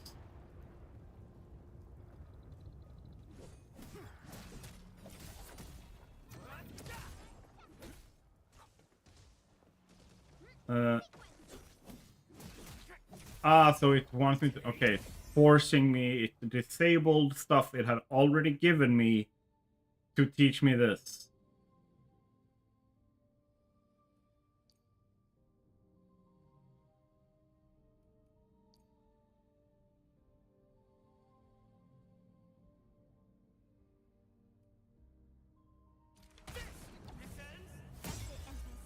Let's use the same tactics to take down the remaining enemies.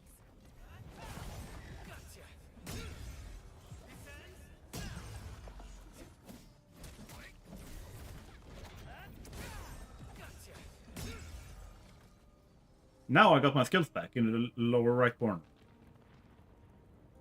It feels like they made each scene we've seen so far, like, out of sequence.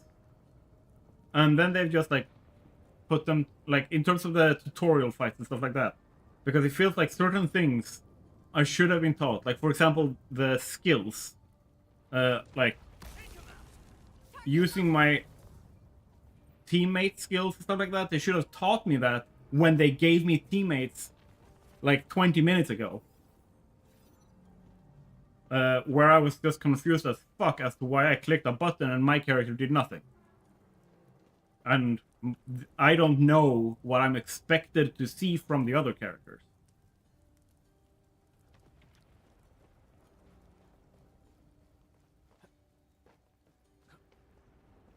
What's up here? See, they put this off to the side so I barely see it. This should have been front and center. This is my first ever container to open. Show me specifically. I shouldn't be able to miss it. You should teach me through gameplay how to play the game. And that is up to your level designers and gameplay designers.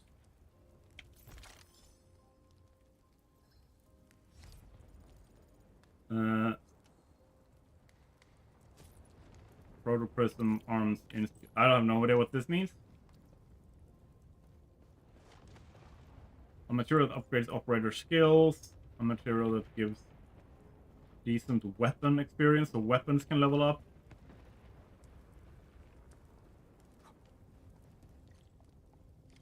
This rope looks sturdy. Some of the survivors probably left it here. What's that sound? There's something in the skies. Anchors. It's the anchors. Call the base. Hurry, everyone. To me. Over here. Move!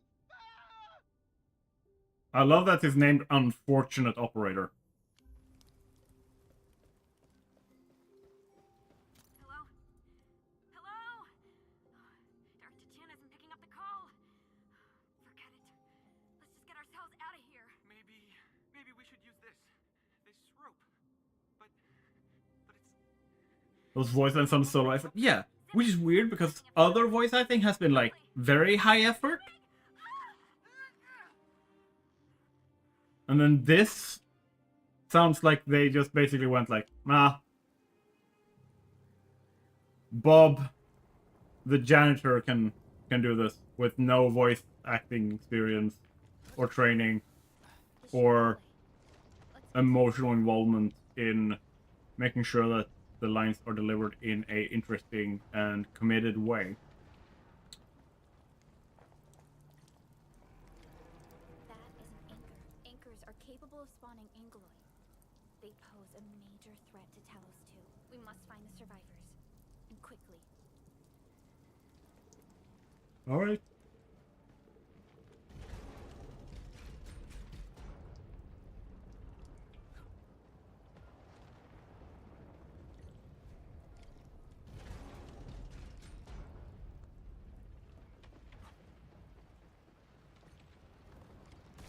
We need to break through here ASAP. Time to adopt team combat tactics. Various combo skills to defeat it.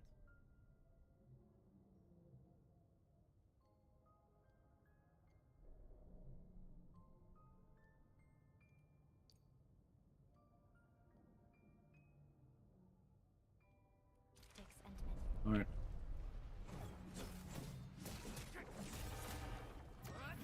Support ready. Here's our chance. Press E. Press E. Are more effective when we coordinate. Let's take down these enemies together.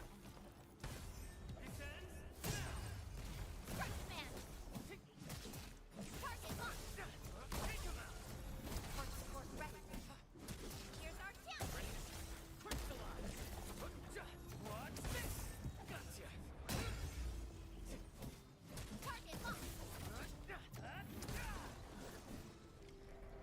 Ooh, staple essence. Infuse this into a weapon to improve its skill level. So far I don't feel threatened, so I'm not gonna do that. I'm gonna basically don't change my equipment or improve anything until the game forces me through the difficulty ramp up.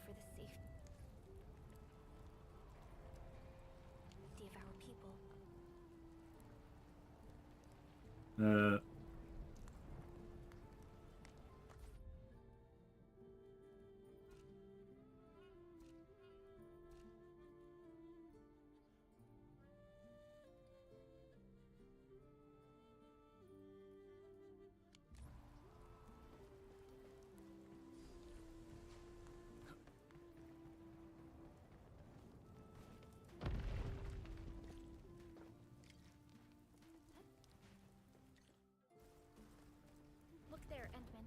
We must act now.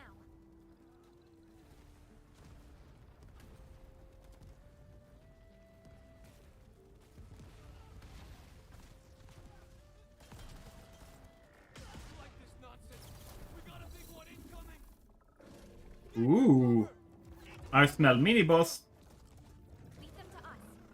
Careful.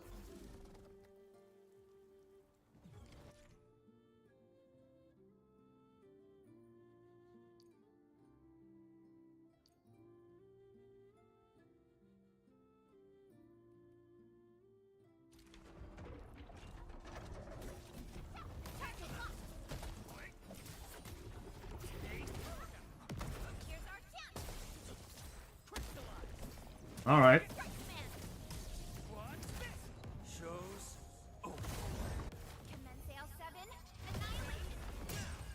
There we go. I felt no threat against me at all. Supervisor Perlica, you arrived at just the right time. Our temporary defenses have been breached. Then be built permanent ones. They are sturdier. And I'm glad that you're all right, Director Chin. I believe you have a sit rep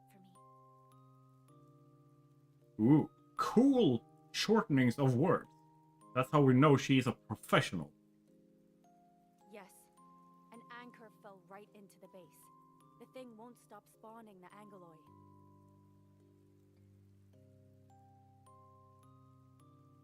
Okay. This is literally what we were told when we saw it. I hope we're getting something that is the second zipper, yeah.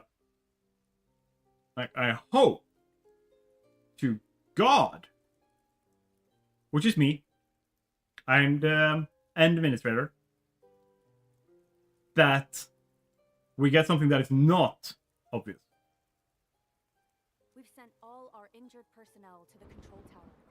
There are just too many Angoloi, and they will overrun our security division eventually.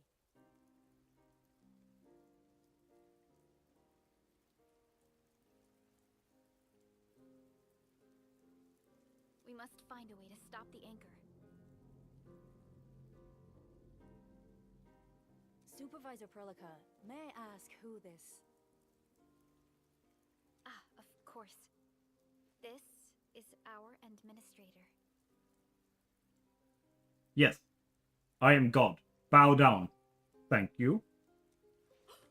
Endministrator? Are we talking about the Endministrator? Yes.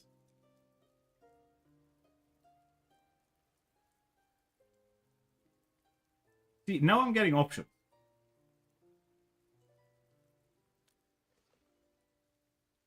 Apologies. Many operators in Valley 4 have never seen you before, Endman.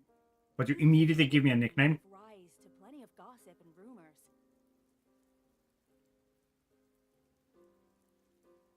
When we received the message from Dijon, the entire crew tried to plan a welcoming ceremony.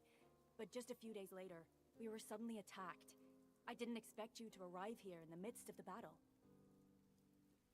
Well, no, I'm gonna wait until you're all dead, and then I'm gonna come here. I'm not gonna come here in the midst of it. I'm not gonna do anything to save you guys.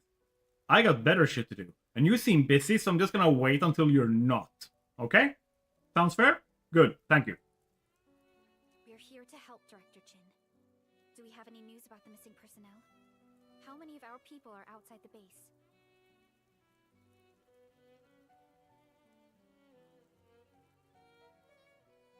Because he is the only one allowed to brood, and you legally need rain for it to brew. Alright, like for the brooding. hard to say. The Angoloi just kept attacking. Security Division can only maintain a limited security perimeter. It seems like it's the metal surfaces. We see it here on the shoulder pad and the earring as well.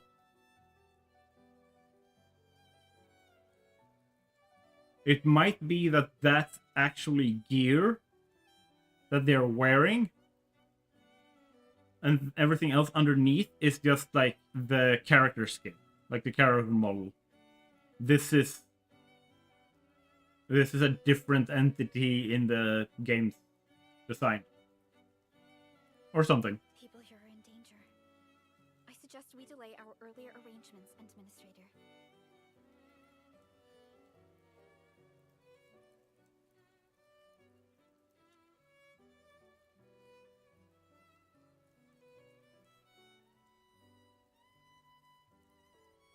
I won't let my Endfielders face the dangers alone. I would pick any option that is not edgelordy. Top one is more edgelordy than the second one, so I'm picking the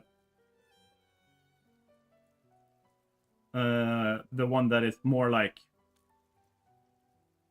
Good. counter edgelord. I knew you would say that.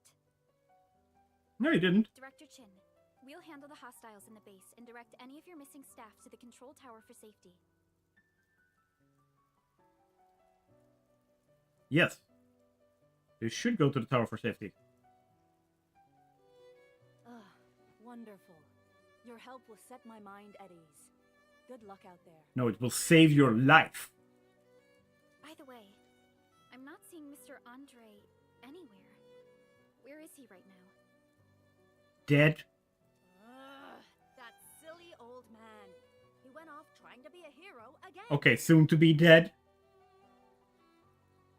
That fool never stops treating his projects with far more respect than his own feathery hide.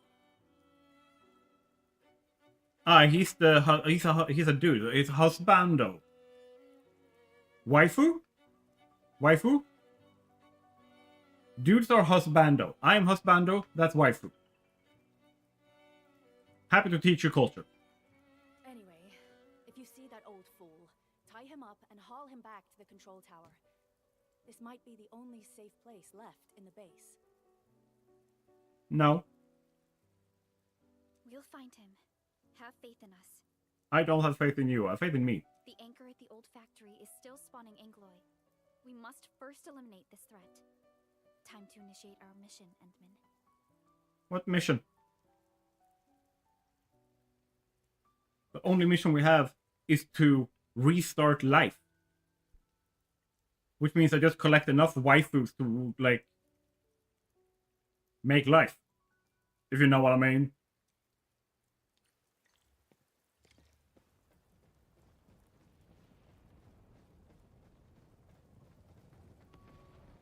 More waifu in Mei here. Waifu.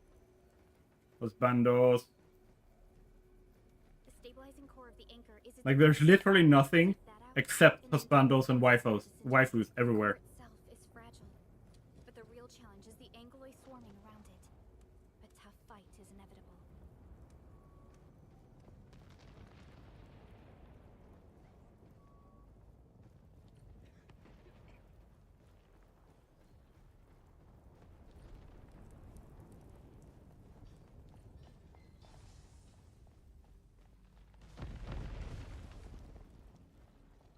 A cluster of smaller Angloi. We must stop them.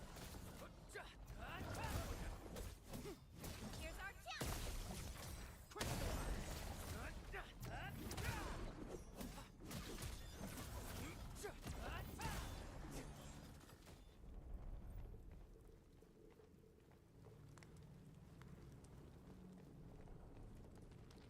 Down. Stay strong, people. We're winning. Ha! No.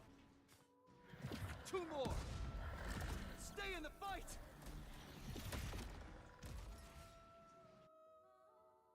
Alright. Are you all right? Supervisor Perlica. We assembled here after the anchor fall and managed to hold on to this place. Okay,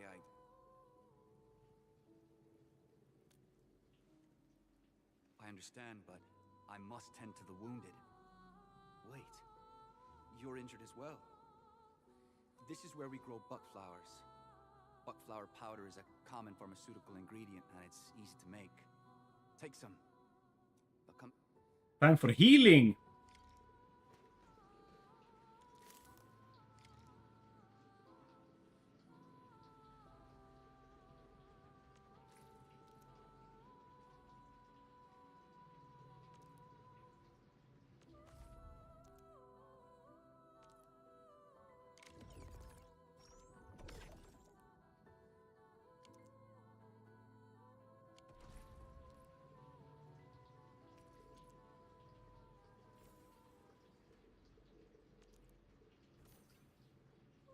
Use.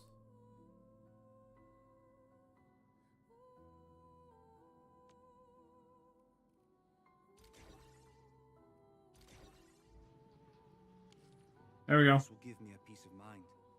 We're at full health, but okay. This is giving me a peace of mind. Thank God that I'm not worrying random person with dog ears number 5. Oh, sorry, I had a name. Miguel. I'll stay here and care for the injured for now, and then join up with Director Ching when we could start moving again. I look forward to your good news.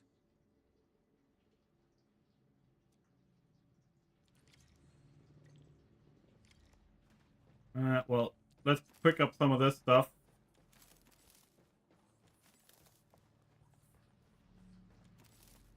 Don't sit there. Cultivate more flowers for me, peasants.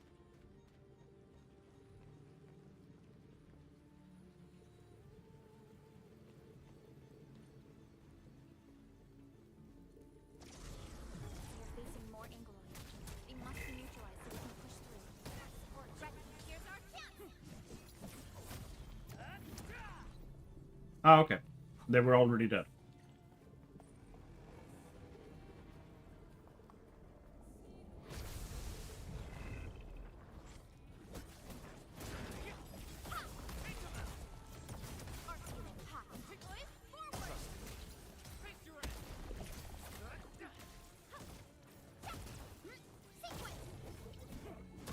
Oh, I can swap between the characters.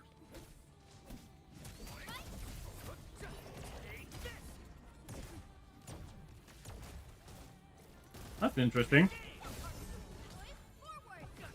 It would be cool if they told me these things before they made them available. Like, it's okay if it's like, this is just not an important detail.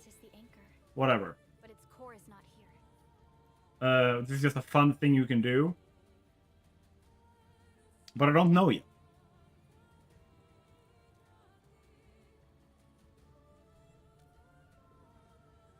No. All active anchors give off that light. This anchor plunged itself deep underground. That's where its core should be. I've seen the hub base building plans. This old factory should have an underground floor that we could reach. If this basement area is stable, we should be able to reach and destroy the anchor core. Let's go, Endfield. This should be the way.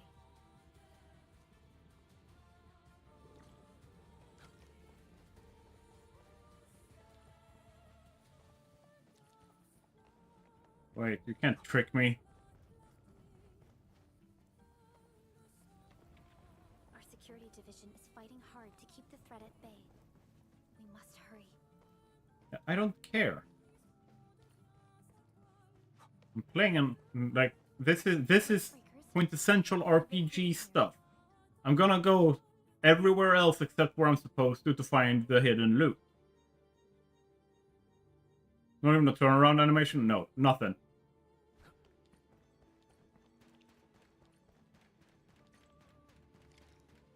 Hey, dumbasses.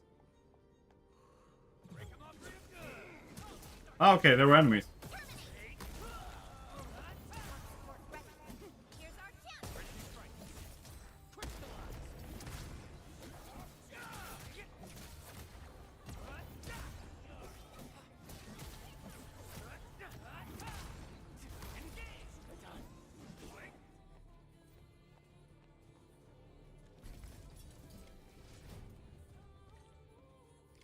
Antman. We must act now.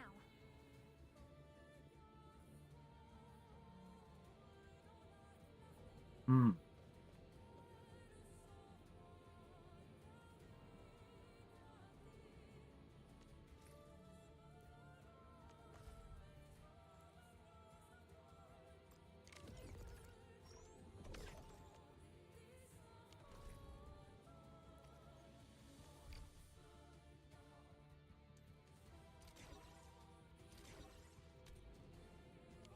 Just in case. Why tell us, Supervisor Perlica? The anchor! Take out the anchor!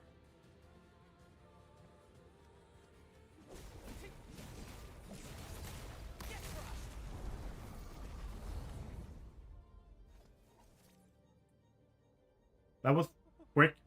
I thought I would be fighting a boss. Never mind.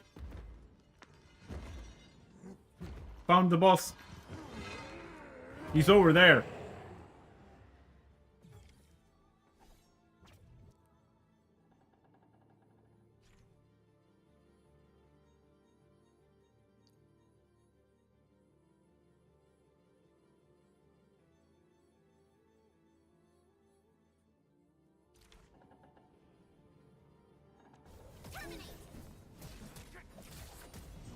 Your end awaits. Commence Sail 7, annihilate! What? Ready. Here's our chance!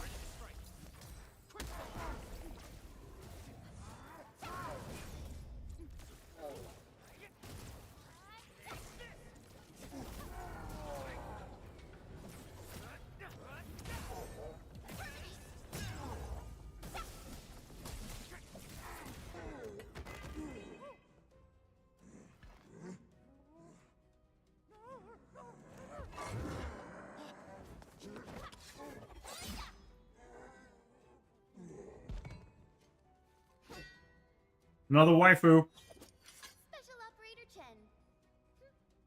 Am I the first to arrive or what? No. We were literally here. Before you. Nicely done, Endman. And thank goodness you arrived on time, Chen. Awesome, right?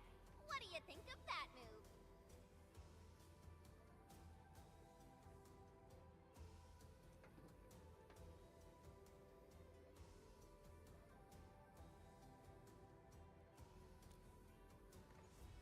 Thumbs up.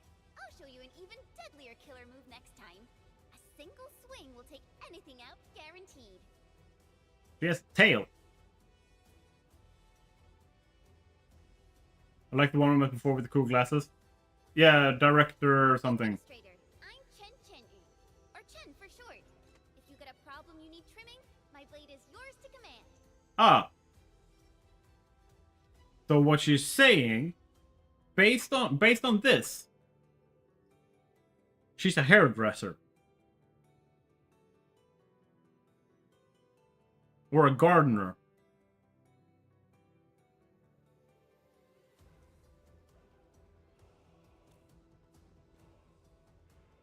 Oh, Perlica also told me about you. Every time she mentions the Endman, she just goes on and on and on. I thought she just did that anyway. We should check on Mr. Andre. Ah, he's sleeping. Just leave him. He's all tuckered out. Why are we given a first-person perspective right now? Mr. Andre, are you alright? The lab. The prototype. Enemies! Did you fight them off? You are... Competent.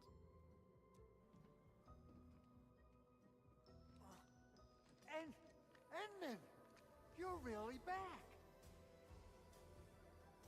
I thought you'd be here 10 days later. You're not hurt, are you? And what's with the mask? It's to be cool. It has no other function. Never mind that. Thank goodness you're back.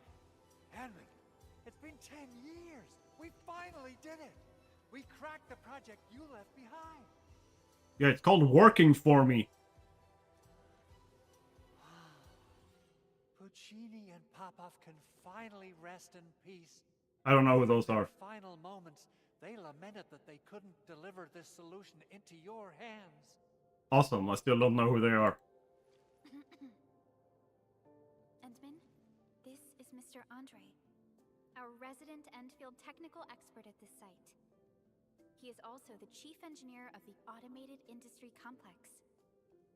Huh? What's with the formal intro, Supervisor Perlica? He says, and uses her formal title. Wait, did Endman really forget?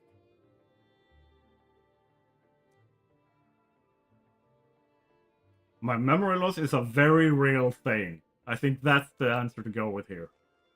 This isn't fair. Why? Why does suffering always happen to... No. Suffering always happens to everyone. That's life. It's called balance. You can't appreciate the good things if you can't recognize them for good things, because you don't have anything bad to compare them to. This is basic philosophy. It's like 2,000-year-old philosophy. Come on. We should set aside the details for later. Now, Mr. Andre, why did you risk your safety to rush to this place?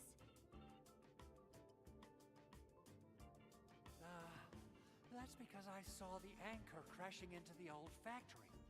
So I rushed over here to check if the prototype was all right. Look, here it is. Is this the contraption you were protecting? It looks really expensive. You must have spent quite a bit of... It would be unfair to say that this is my work. A friend of mine left this prototype to me. I'm very grateful that you came here and saved it.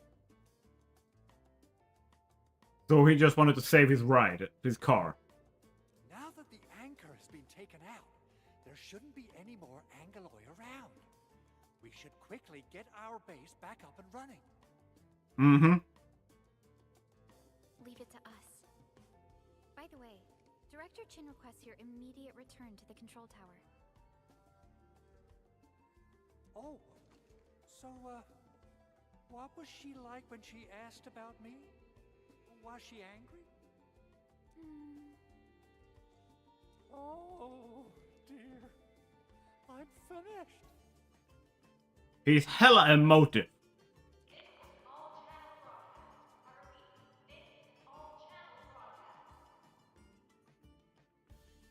This is an all-channel broadcast. I repeat, this is an all-channel broadcast.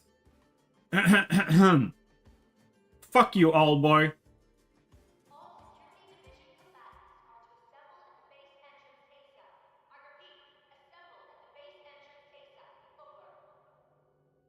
I believe Director Chin needs help at her place. That was the worst possible way to communicate that she needs combat help. Because right now, it might literally just be like, hey, come here, we need to, like, count the dead or something like that. The anchor's gone, people might assume that the combat's done.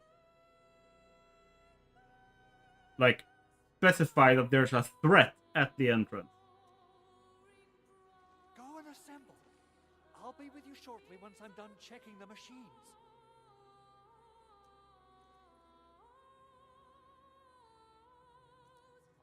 Chen will keep Mr. Andre safe. Let's go and support Director Chin.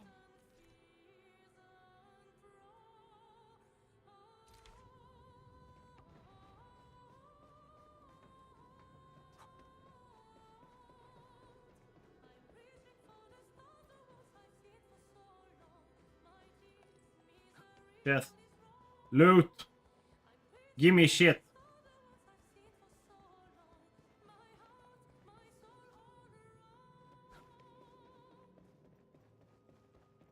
Were they here to loot our base amidst the chaos, but showing up right after the anchor fall? That's too much of a coincidence. Things could be more complex than we thought. Nah. They're not. They're more complex than you thought, but you don't seem to be thinking in any kind of complex manner. You're just here to clean up their mess. Yeah. Literally. Up and running first.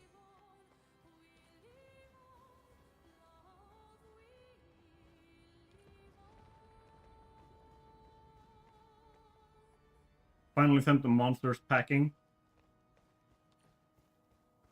I don't believe it.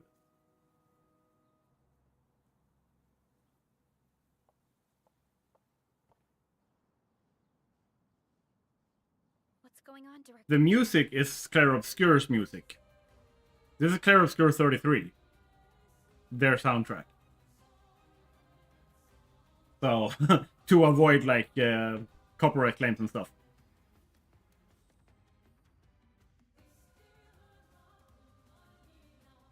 Landbreakers. And so many. Waifu Landbreaker. Husbando Landbreaker. Edgelord Landbreaker. I have correctly identified all the Landbreakers. This isn't the worst of it. Look over there. Oh, that's what I thought I heard before. Fits so well, though. Yeah.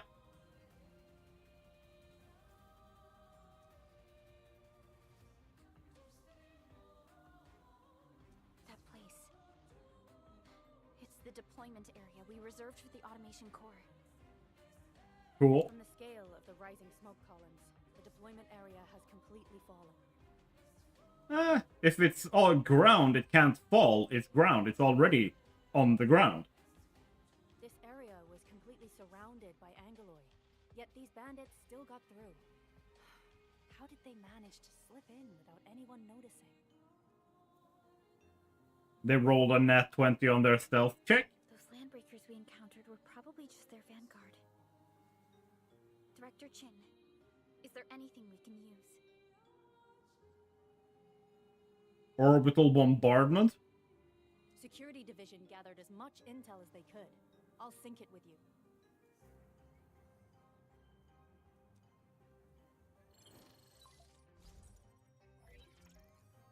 We have yet to recover from the anchor fall. Power's still out, and we've taken heavy casualties. The Angoloi destroyed many backup cables. Our systems are failing. The attacking landbreakers have been confirmed as the Bone Crushers.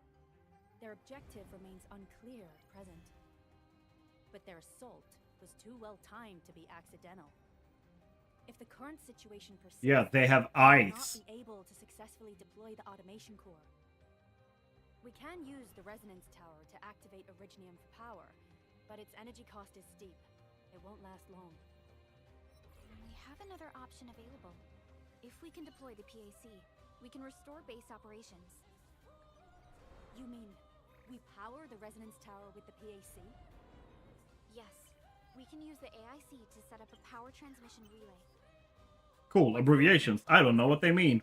The base will get some respite. But there are so many landbreakers along the way. If only we could weaken them. Of course we can! Landbreakers? I'm with you. You got a team of pros, Director Chin. Enman, you saw what I did, right? I know tons about fighting these scummy LBs. Everything's abbreviations. It's how you know it's cool. Oh, I'm afraid my creaky bones won't let me swing a weapon. But I can still offer plenty of help with the automation core. But should we come up with a more foolproof plan? There are just so many LBs outside. Stop calling them LBs. Call them landbreakers or piñatas. Have faith in us, Director Chin. I'm not just the supervisor of Endfield Industries. I'm also the acting lead of the Endfield Crisis Team. Well, you don't have to act anymore. I'll take over. Bye. I'm part of it too. Excited to work with you, Enman. I'm sure there's a lot I can learn from you. No, you seem to have the right idea. Just smash people in the head. They're not difficult.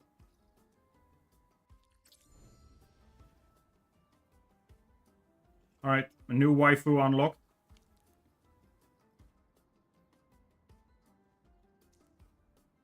All operators accounted for. The team is ready for the mission.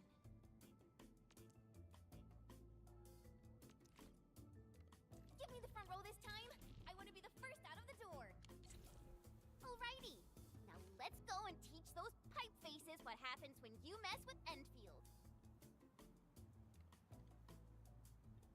The lack of logic, or rather, there's like a dissonance between the difficulty that I have been faced with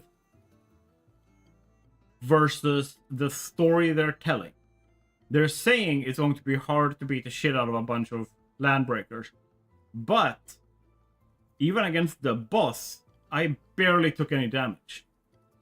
I didn't try to dodge or block. I just didn't take any damage. I am not worried. I have no reason to be worried.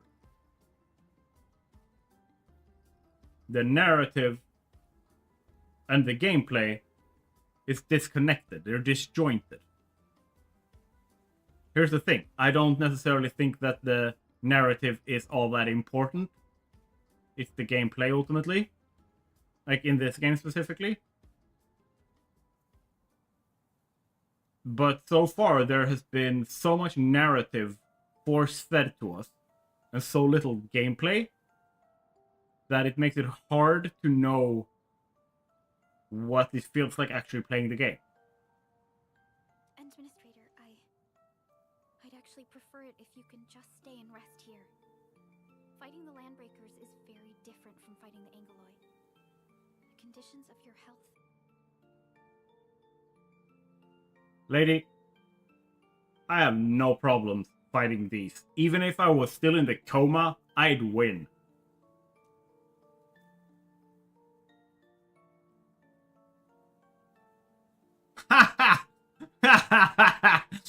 Ah, option 3. I'm an Enfielder. I do Enfield stuff. Much appreciated, Entman. Yes, I'm your boss. You have given me no reason to think that we have anything other than a professional relationship that you are overly attached to, but still, I have no reason to believe that you are nothing other than one of my employees.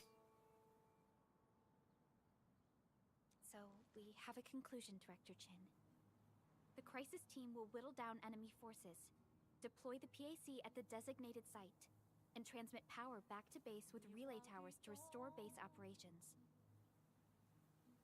Mr. Andre, I'll contact you once the roads are clear. Apologies for forcing you to travel into the wildlands, but we will need your help. No problem. I feel so much better knowing I can finally help everyone properly this time. Stop puffing up your feathers, old man. Administrator. Like, we're an hour and a half into the game. Do be careful out there.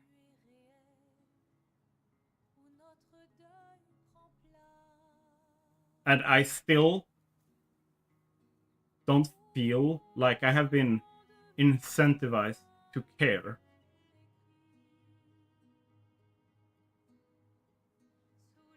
I'm just expected to do it. I don't like it. Before I forget, the TP point is not part of the base's power system. If there's something more that you can I just want to go build factory. back to base and rest. I'm just gonna go smack things upside their head.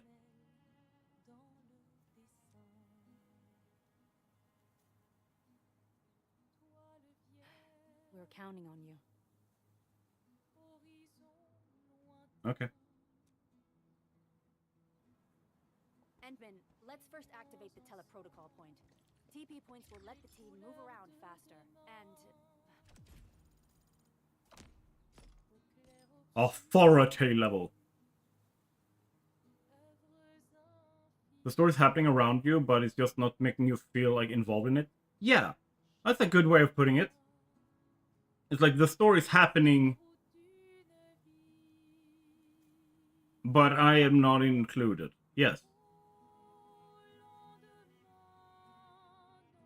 I think that's a good way of putting it. Authority level up rewards? Oro barrel. What the fuck is that? Max sanity. Shouldn't that be in the negatives?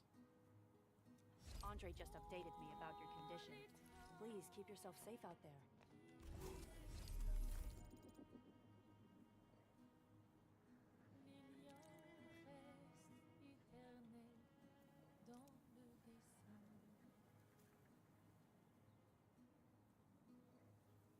Okay.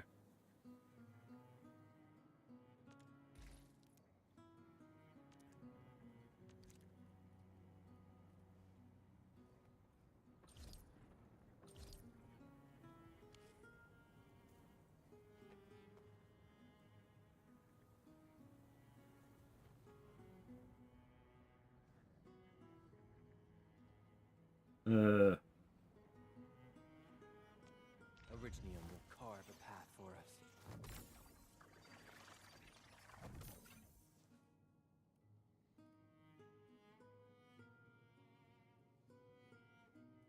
Prepped and ready to go.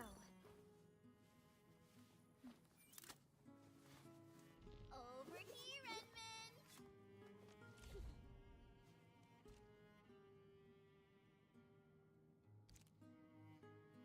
Awesome.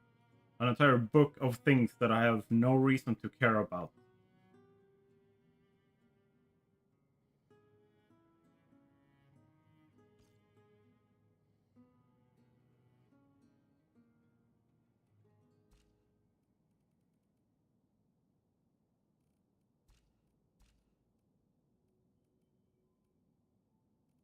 Get ready, get ready. Give me our turn. Leave it.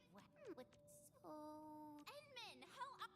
Watch and how you doing, Edmund? Whoa. For Perlica used to drone on and on about you. Taking Perlica. Whoop, met my hair. Taking. People told me that your mother has a crimson pearl. Danger didn't leave. It's round. One can't. Good. Quick. Take some of Why this. can't I just mark all of these as red? Watch out! That move, darn it! Yay! That was some unit. Leave it. That was nicely done. That was right there. Flash, sweep. Now leave it. My turn. Weakness. Your fight. Cleave. Once known. Cast off. Act.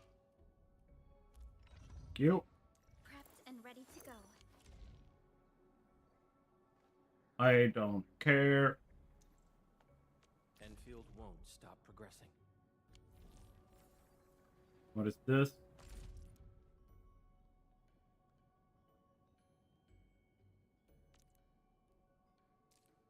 Ah, this is the Genshin Impact thing where I can roll new operators.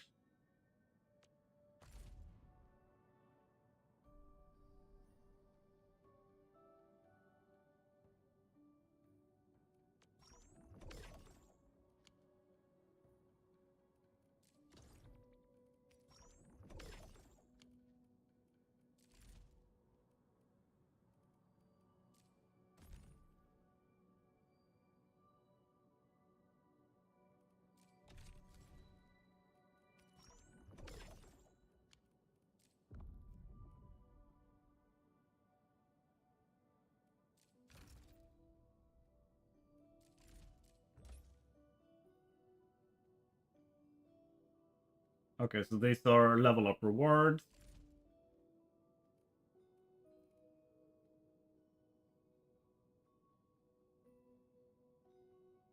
Yeah, that can wait. That's the headhunt stuff. Headhunt. Basic headhunting. Scars of the Forge! I love that they literally have, like, headhunting! Scars of the Forge. New Horizons headhunting. There's variety, you know?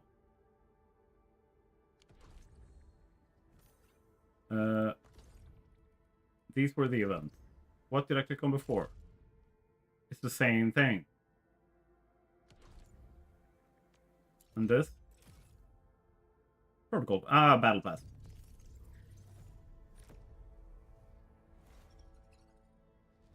I like the aesthetic of things here, like the weapons and stuff. I do like that.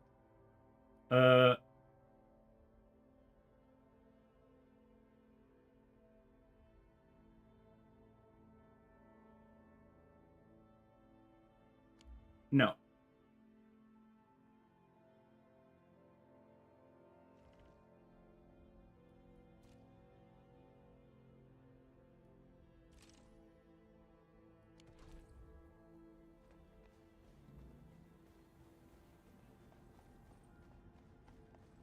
Let's see. Wow, those landbreakers are giving us a show of force. It's rare to see LBs this arrogant. Of the 3 major landbreaker clans, the Bone Crushers are the ones who actively respect violence. According to intel from the SOW, this clan has suddenly stopped their extended infighting and launched multiple raids on other minor factions. We don't have any further intel yet. The only thing we can confirm is that a leader has emerged and united the entire Bone Crusher. Stuff to pick up. Yo, I need to kill you. Alright. I get stuff if I kill you, so I'm gonna kill all of you. I've played Satisfactory, I know how to exploit nature. Murder everything. You didn't expect this, right? My special swordmancy for rocky stuff. Original ore. Very nice. So this is the resource collection part. Bird!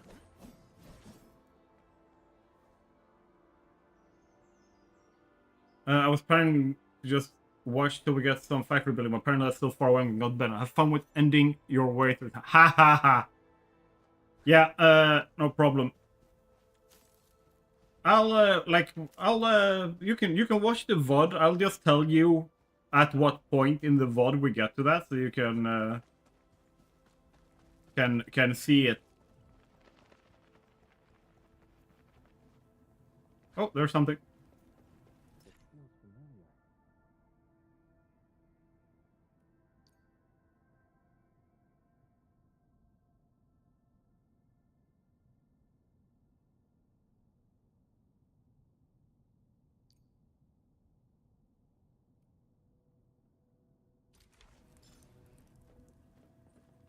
Cool beans.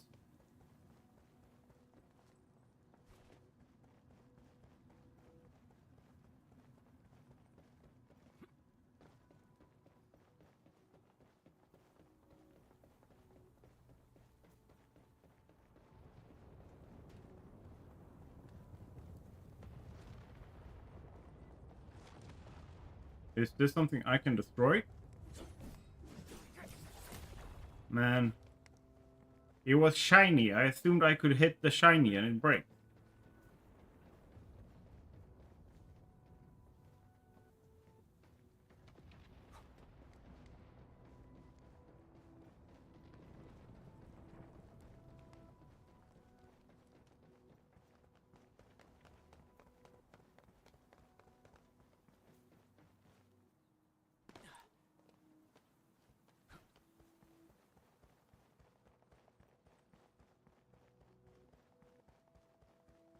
All right.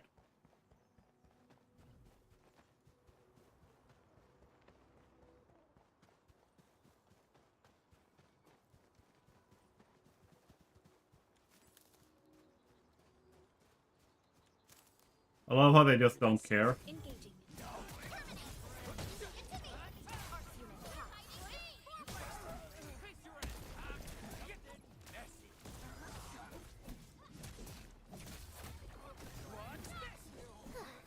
I wouldn't expect anything less. We handled that fight well.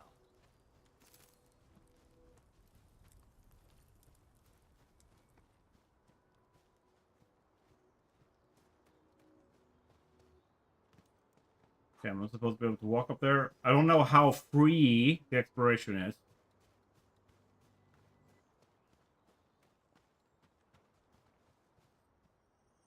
Come get some, you blight-eating scabs! Workers of the UW will never back down! He's with the UWST. We've got to save him first. Where did you recruit that guy? First World War?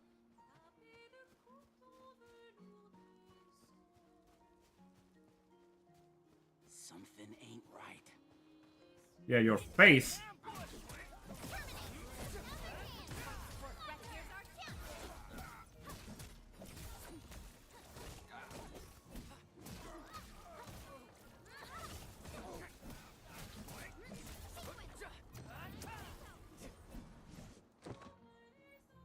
That was simple. Did you get hurt? No. I'm okay. Those LB Scabby as well. Oh, we know he's cool too. He's also using the abbreviation. You're Enfielders. I saw that anchor fall right into your base. I was just thinking about helping you out.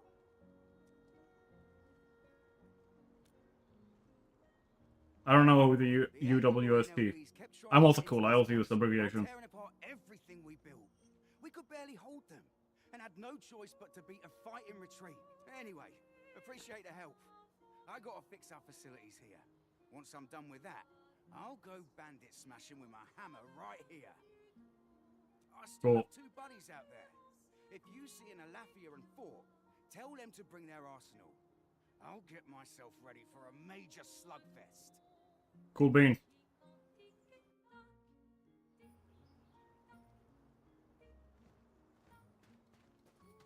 Yeah, I'm gonna rescue them because I bet I get resources.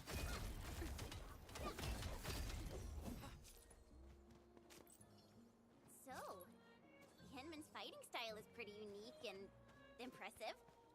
I'm really curious how the Endman fought at full power. Perlica, have you seen?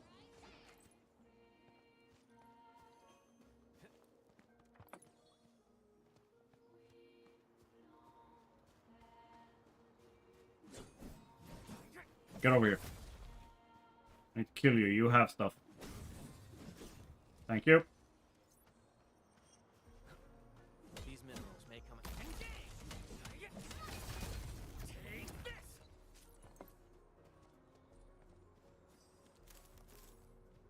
Picking up everything because I don't know what's important.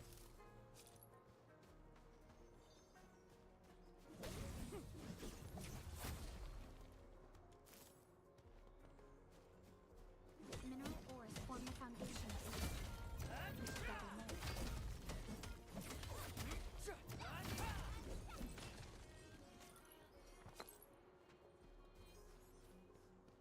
These minerals. I do like that they actually help picking stuff up.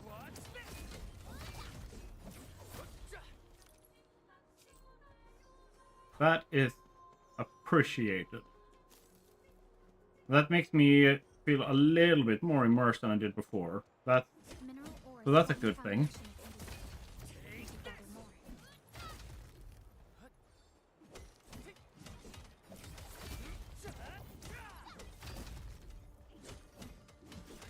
It also means that I don't necessarily have to pick everything up. Because, like, I haven't pressed to pick up anything. They've just collected it.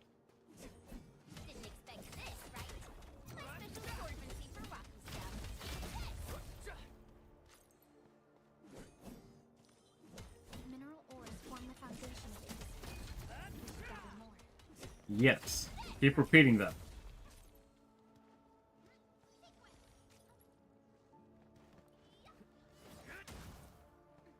Oh, there's a jump attack. That's cool. Mineral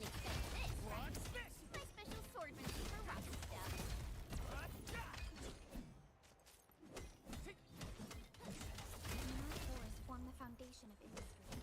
We should gather more.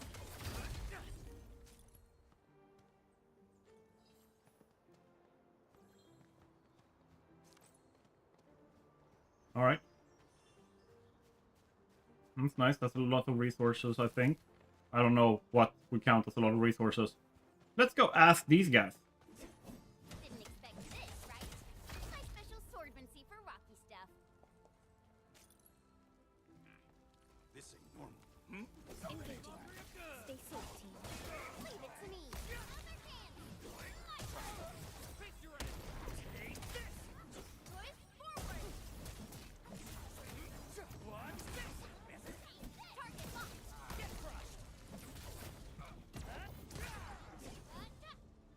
We made another step forward, Enfielders.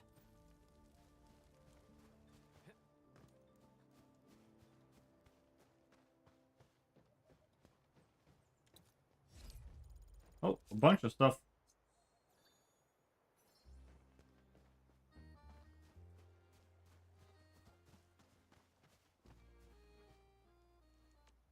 How do I know? Prepped and ready to go.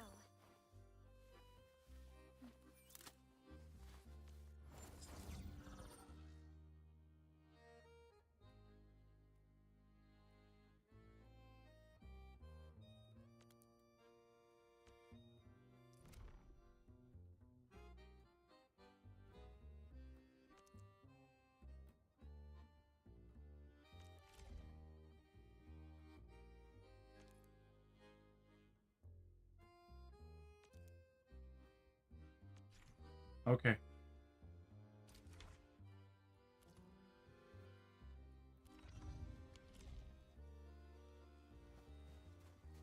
Orignium will carve a path for us.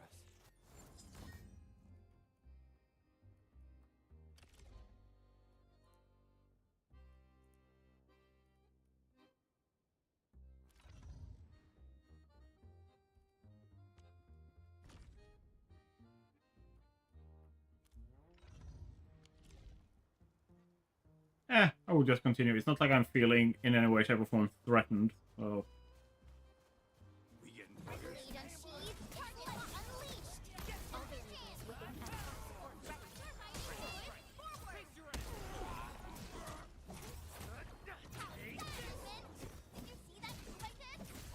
Impressive. Good work, everyone. Nicely done. Chest. Need a loot.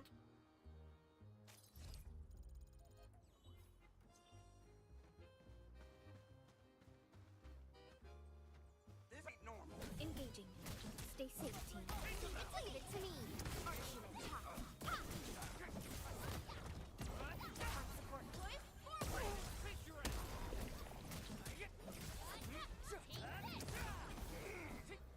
A definitive outcome achieved through strong teamwork. We handled that fight well. No. No teamwork at all. We literally just needed to whack them. They can barely hurt us.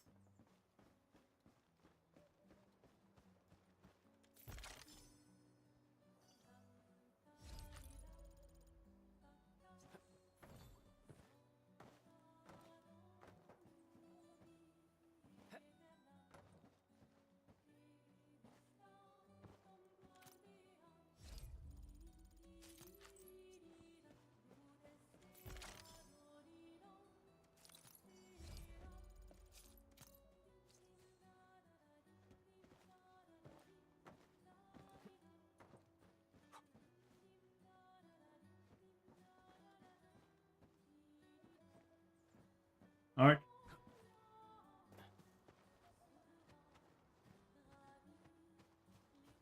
I'm hearing a sound.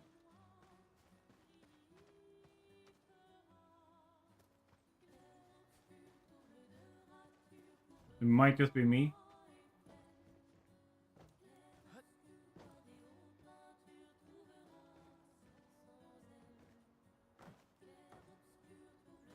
Ah, I missed.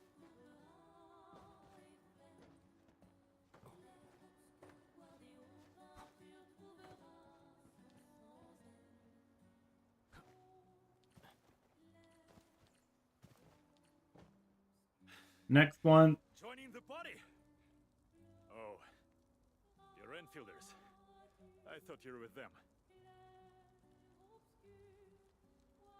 In what way does the tiny girls and boy remind you of the obviously adult, emaciated scavengers? How do they look the same? In any way, shape, or form. Yes, we're Enfielders. You're wounded, and... Did you do all this? All this, one person. I probably did. I got no ideas on fighting the buggerlords, but these raiders... all muscle but no brains. I fought both here. We're trying to create a safe route to the hub base. You can go there to receive medical treatment. Great.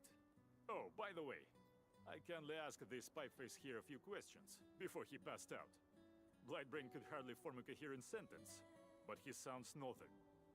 I could faintly make out signs of trouble up north, but I have other business. Alright. North? There is a refugee camp north of here trying to work for the UWST. But these raiders came from that direction too?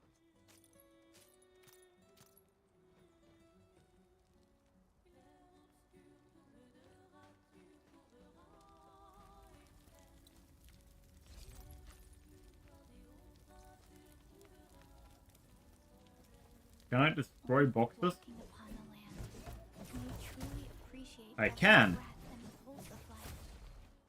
And this is what Endfield is fighting for.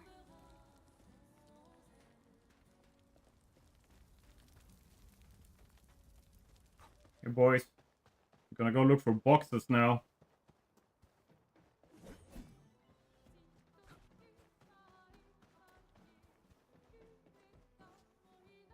Did I miss any boxes here? Is there a box here for me to be that? Nope.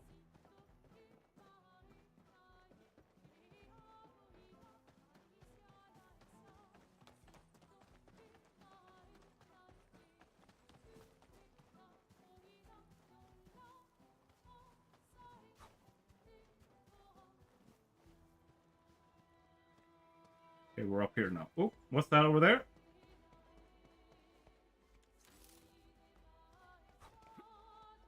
That looks fancy.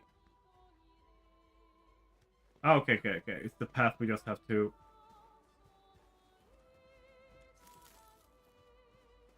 beat our way through the poor buggers. Hey guys. Something ain't right.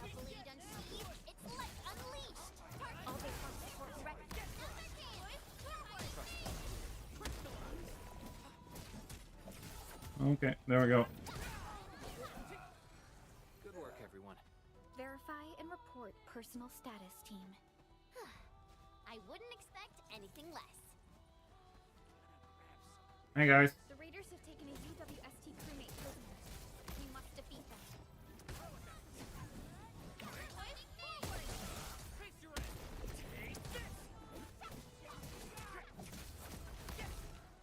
Thank you so much. I got jumped by these pipe-faced rascals. Darn it. That was embarrassing. Yes. They were weak as shit. Rascals? Well, landbreakers can be rather dangerous to the ordinary folk, you know. No.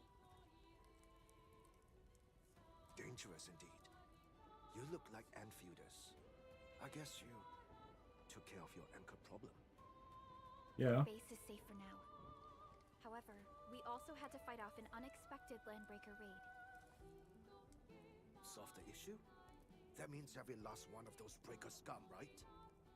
I am totally for that. But I guess our priority is to secure the roads. Since so many of our people are injured, we should restore base. Agreed. You bail me out of the death sage. I won't let that happen again. Getting bailed out will never happen again, so next time, he's dying. I'll head back once I verify the facilities are alright. If you see my two other brothers out there, tell them to look for me.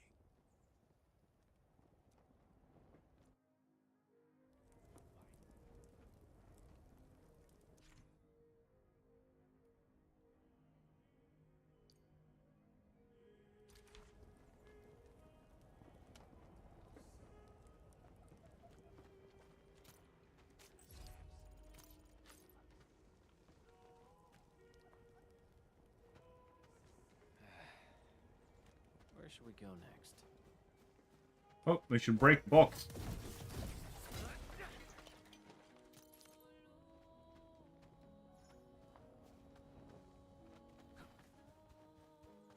And then break faces.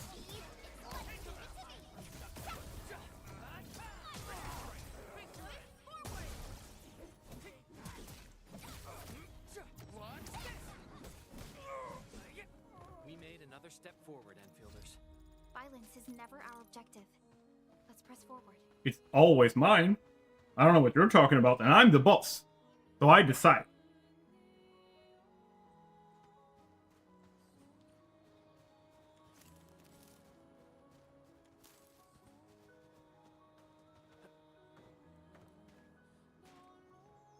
I can't get past there.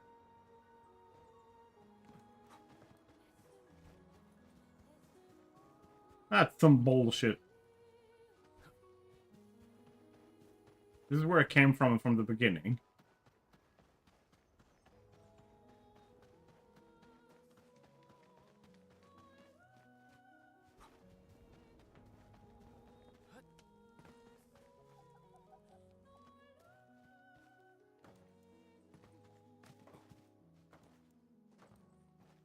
Okay, so I can't get in there.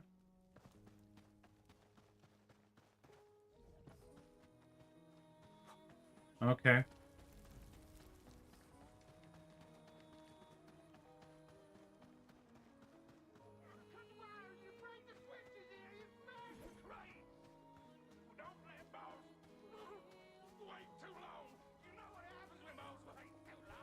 Resources.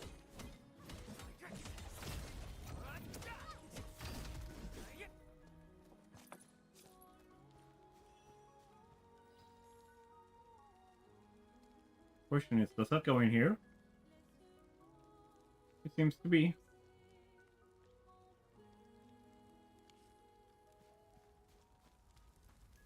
Oh, there's more.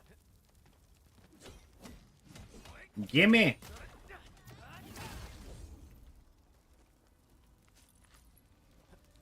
We will take everything that isn't nailed down, and some of it which is.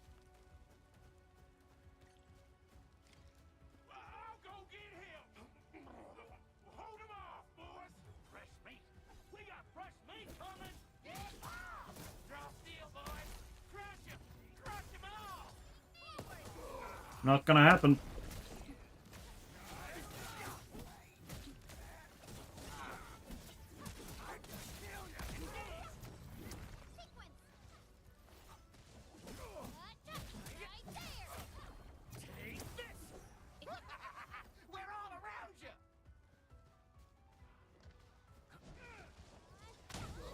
Thank you for coming to us instead.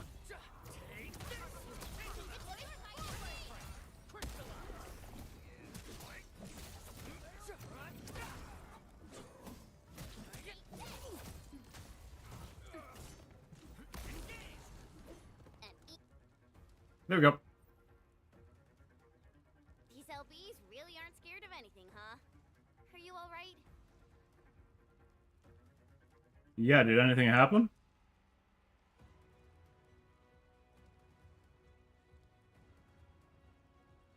Yeah, please stop your blabbering, like all of you. This is strange. The Landbreakers built a camp here, but they did not loot the nearby areas. That means we kept most of our stuff, right? Sounds like good news to me. But it makes no sense. These raiders often raid various sites and settlements for essential resources. I was expecting to see devastation. Yeah, well, it sure as hell doesn't look like top-notch architecture. So you're saying that they left most of the loot near. I would expect to see devastation, ruins all around us. More like occupying. Occupying? Endman? Supervisor Perlica? I'm on my way with the cleanup crew. Please wait for us. Oh, it's Big Owl. Wait, he didn't mention my name? No. I'm the only one that matters. We'll talk about the Landbreakers later. Our priority is to deploy the automation core. Since Andre and his crew are arriving soon, we can clean this site of their illegal and unwanted structures. Illegal? I don't think we have a legal system. The world's gone to shit, babe.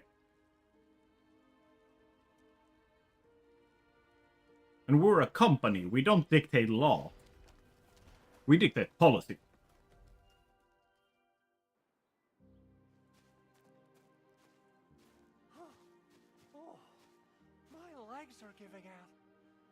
physical work almost got me killed. I am concerned for his health. He looks like he was in coal mine for 10 years and can barely function. Anyway, this place is cleaned up. No time to lose now. Let's get started. Whoa, let's just take it easy. You seem super excited today. Of course I am. Our goal in coming to the hub base is to prepare the AIC factory. We gotta run it through a field test and production trials. Though I must admit, I never expected to do it under such dire circumstances. Yeah, well, they sure as hell ain't gonna get better. Unless we do it. Supervisor Perlica, we've received your protocol application and verified all access authority levels. You may issue the order for PAC deployment anytime now. Is that the radio waifu? Understood. The Endman and I shall initiate deployment at once. Endman, the PAC is protected by the highest levels of encryption. Only you can authorize its deployment.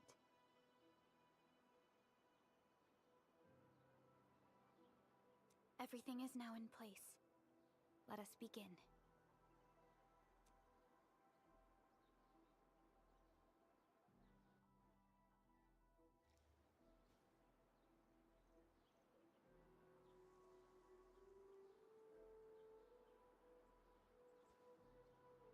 Oh, it's a used car salesman or used car thing over there. Ah, it's forcing me. Protocol Automation Core is the key to ending this crisis. We need to secure its land.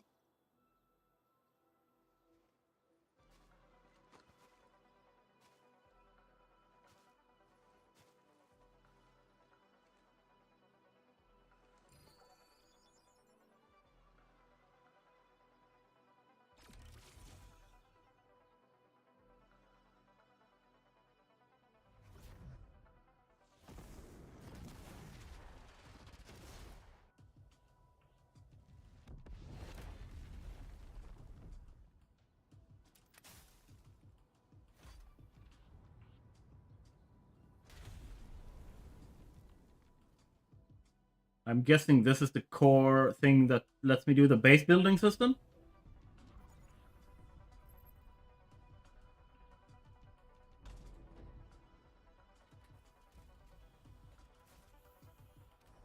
Woohoo! That's wonderful! It's just like what I've envisaged. We can totally deploy the PAC further north and push into the frontiers.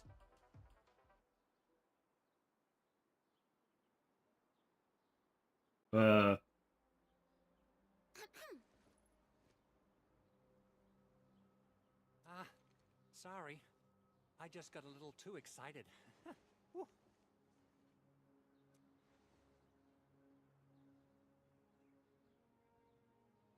With the Protocol Automation Core deployed, this place is now the core AIC area. We can begin setting up our teleprotocol network. Just call it teleportation. The AIC factory will need the core AIC area to perform production work. It will also be able to support and satisfy resource needs in its area.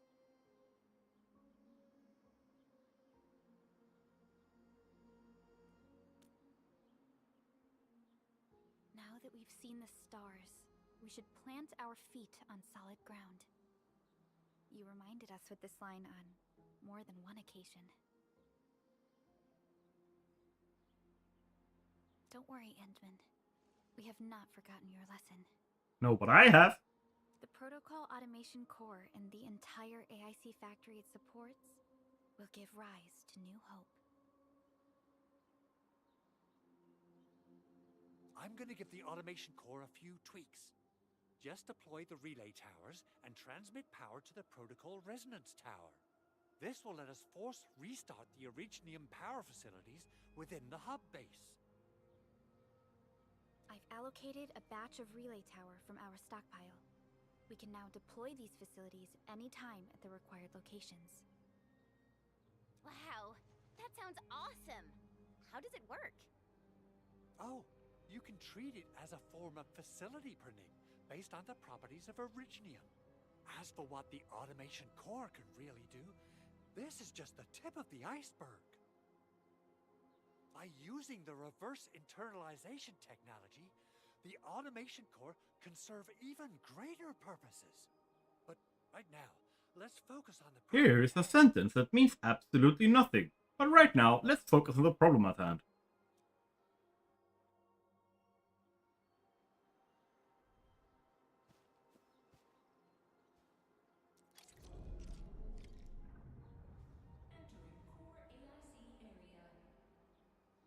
Construction is the strength of Endfield Industries made manifest. Okay. Press the hotkey Can we truly tab. appreciate every breath and pulse of life? And this is what Enfield is fighting for.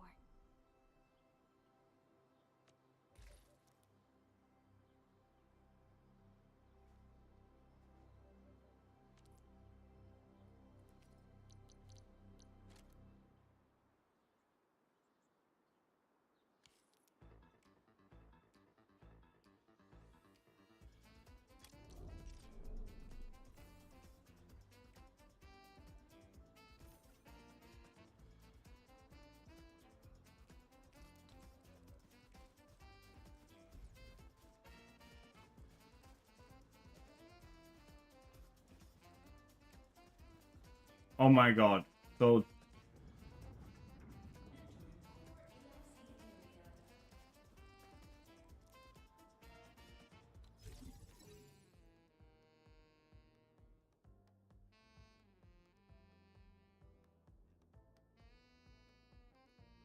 okay.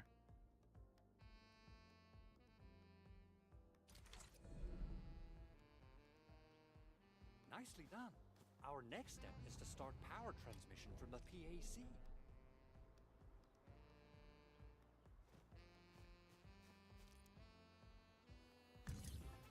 Endman! Just plug the cable in right here!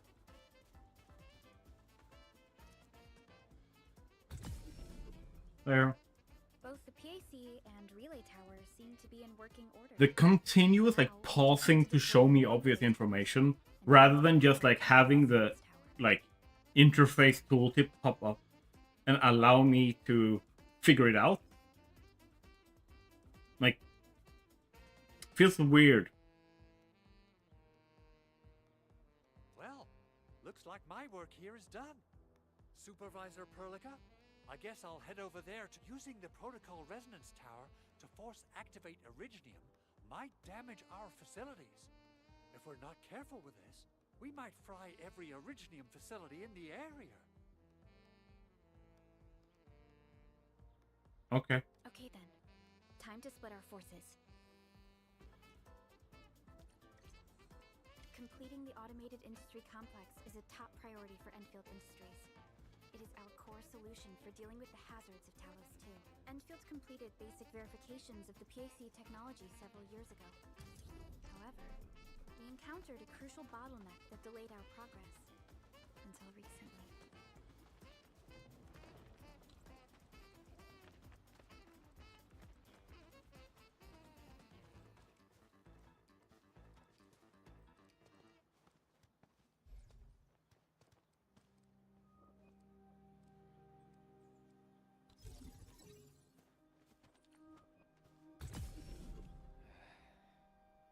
Where should we go next?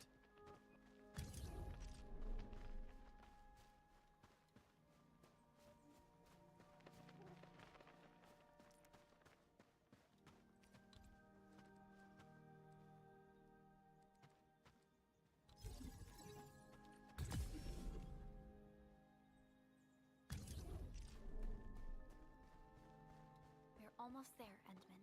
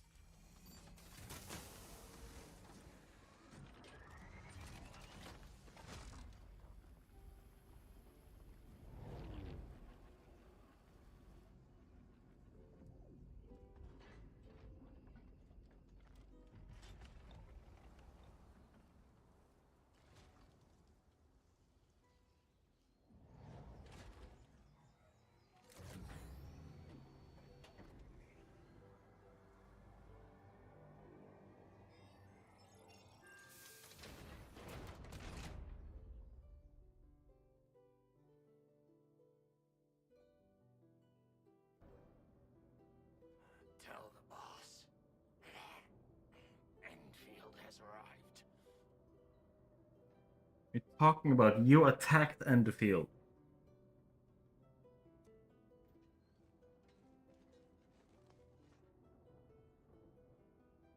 Their administrator has taken notice of us. All the boss's predictions have come true. Ooh.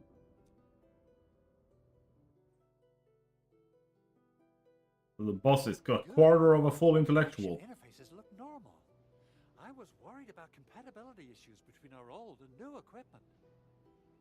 I thought you Enfielders would never finish that project of yours, but you just deployed it in a flash. This tech is incredible.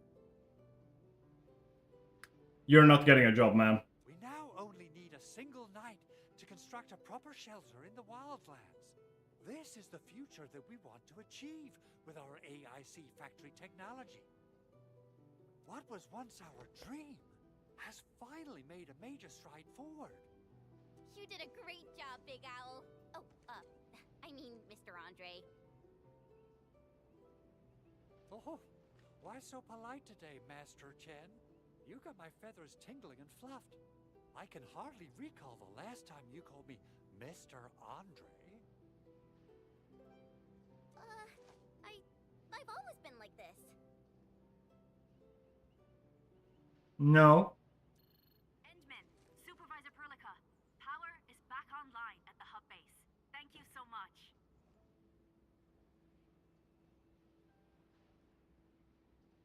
Roger that, Director Chin.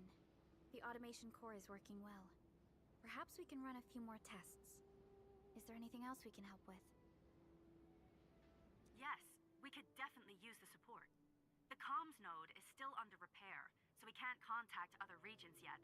And we're short-handed across the entire hub. All right. Right now, the biggest problem is the Originium byproduct processing center. If anything happens to that place, the results could be disastrous. I'm forwarding information on the site to you.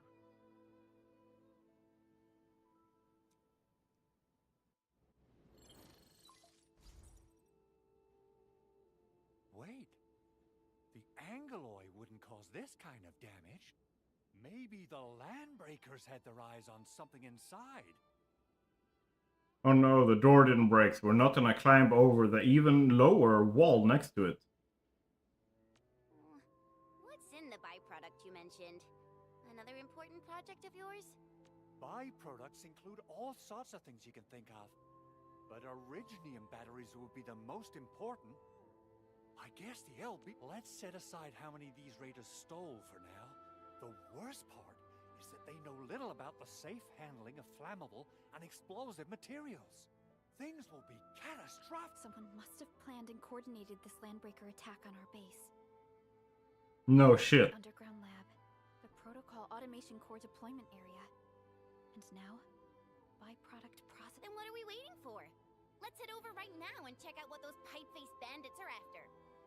The photo tells me that the processing center has suffered severe damage.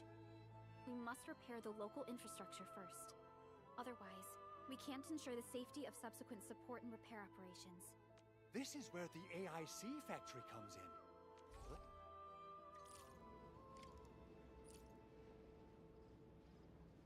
Cool.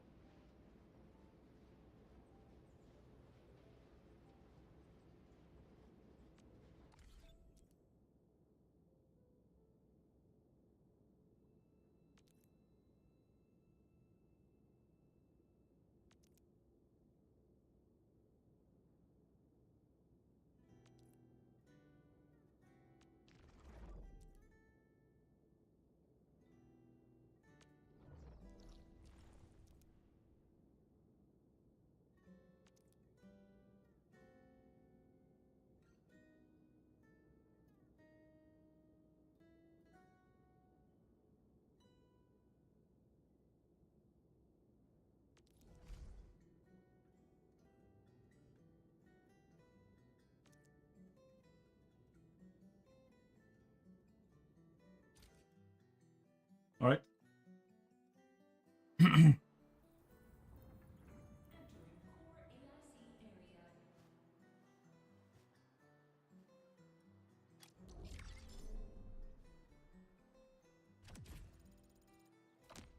Yay! More authority!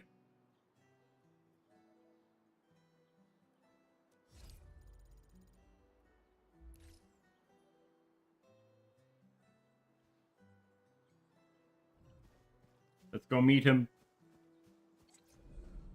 You know, judging by how bad that gate looks, the facilities inside are probably damaged too. We must prepare some materials for carrying out emergency repairs. I recommend the Origo crust. It's the most common material for producing all kinds of machinery and equipment. The very nature of originium makes it the quintessential material for industry and engineering. Wow, if it's that useful, I'm guessing we've got a whole warehouse full of it, right? Yeah, we, just happen to have used up the local stash. Nobody expected that anchor fall to hit right in the middle of our base. There was so much damage that we needed to fix. That being said, we have to start from square one and do some manual mining. I'll prep various AIC facilities while you head out there and gather some originium ore. You'll see How much? plenty of ore formations and trees in the wilderness of Talos too, since we lack proper gathering. I already have enough. Okay. Good. We have enough originium ore, Edmund. Now let's get started making Origo crusts. I've readied the facilities. We should deploy them near the peak.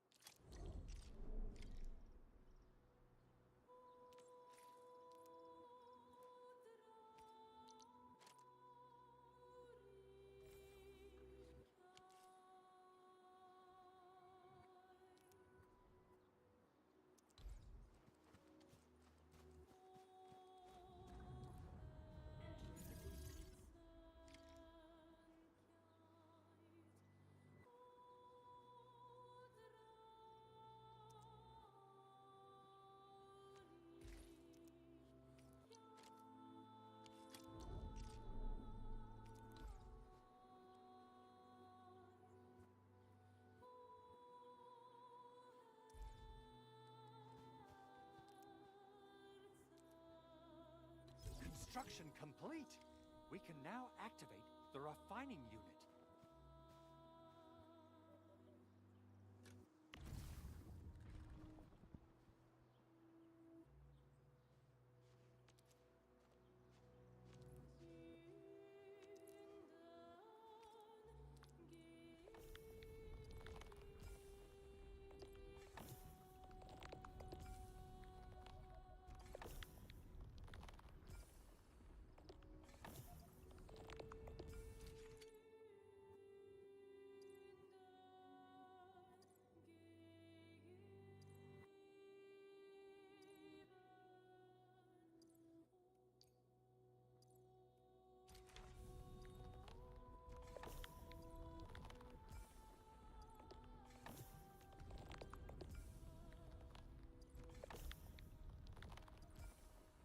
Alright.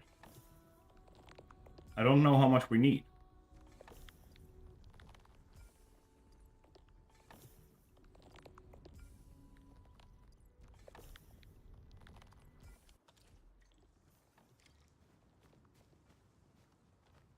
I'm going to let that do its thing, and then go and smack these things. Mineral ores form the foundation of industry. We should gather more.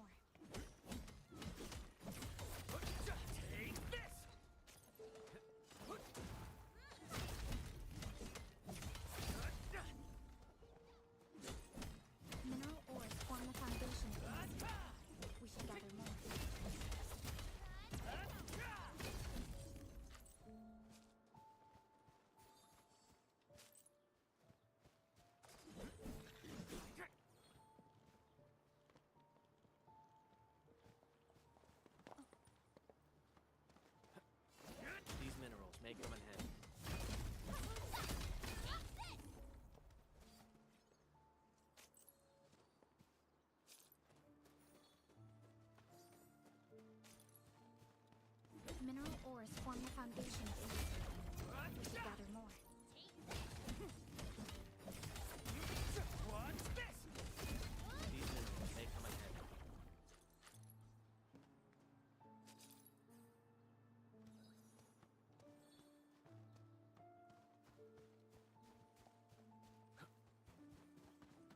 More over here.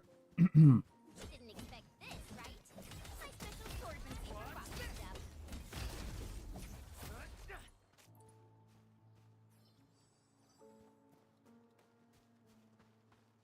These minerals may come in handy.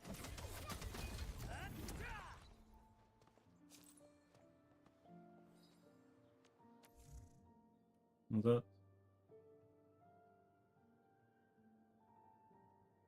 Can I just claim that? Alright. Thank you. Greetings. I'm your operator from Rhodes Island. Codename Snowshine. I don't think you're dressed enough to go Temperature operations.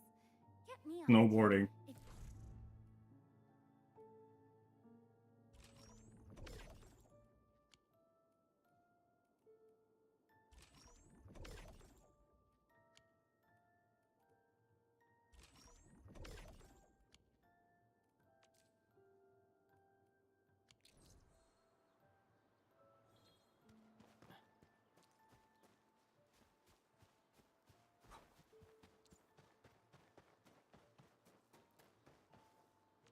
See, what's that?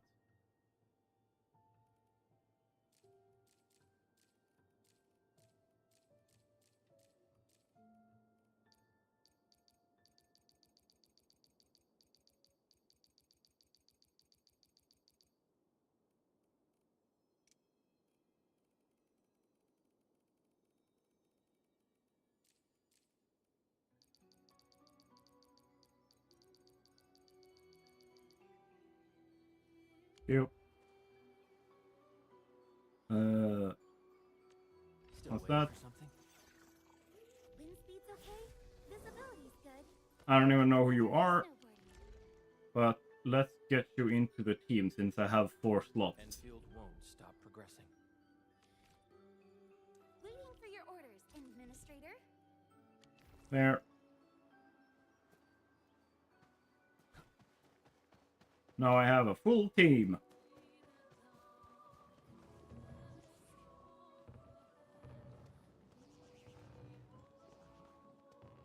I couldn't access the used car sales point or whatever it is.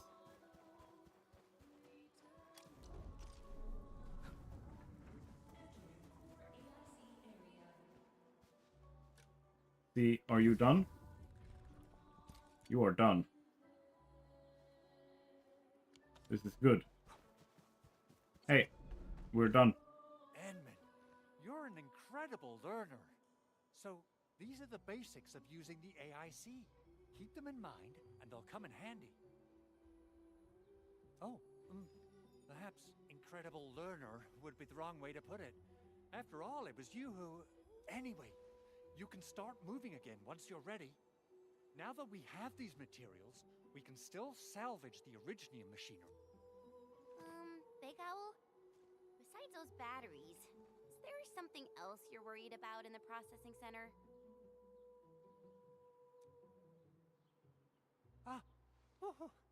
Yeah, Chen. You got really sharp senses. Please direct them somewhere else next time. No. I actually left a set of parts and some key documents for the prototype's upgrades. If I lose them, I won't be able to wrap up my work on the prototype. Damn, I hate that car. Important documents. Mr. Andre, you could have told us earlier. Director Chin would have... Oh, you started the project without Director Chin's approval, didn't you? No, it's not like that. It's fine. The evaluation process can be a real bummer. So I spent my own money and got someone to custom build a set of special equipment. These are actually modification parts for a large area arts unit. Oh dear. If Chin learns of this, she's gonna have a really long talk with me. But I can't just delay the progress of the prototype project. It will be such a waste. Enman, Supervisor Perlica, please. You must understand. I don't understand shit. I woke up like 5 minutes ago, dude. We understand. Let's move out as soon as we can, Endman. Thank you so much. By the way, some operators just set up a few zip lines in this area. Use them. They'll help you get around faster. Cool beans. Shared facilities left by others are temporary. Feel free to try them out if you want.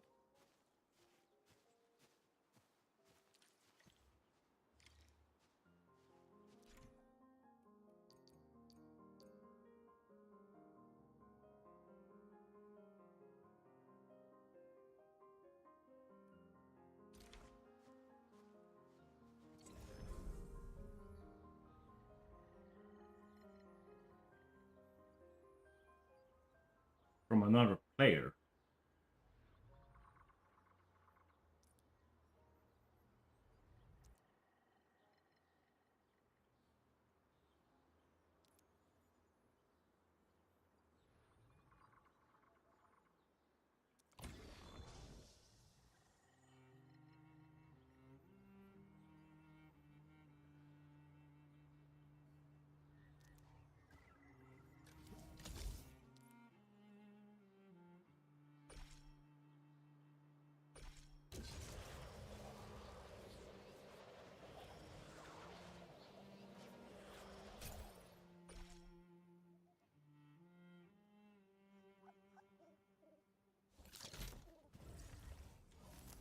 There's things to murder and resources to gather here, man.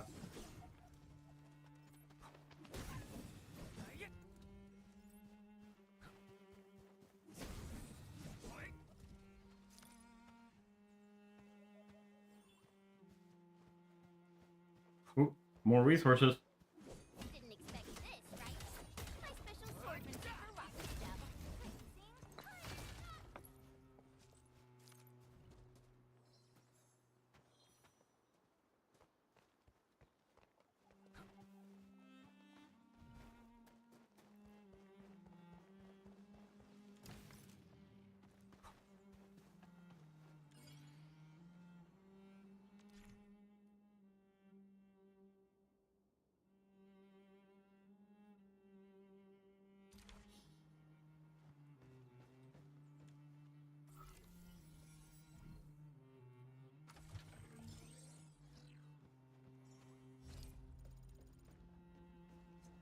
Repair successful.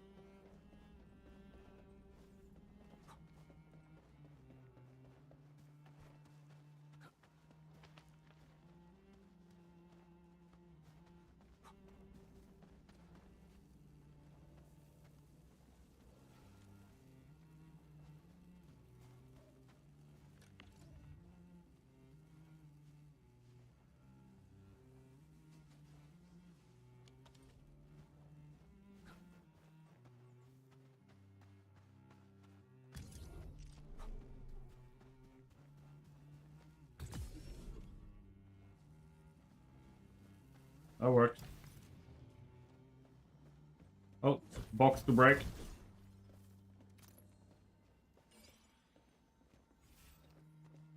Anything out there? No.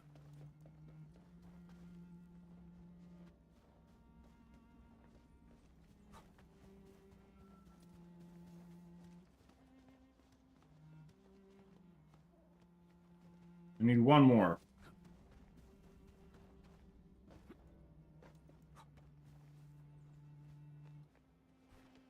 I'm assuming that here.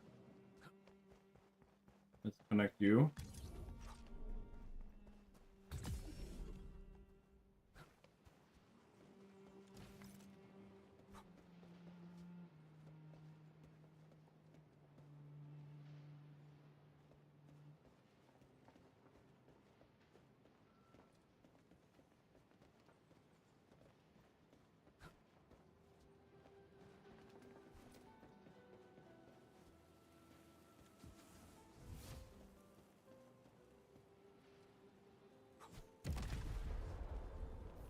Alright, that works.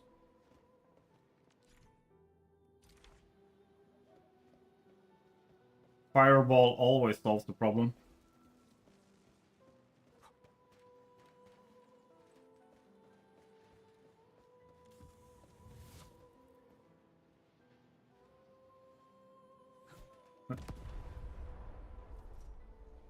Okay, turned off one of them.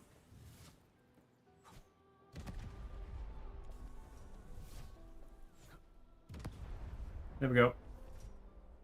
I'm happy you showed me that thing that was super obvious, and I walked past it before with the super obvious glowing cables. Man, I bet they think we're like 3 years old playing this.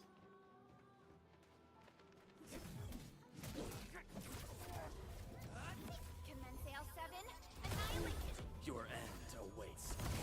Leave now and flash.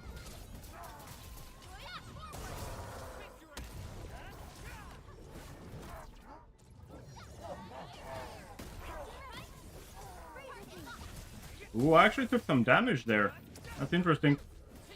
It's okay though. Apparently the character I got here, the healer.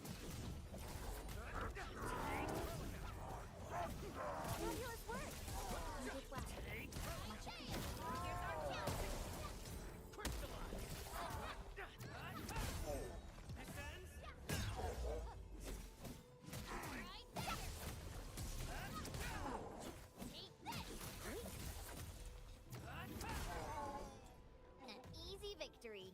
A definitive outcome achieved. Yeah, I actually had to look at my health this time. First time. First time, man.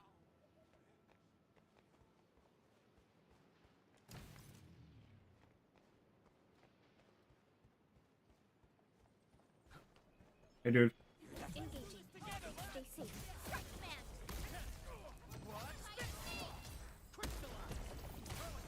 Here's our chance.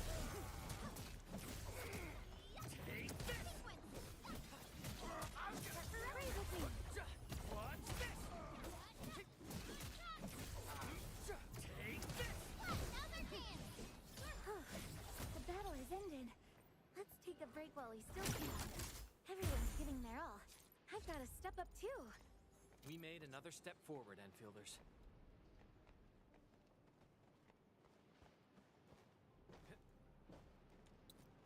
Gather this.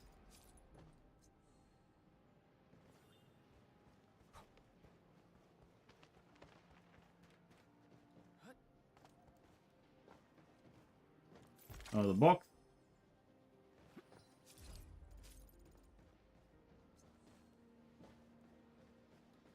Oraline is a fragment of a shattered universe.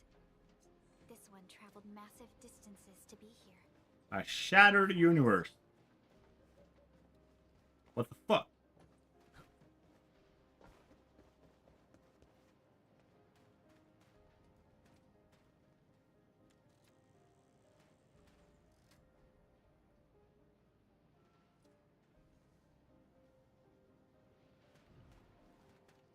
How do I get there?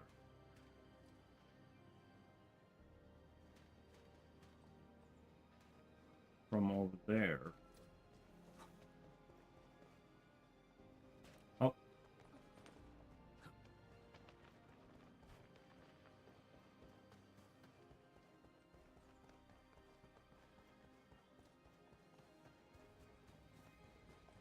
I'm really happy I did all that, but more importantly,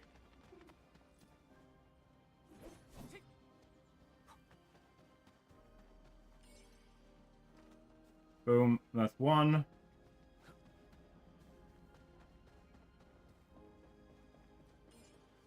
That's two. Where's the third one?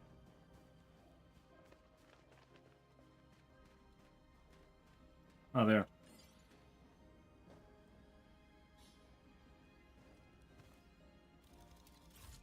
Yay!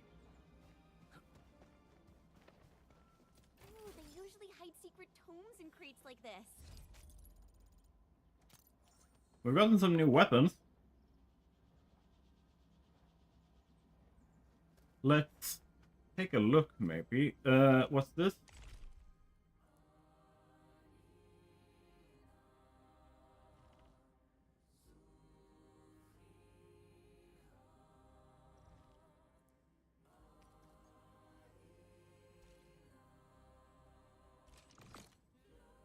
Yay! We leveled up. Reward!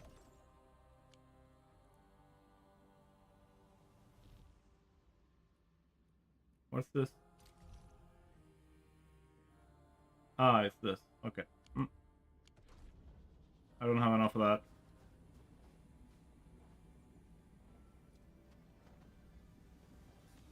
that. F7.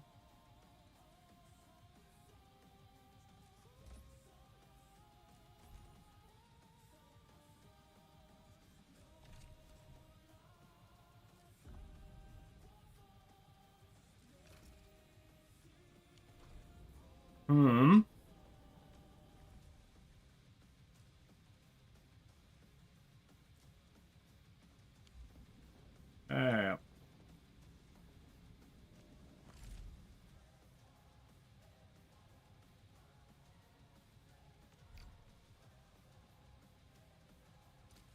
All right.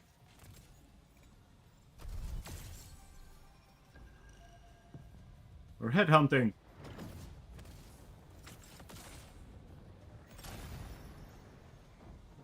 I don't even know what this means. Is this me rolling for the new like waifus, or like what's going on here? Do this again.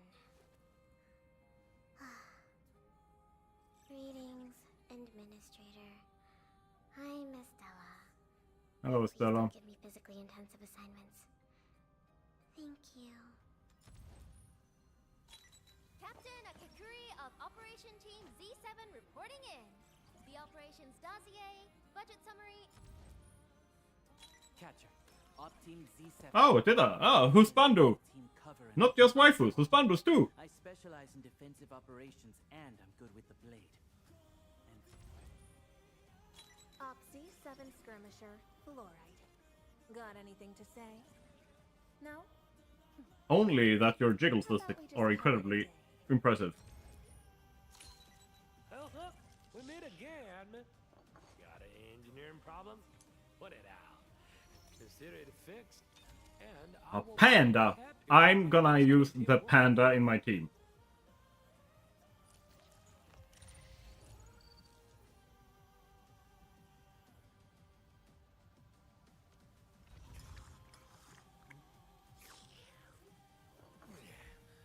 Where to next, Admin? I just love him. He's so cool.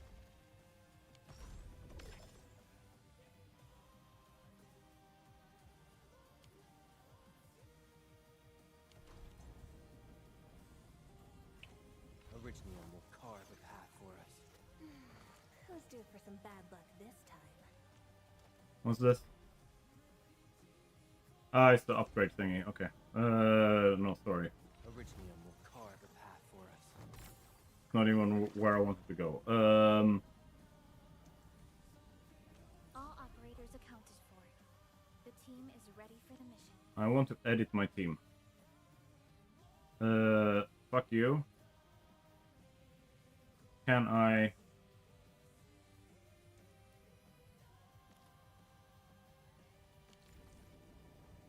No, I want to edit my team. I want to have my... Endfield crisis team, ready for action.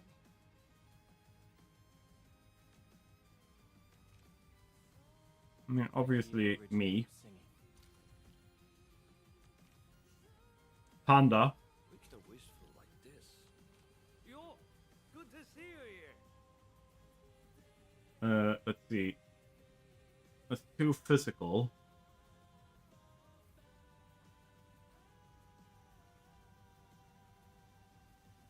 Let's go for Mr. Impressive Jiggle Physics.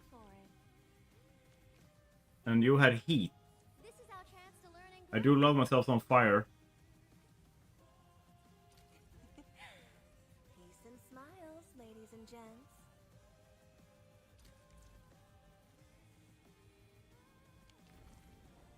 Boom. Look at this guy.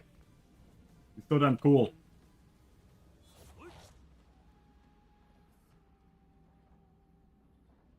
I love it.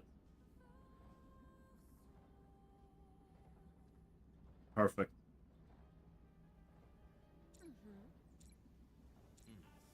Alright. I want to do a little bit of These minerals may come in handy.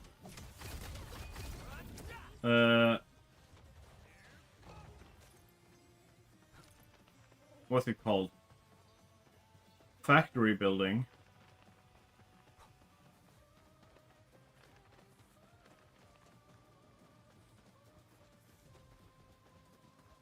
My question is, are we even able to?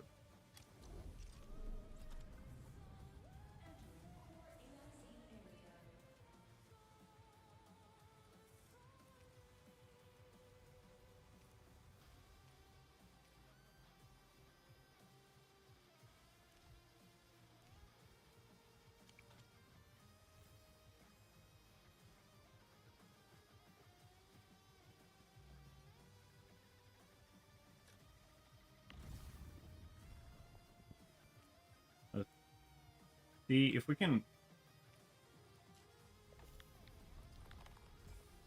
You make carbon.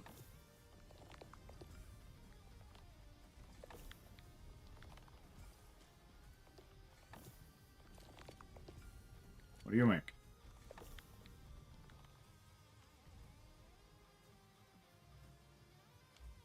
Amethyst fiber. Ah, that's these guys.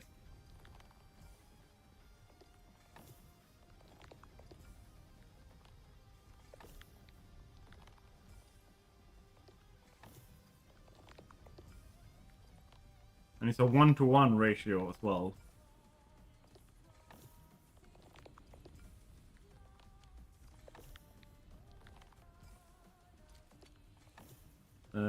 Let's see.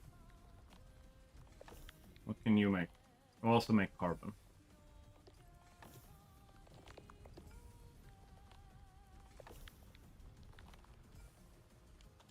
All right.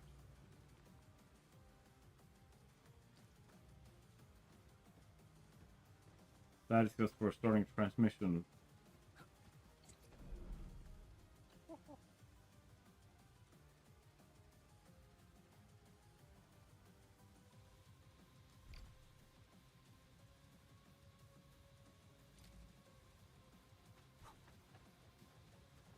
Okay, I can't. I have to go through these things to unlock all of it.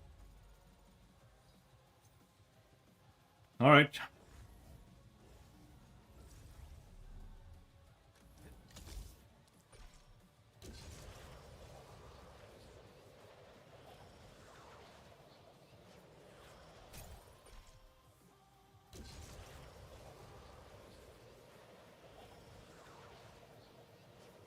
Oh, there's some stuff here.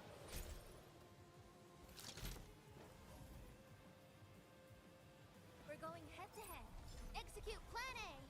Let's go. I have total faith in you all. I do not.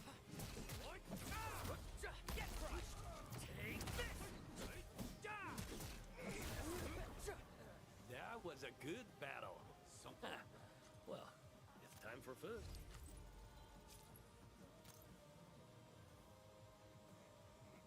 Okay. We're going head to head. Execute Plan A.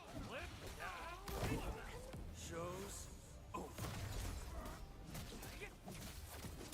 What's this? Take this.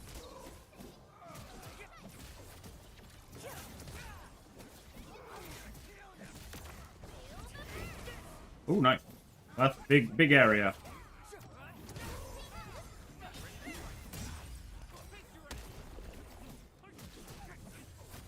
Good. One less problem to worry about. We handled that fight well. I love how those guys over there just kept doing push-ups.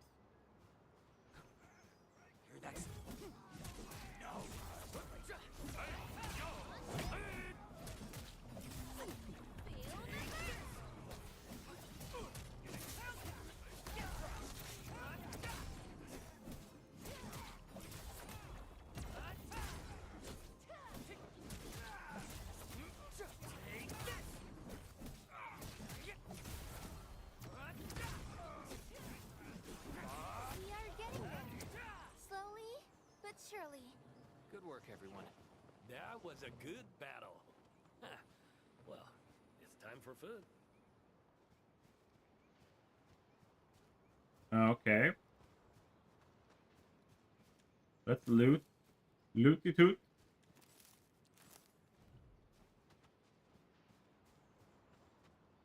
I was just gonna say, I need some of this.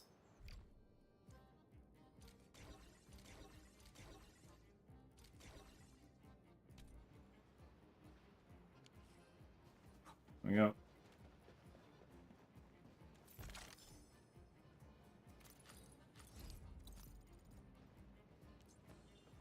And with how little health I had left, I do feel like it might be a good idea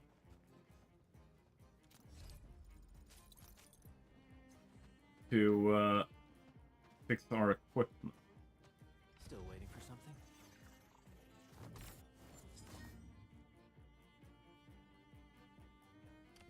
Let's. What do we have?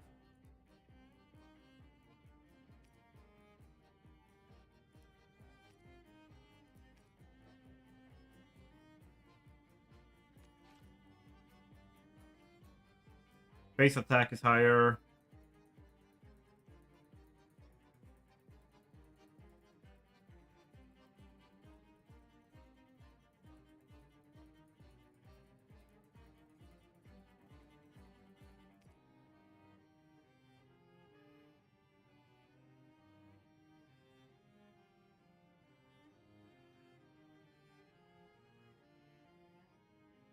I feel like this. Not too shabby. What is it called? Contingent measure. How do I level it up?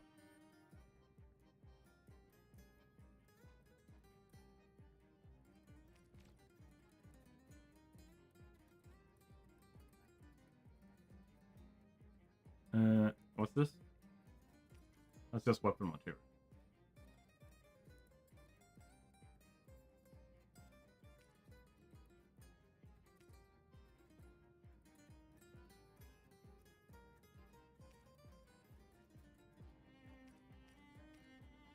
Can I get it all the way to 20?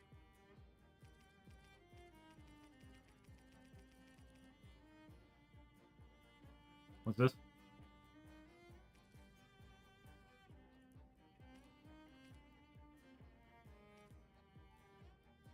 Let's upgrade.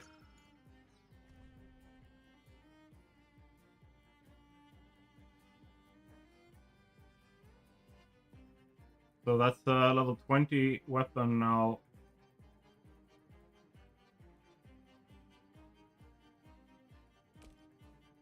I need those. Okay.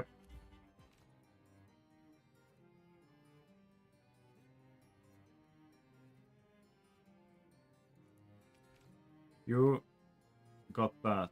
Okay.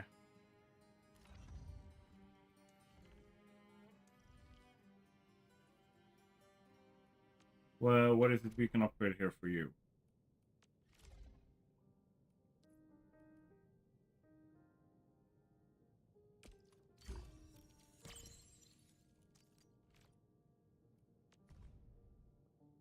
Okay.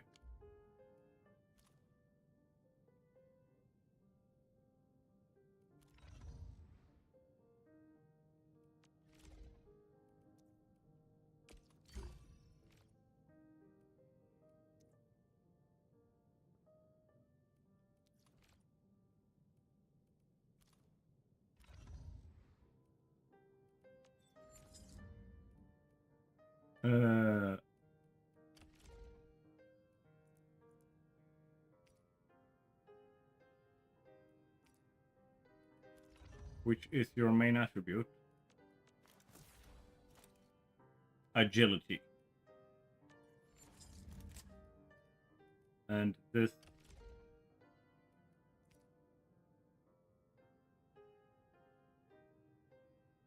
gives intellect.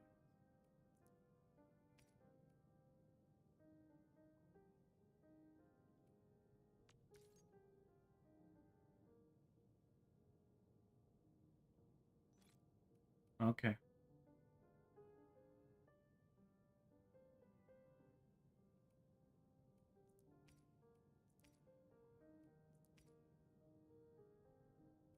I'm just gonna use this and I'm gonna level it up.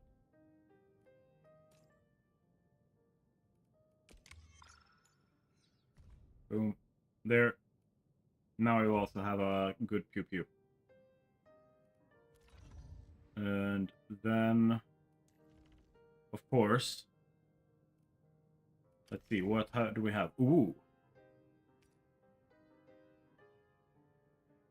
I like. That's a guitar. This piece is well balanced. You must have spent a fortune on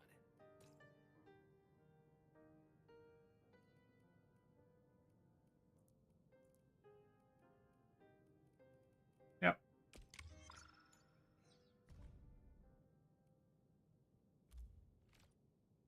And you. I don't have anything for you.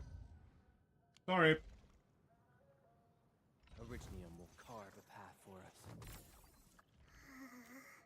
I believe we... Still breathing. For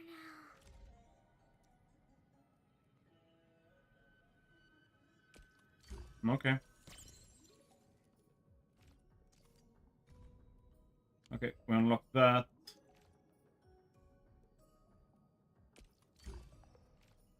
Okay, she can do her like ultimate or more often.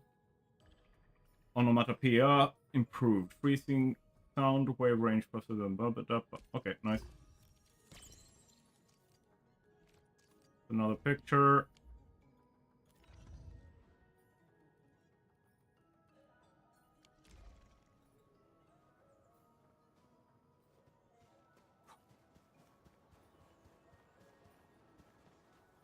Ooh, box. I feel like that broke way faster than it used to. Stop.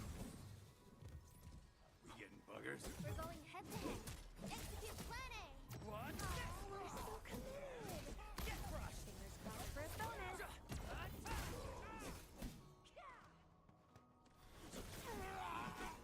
That's why you're the boss. Good work, everyone. Next up is AAR, PCA. But let's cheer for our victory first.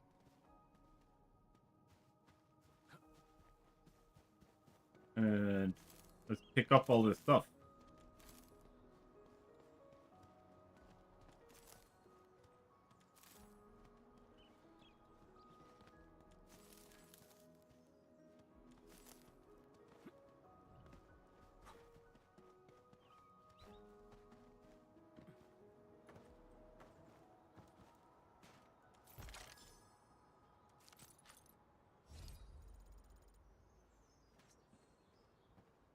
I also feel like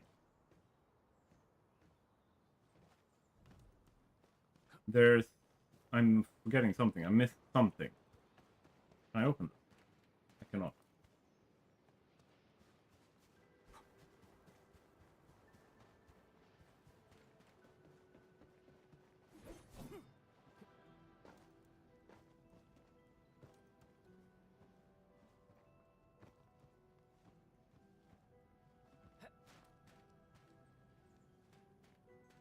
Yeah, there is something up there that I want.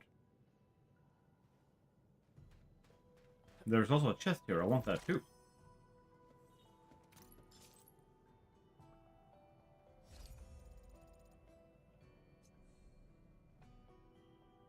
Hmm.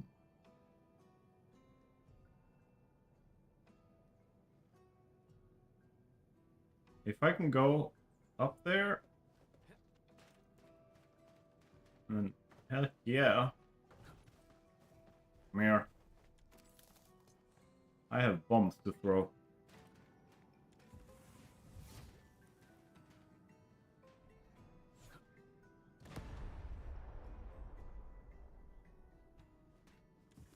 Cool, they have loot in them. I'm gonna blow them up regardless. Yo, die. Thank you.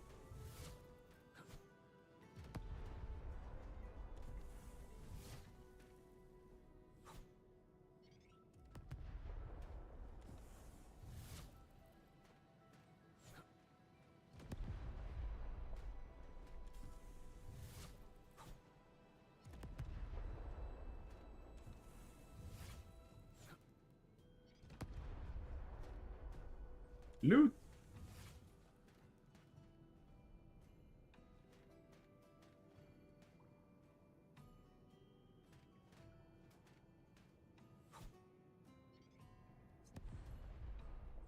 I may or may not have killed a bunch of people.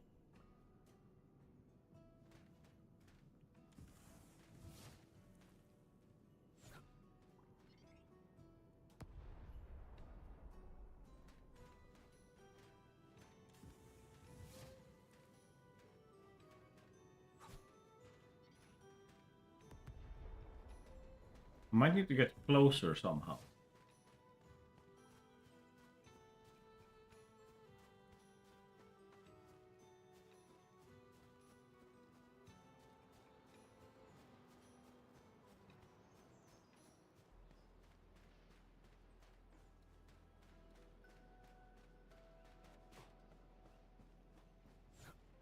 Oh, there was another one here.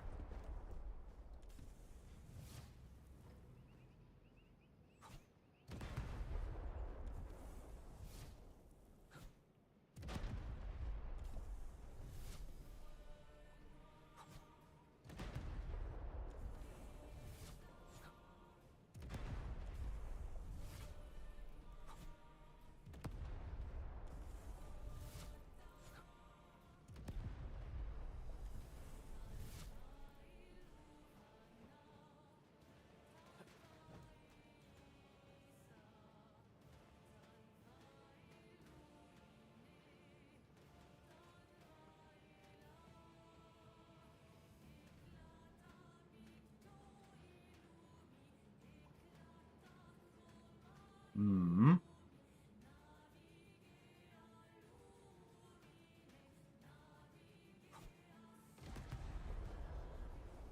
Broke one of them.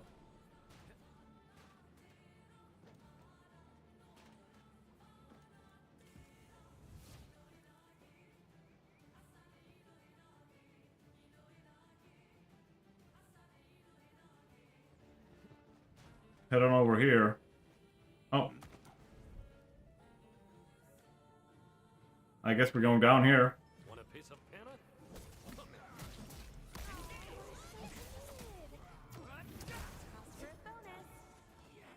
Well, they definitely die faster. Yay!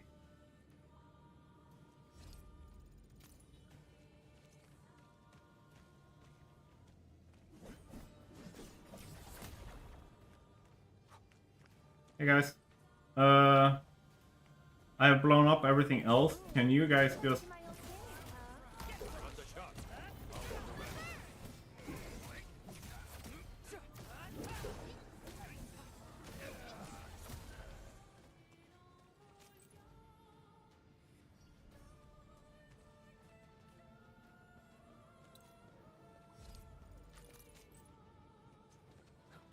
Hehehe.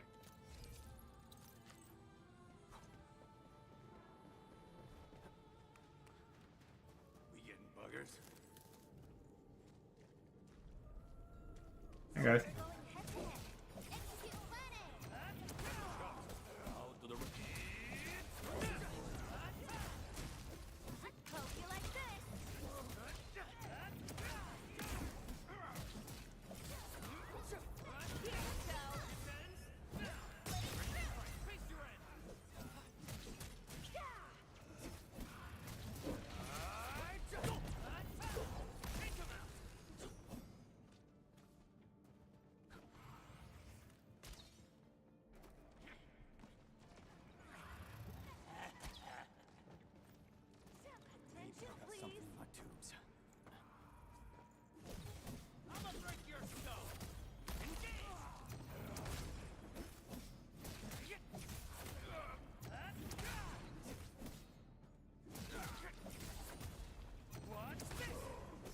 No second chance.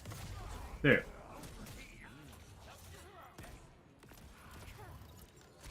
End of the road, pal. Attention, Very professional move. Face your end. Got a present for you. Team, follow my flare. Let's go!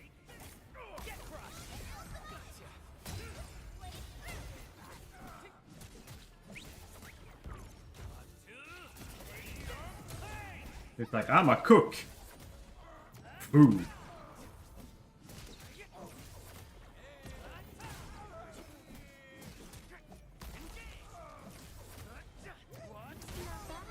Shame no one's here to film it.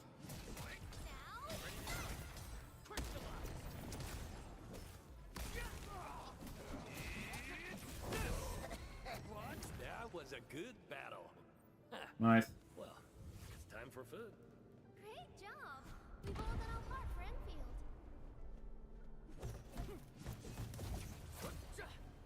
All right.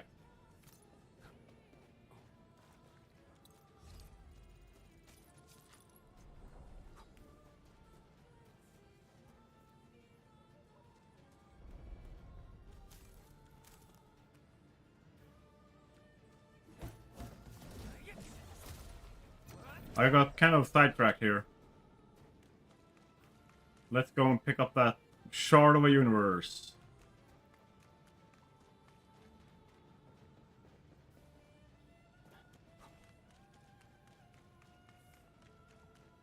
That, as far as I understood, I can get if I go this direction. What is that?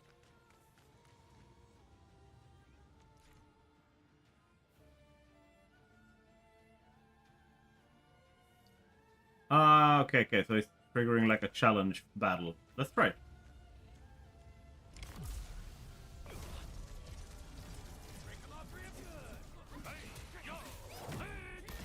They're level 25. We might be a little bit under leveled for this.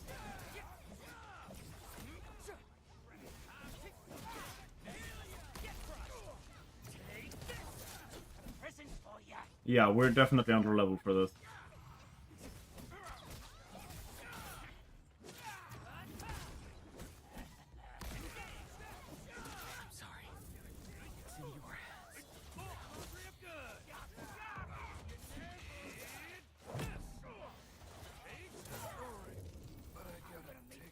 Next one.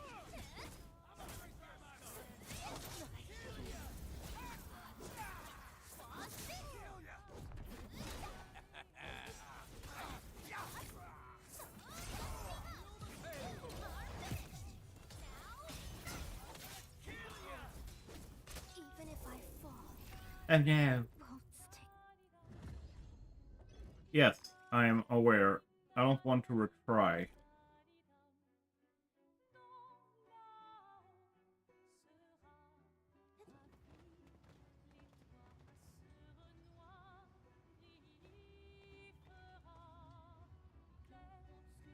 Now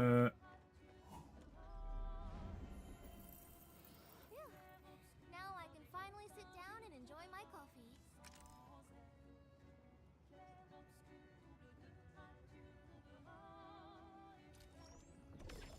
Okay, that's what I needed for.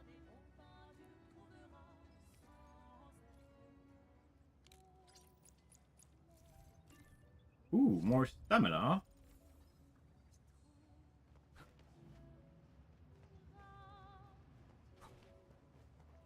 Let's...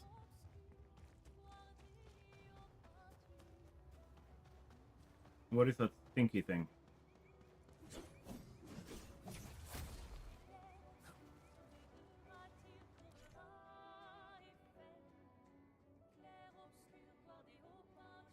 Ah, you follow them.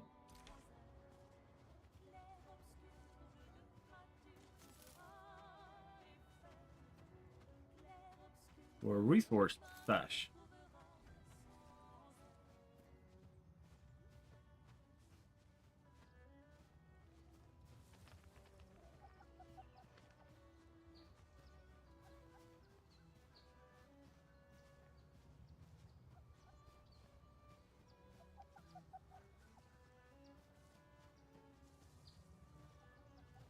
We're gonna check you out. We're first gonna do this.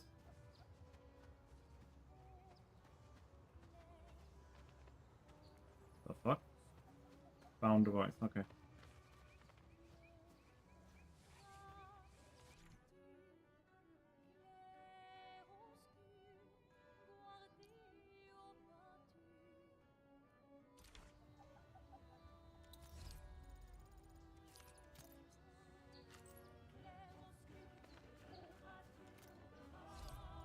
There's another one here.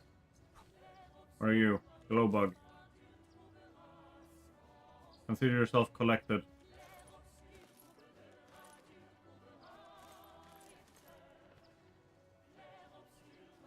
Like that. Where are you? Circuit cannot be repaired.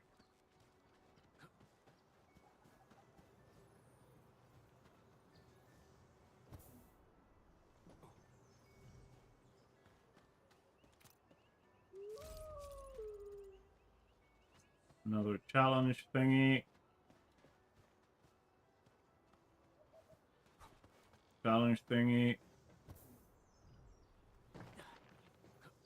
And this, I'm assuming, is a teleporter.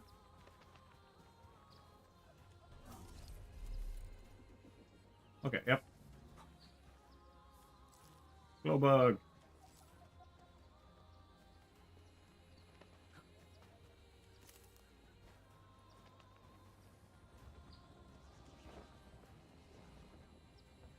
Still can't access this.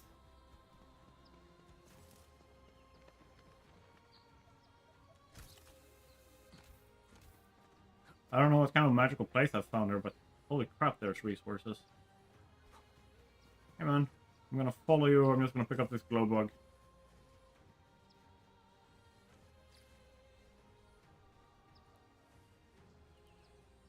A bunch of fun stuff.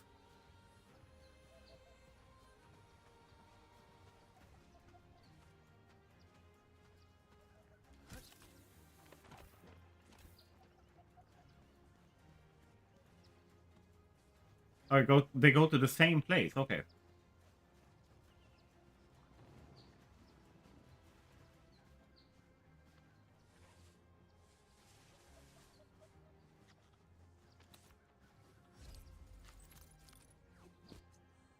Interesting.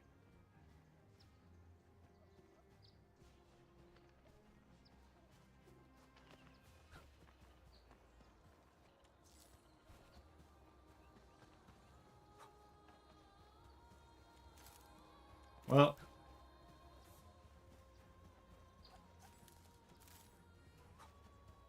my obvious distractibility not withstanding.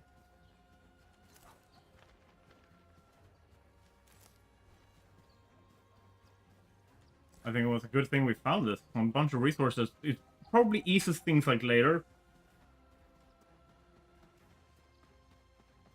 Let's fight a bug. I want to see how powerful these are. Level 8. Want a piece of Hannah? Come in. Oh, we're so committed. Ooh, fingers crossed for a bonus.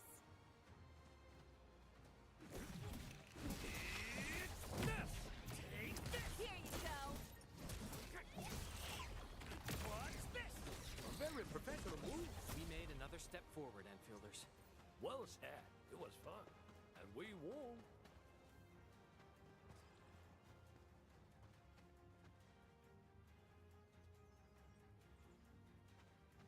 Alright.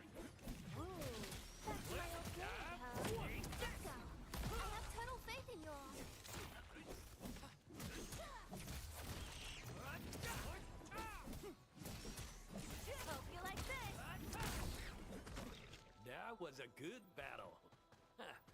Well, it's time for food. Oh, there. Great Hey. job! We've all done our part for Endfield.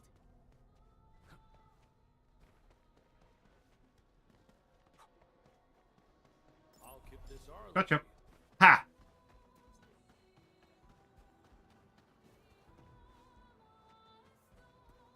High-risk target detected. Stay calm. We've trained for this.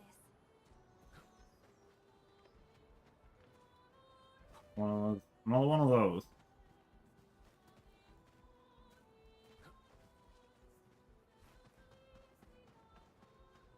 Fight you. You're level 18.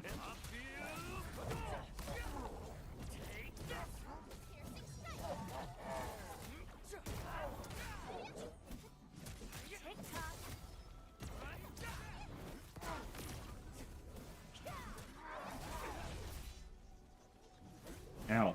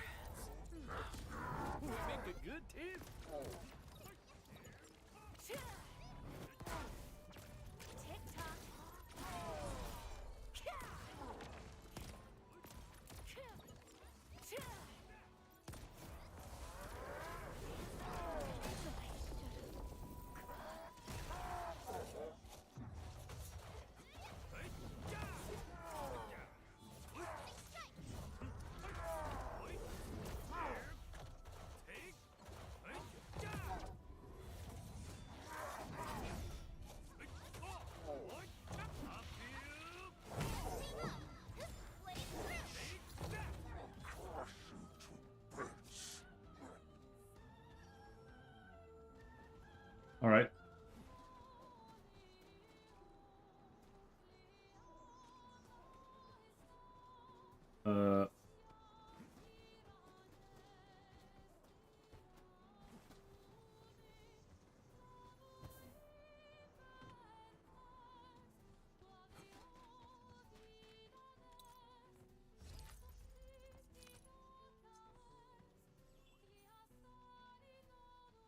Now my question is, how do I get up there?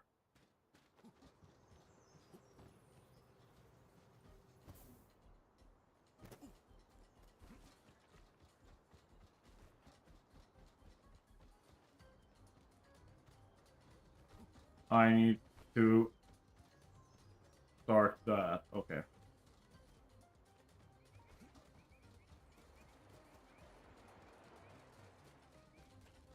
And in before that,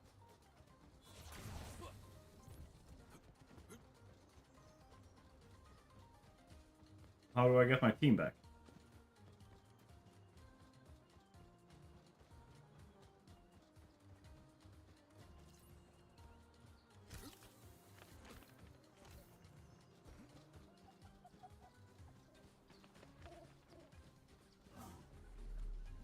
And do this.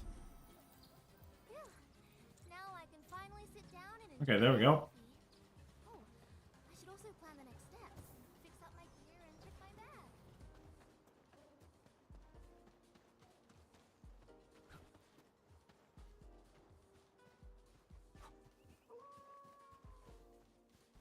This ain't normal. Want a piece of panel?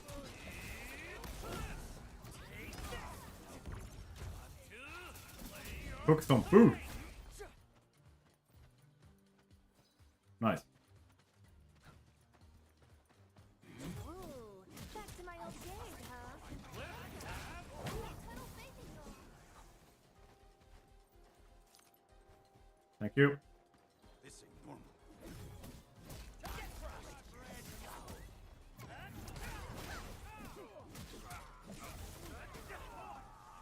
That's why you're the boss.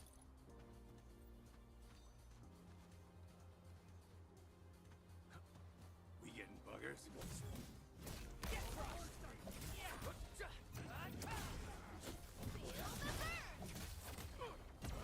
This is gonna be loud. End it.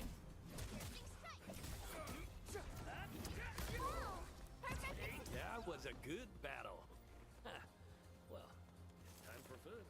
Next up is AAR, PCA. But let's cheer for our victory first. Good. One less problem to worry about. No one of those.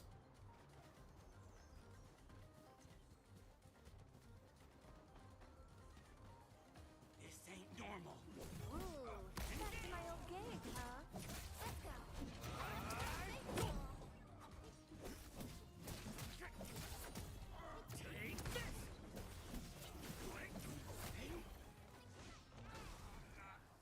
We made another step forward, Enfielders.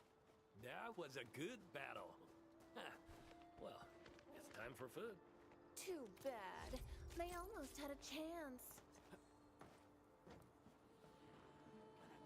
I'll kick this early. I got another one. Something ain't right. No second chance.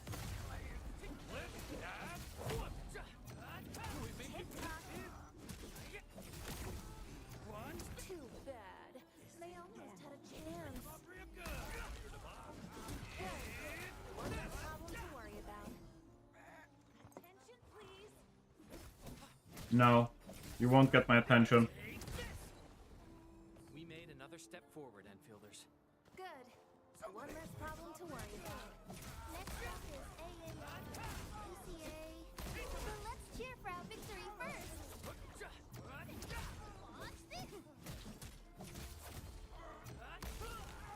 Watch this. That was a good battle. Huh. Well, it's time for food. Good. One less problem to worry about. We are getting there. But surely.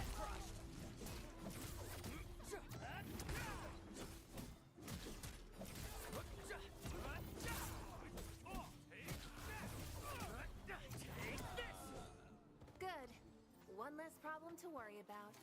All right. Getting there. Slowly, but surely. That was a good battle. Huh.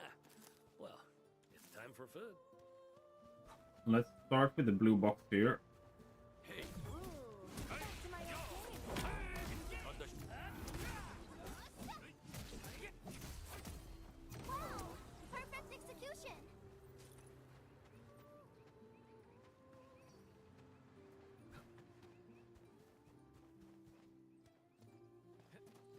Something up here. I mean, I want to get in there, but...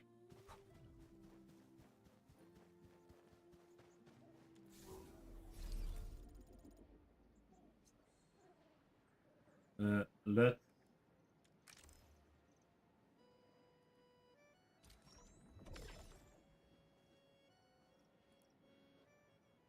Nice.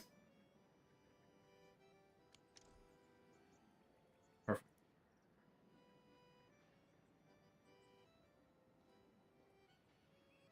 And...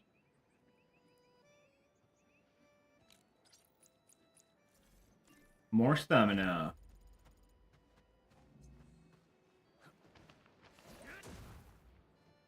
Eh.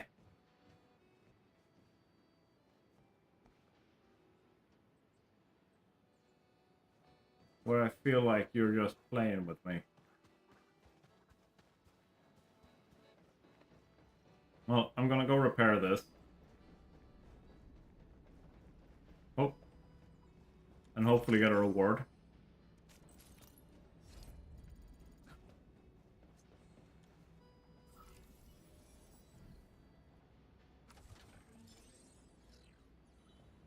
Thank you. Ooh, authority level 5.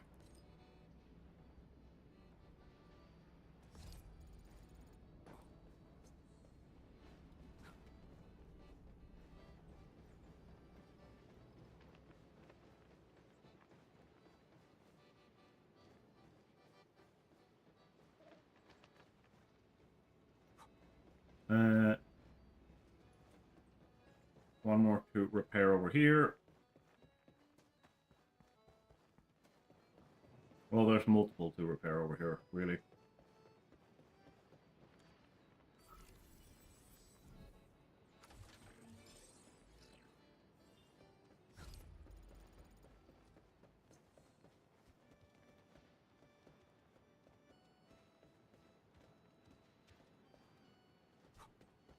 There's one more in here. Repair you.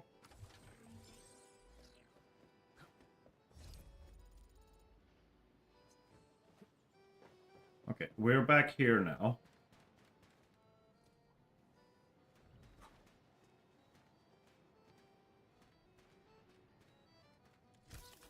Go down here.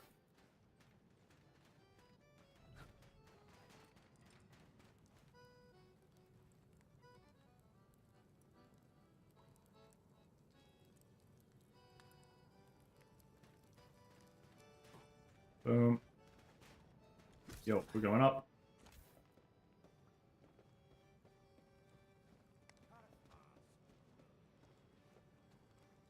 What? Have they spawned here again? Oh, bastards, they have. That makes me question, has the loot also spawned? It does not. I'll do the rest.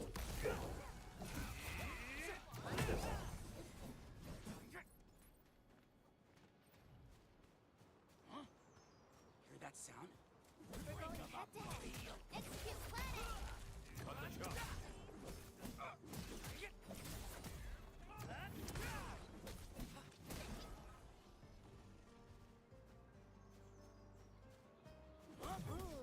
Back to my old game, huh? Gotcha.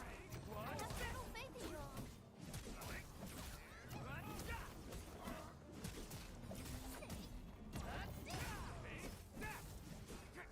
That was a good battle.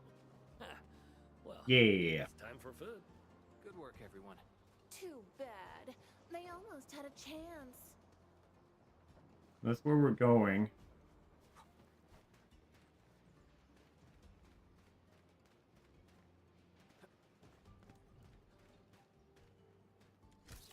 get that chest.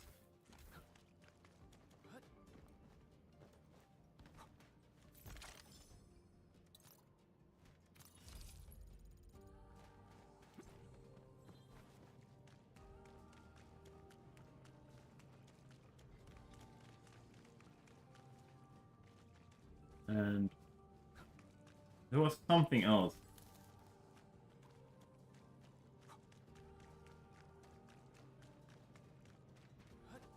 Yeah, okay, yeah, that's right. We didn't go through all of it.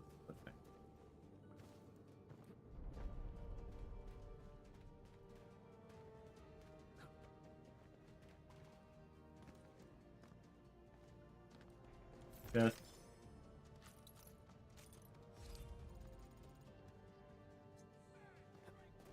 Hey guys. No second chance. This is gonna be loud.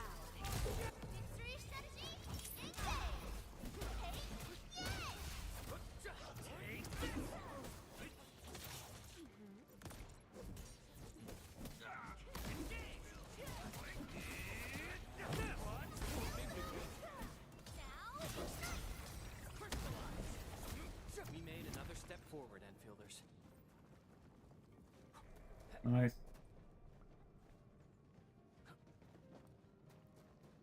What is in here?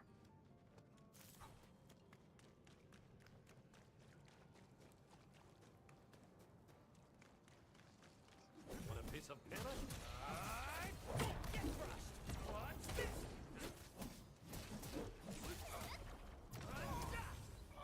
We are getting there. Slowly, but surely. We're level 10.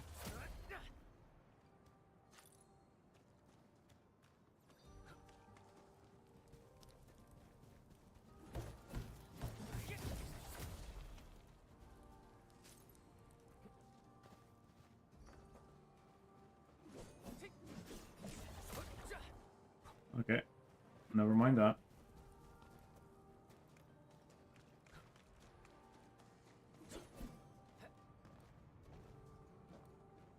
There's something I can find by jumping around here.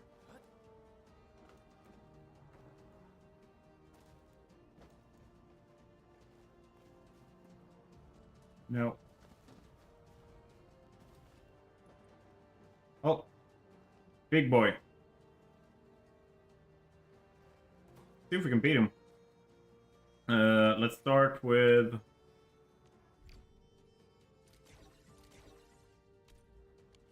High risk target detected. Stay calm. We've trained level 20.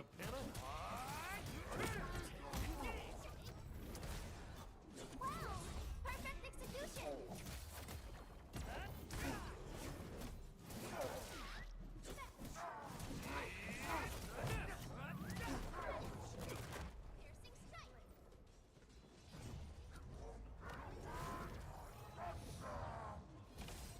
Even if I fall, I don't stay.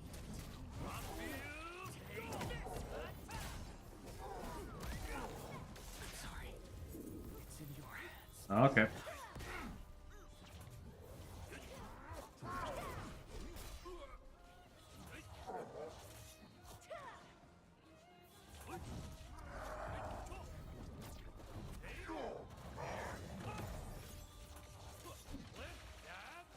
Tick-tock.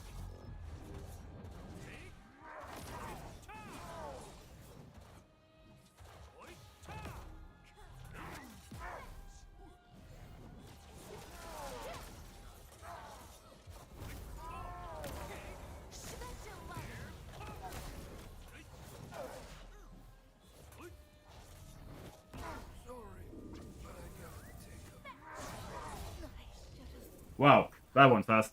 Okay. So, level 20.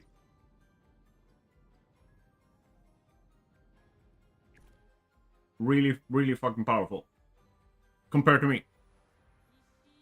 I'm happy that I'm sensing like there is a challenge. There, like, you hit a point now where it actually becomes difficult.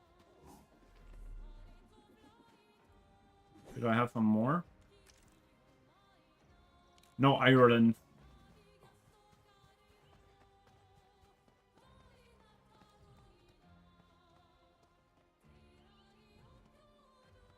What are you? I need to kill you so I can see if you drop loot.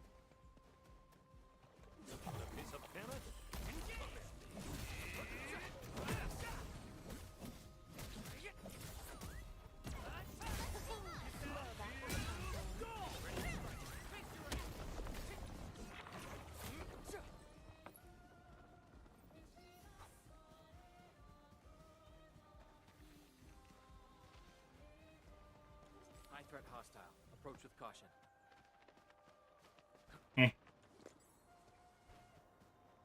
Where are you going?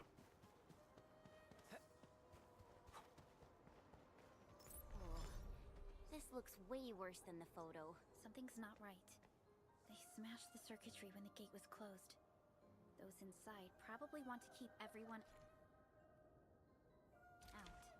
Yeah, I already know about this.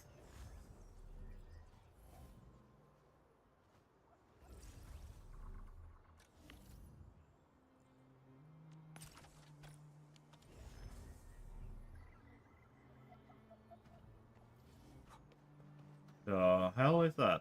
Everyone, we've got a new buddy to play with.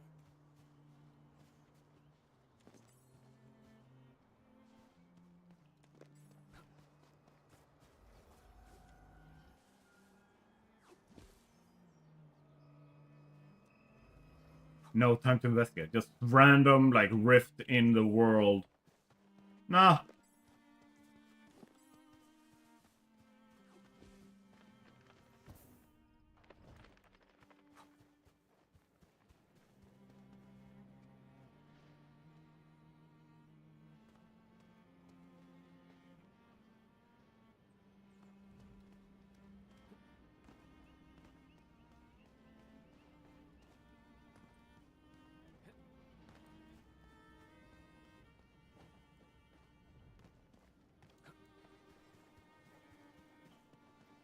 This feels familiar.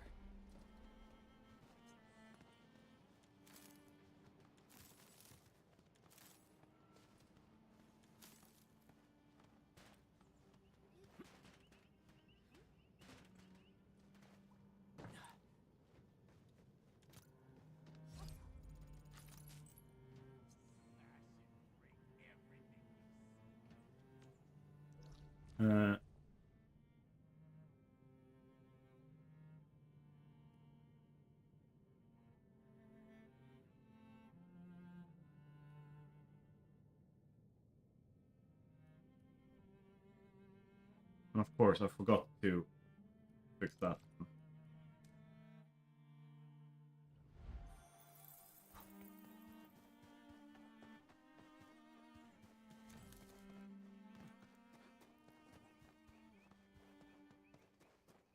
Oh, there's one. Are we gonna fly away too?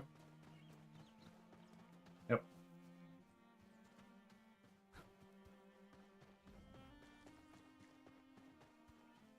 What are you triggering me? Why are you trapping me into? Oh.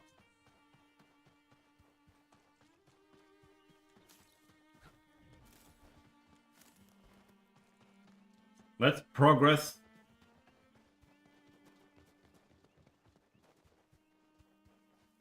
We getting buggers? Ooh, back to my old game, huh?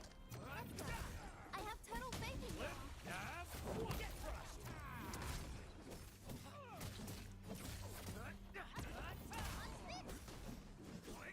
Good work, everyone. Let's do this together,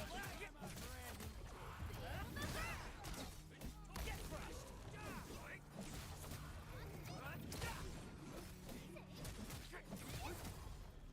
Good. One less problem to worry about. We handled that fight. My question is, Carve a path for us.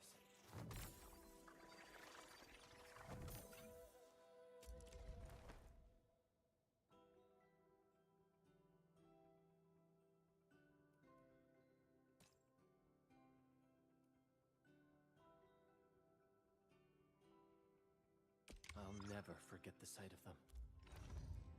right, so if I do this,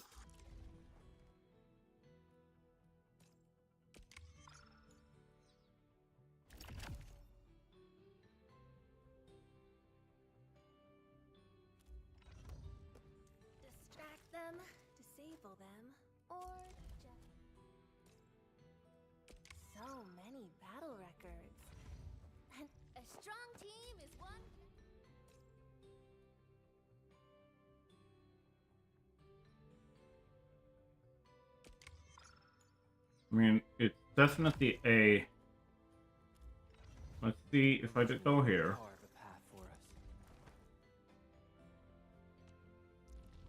Can I promote?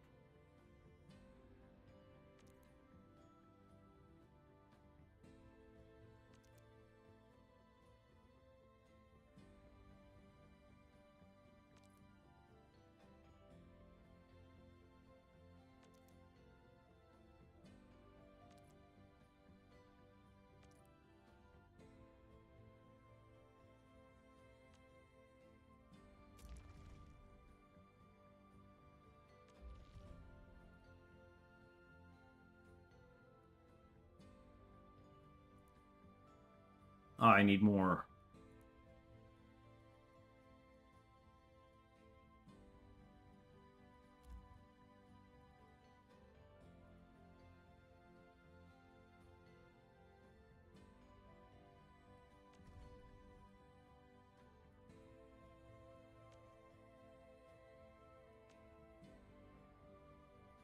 Okay. Okay.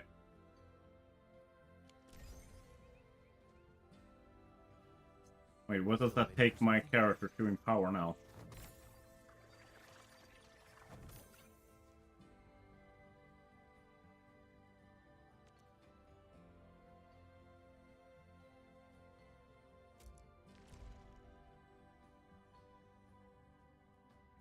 Okay.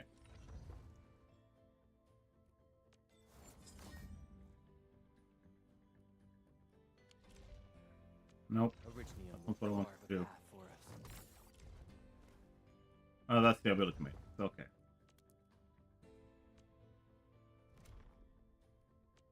What do I need? I need those. Get them from the main mission. Okay.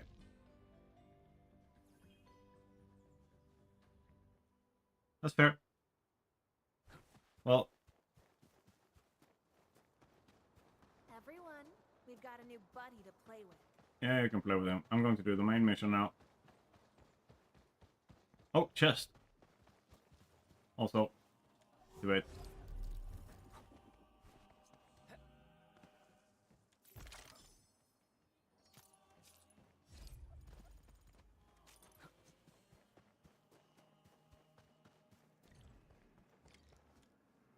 Go. These illegal crusts really saved us some trouble. We have Mr. Andre to thank for that.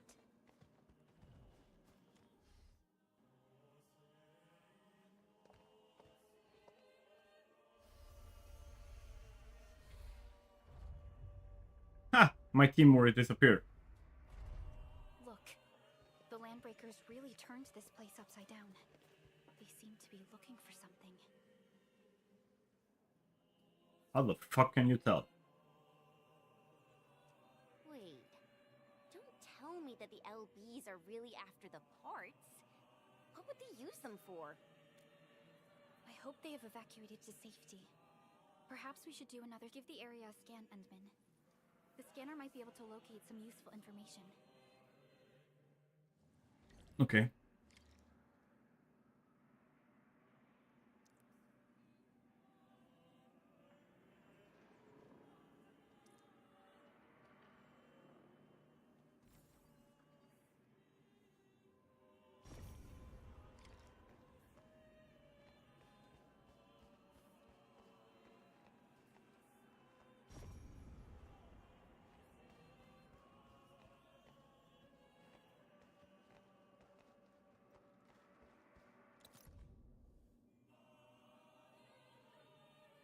The hell?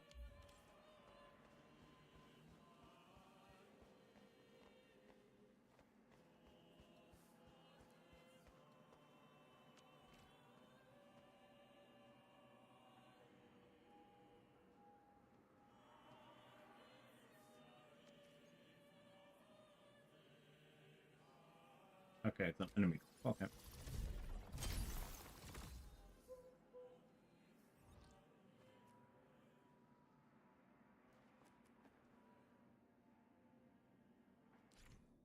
See.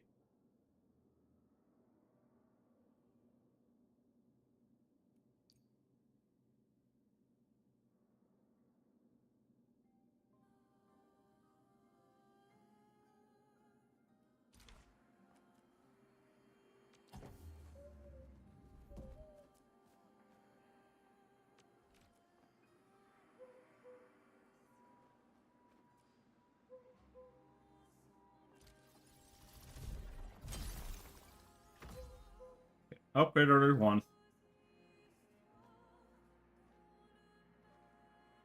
Might help a little bit. Can't reach.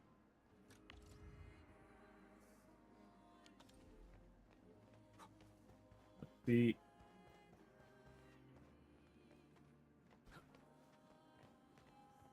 I can't get in there for now. The Landbreakers lingered here for quite a while. No signs of combat.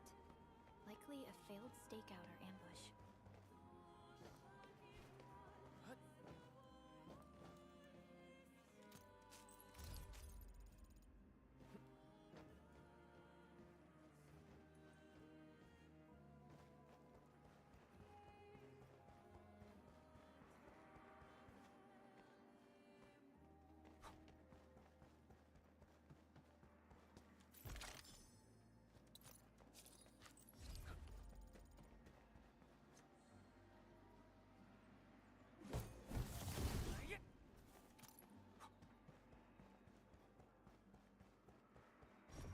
Footprints lead deeper into this facility. That would lead to a dead end. We should hurry up.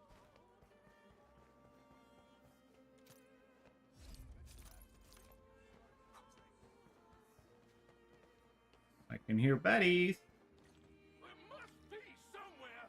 Boss wants the crate. Oh, God. We can search this place again. Keep looking. I'll poke around in other places. Yeah, other places. Yeah, we'll look around.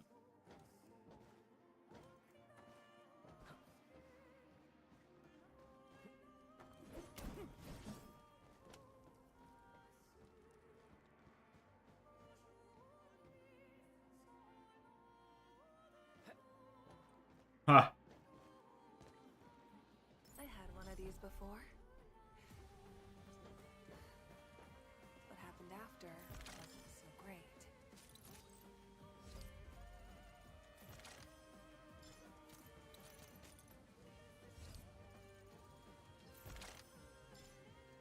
Good, nice treasure trove found here.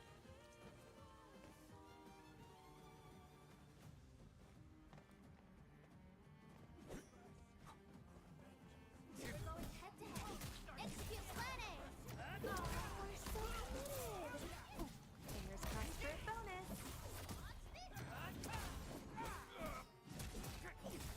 TikTok. Wow! Perfect execution.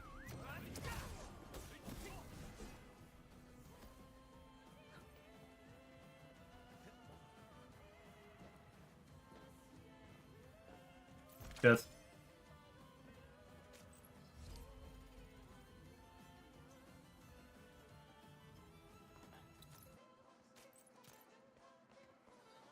Long row.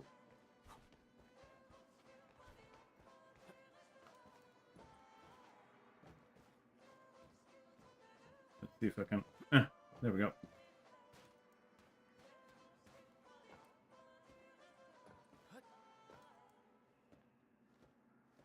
And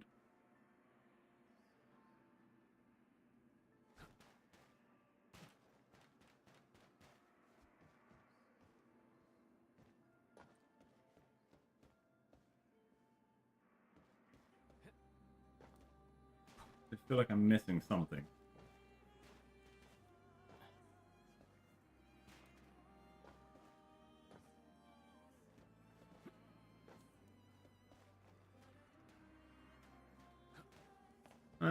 Let's continue. Ooh,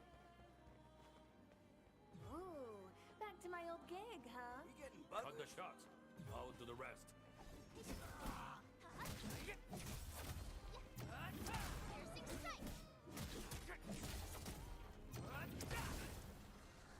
Good work, everybody.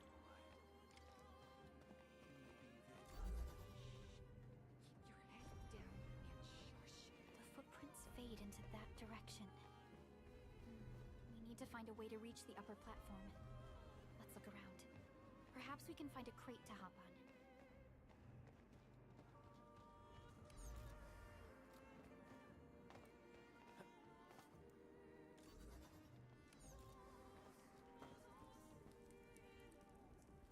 So you're just chilling here?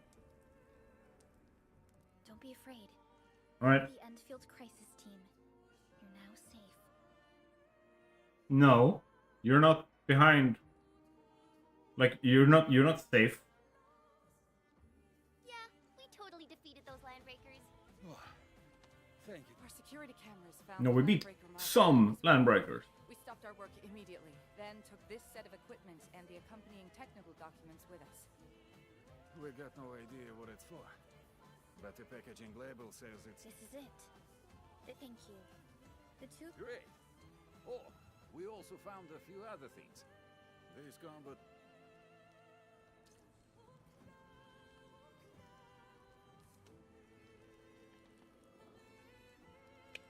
Still waiting for something?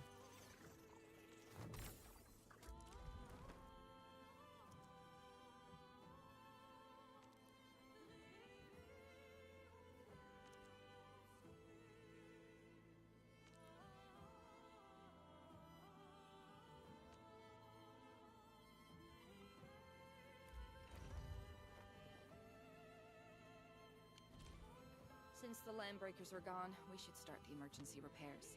They should last until the base sends more people and materials. You know, we really appreciate all the help you gave us, my Endfielder friends. Things look good for now.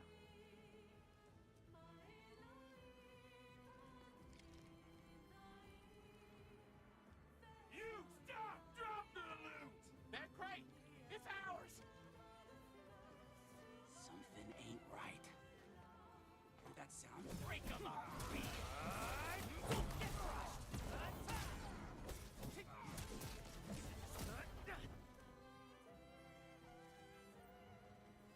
Boss fight? Ooh, they just won't give up. What is it, Perlica? Thinking about something? Those landbreakers. You heard what they said. Their leader is looking for the parts and the documents. But why would the LBs want the documents? I mean, can they even understand this? What's even more suspicious is Mr. Andre mentioned that he ordered and paid for the Originium modification parts himself. How would the landbreakers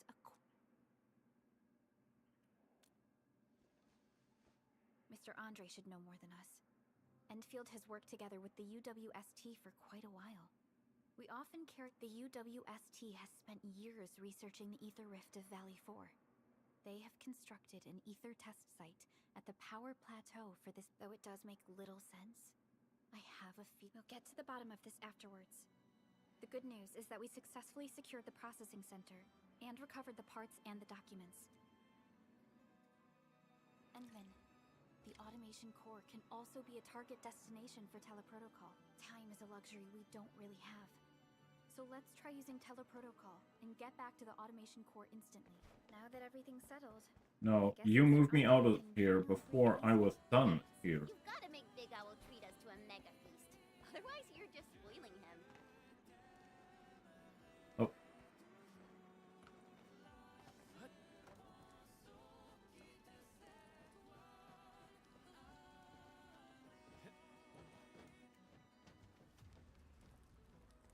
Since the tactics manual doesn't have any rules against fun, how about we play some icebreaker games? どうかな?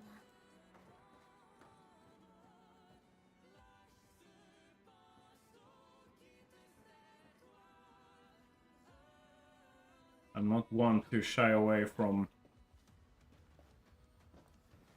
finding more loot.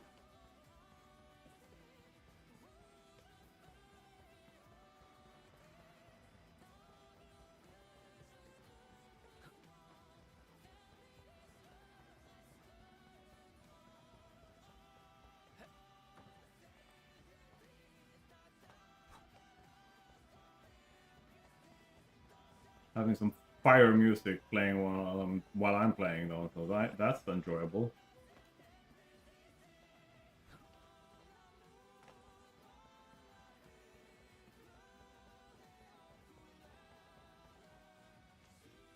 No. Teleport!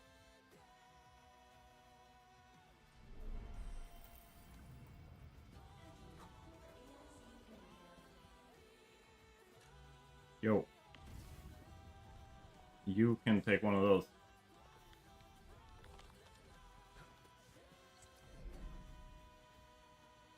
Mr. Andre, we found the things you need. We also met a few fortunate UWST crewmates who survived. They're wonderful, Edmund and Supervisor Perlica.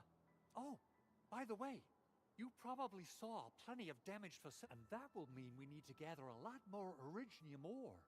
Now, I don't want to dent Master Chen's legendary Hangshan blades, so I prepped a few. This, Edmund, is the Endfield portable Originium rig. Just deploy it on a mining spot, and it will mine the ore automatically for you. The portable Originium rig automatically sets aside some of the excavated ore to power itself.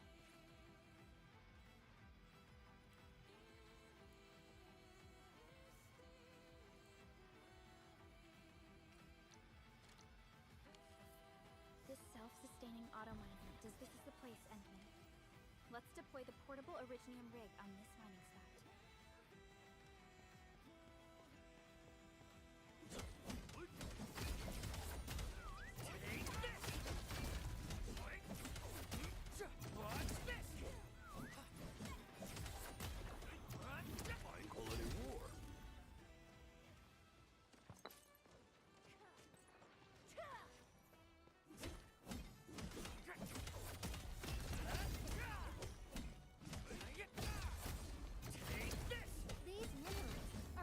Materials for Endfield.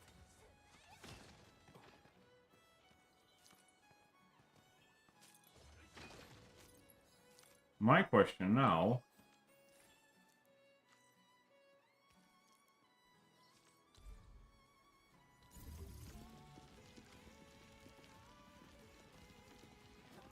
I'm assuming I can do the same thing here.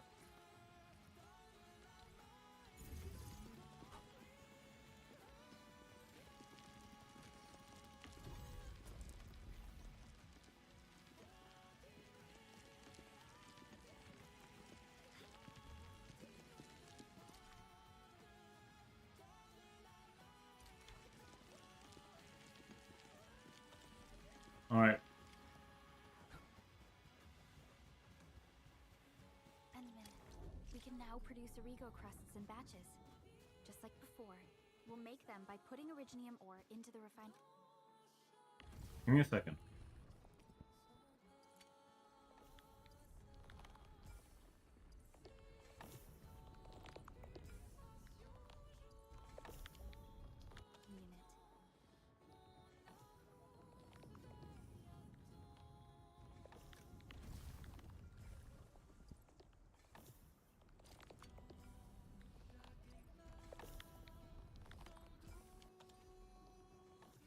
I need 30 according to this. Yum. Ba-ba-da-ba-ba-ba.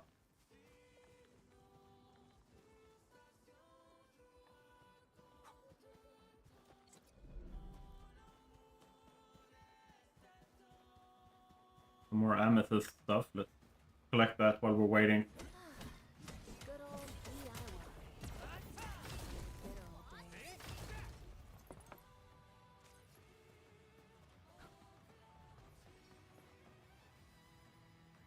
Okay, so this is where I can get amethyst from.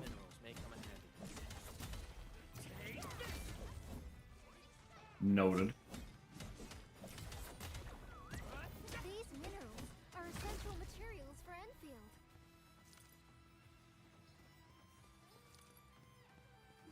Fine quality war. Take this! Piercing strike! What's this?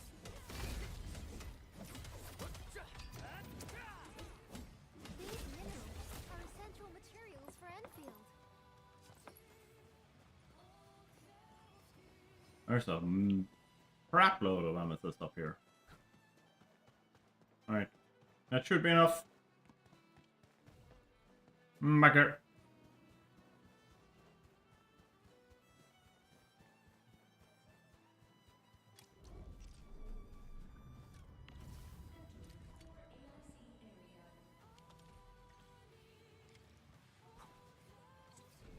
Hello. fabulous! I now have everything I need to start repairing the prototype. Enman, make sure you're here to witness its awakening. Don't miss it.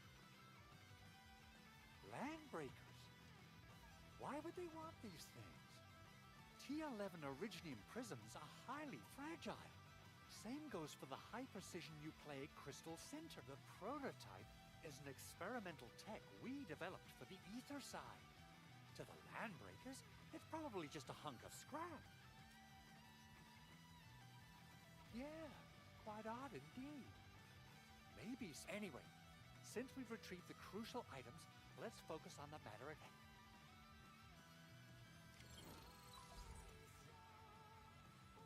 Endman, I received Andre's message. Good job out there.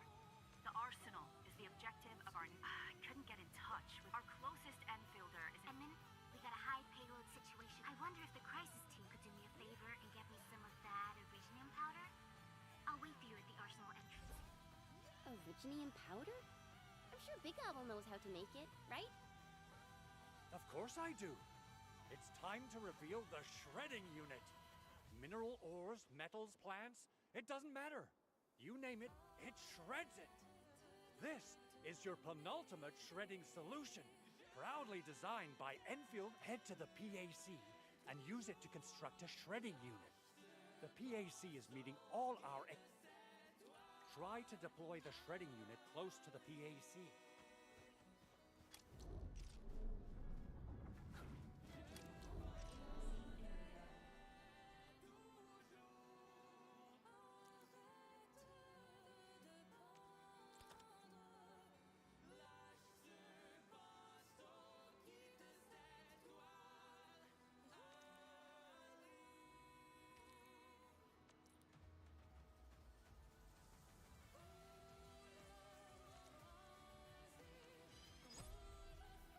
Okay, so that's how I make more of them. Okay. See, this was information I like to have. That's good. That's good. Enman, activate the shredding unit control panel to check. Give me a second. How it's used.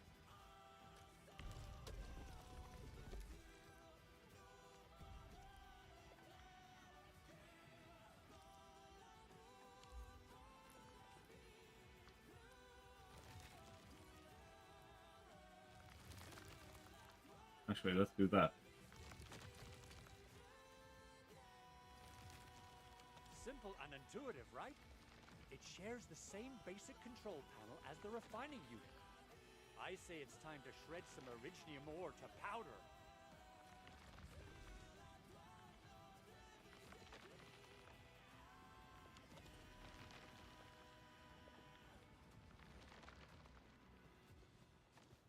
Okay, so here's what I'm thinking.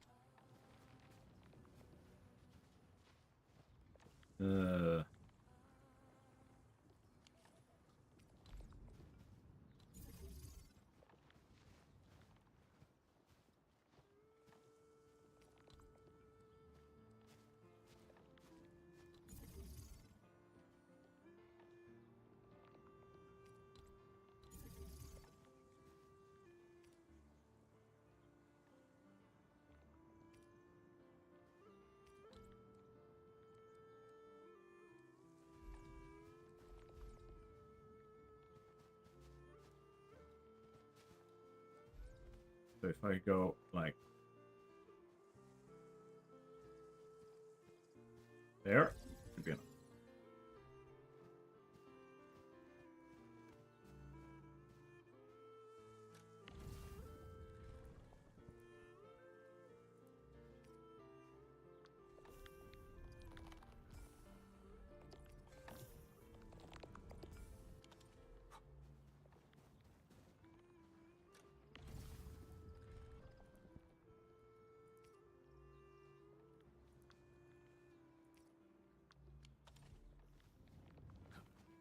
I think these have probably picked up a bunch of stuff for us. Yes, they have.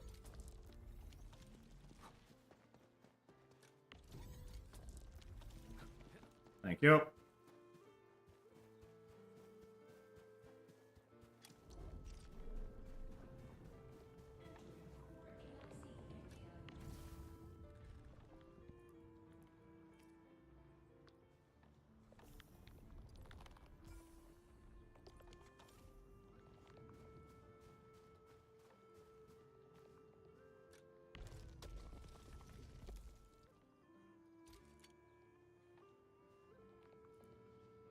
We got the powder.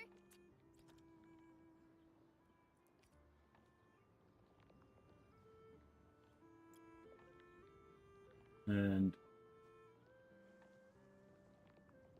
one of them costs 20 of that. Okay. Time to head to the arsenal. I haven't had proper fireworks ever since I left Wu Ling. If I'm not mistaken, the local arsenal is managed by an arsenal engineer from Endfield. Arsenal engineer? I remember seeing a little girl who was always running around with weapons in her arms back in Endfield. Are they related? The arsenal engineers of Endfield Industries are professionals in all forms of armaments. The little girl you saw is actually their director. I'll properly introduce our arsenal director once we find the time. I'm sure she will get along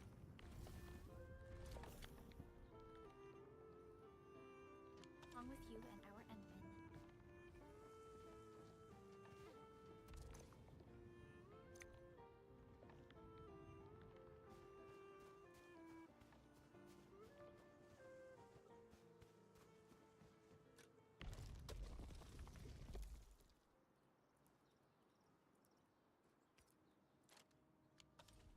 There. Where are we going? Go teleport closer. I do.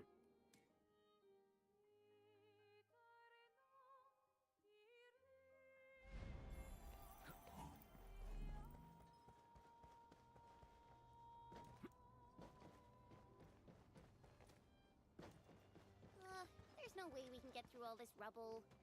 Let's go in. You're here. Our high payload situation hasn't changed at all. I've prepped the explosives and marked the detonation site. Don't worry, there's no risk of sympathetic detonation. I just hope you have the originium powder to make the bomb. I do. Ho! Endman, this barrel of originium bombs is ready for use. Blasting, demolish. Oh, and our AIC factory has been deployed, right? Endman, you can totally use the factory to make even more. She really likes I mean, who doesn't?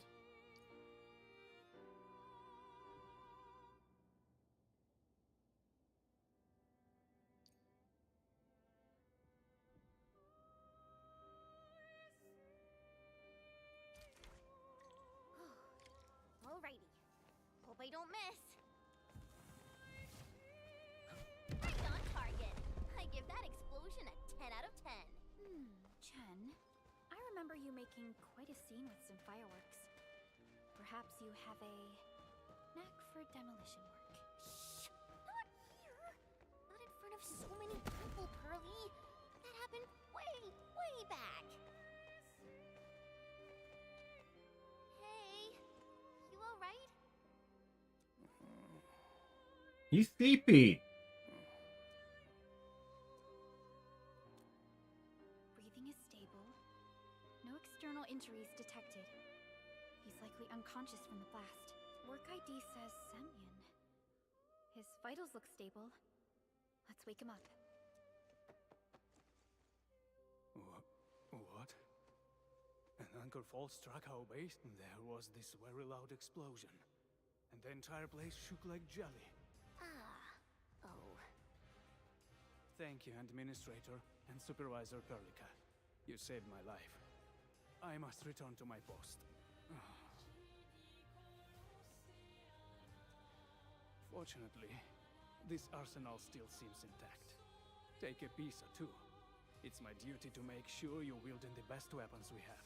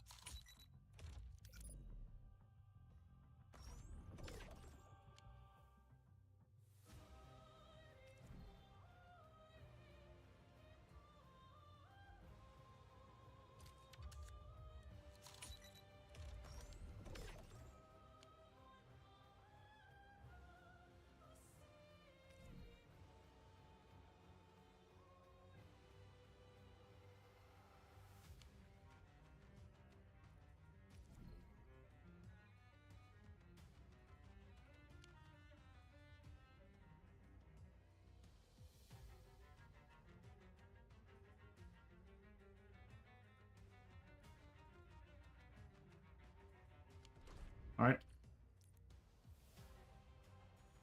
Still waiting for something?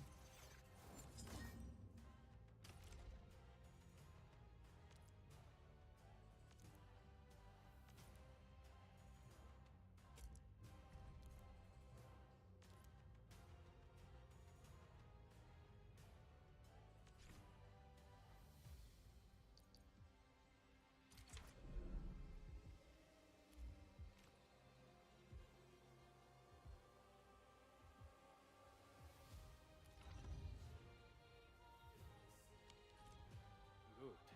It puts my mind at ease. I still have some gear in stock. Come find me if you need anything. All right.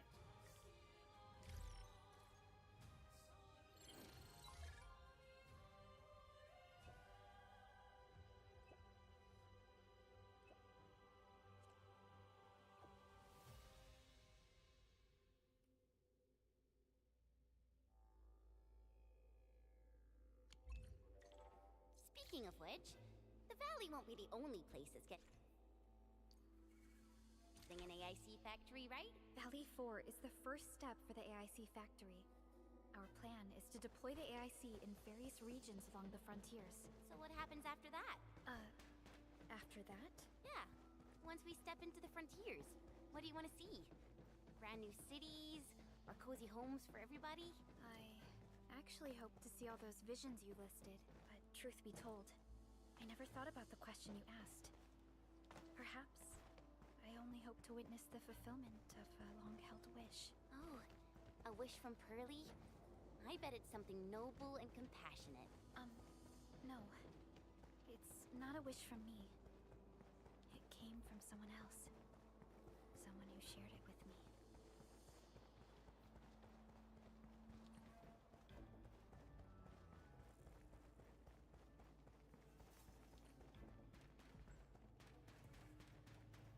I haven't even gotten rid of the bodies or anything. Yo, I just thought of a joke. Anyone want to hear it? Hey, a little reaction, please.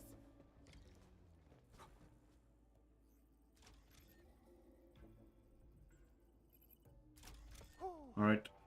activation success! Can you hear me? Hello? Are you there, my little buddy? T-A-T-A? Ah.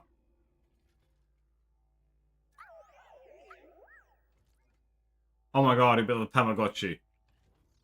Absolutely wonderful!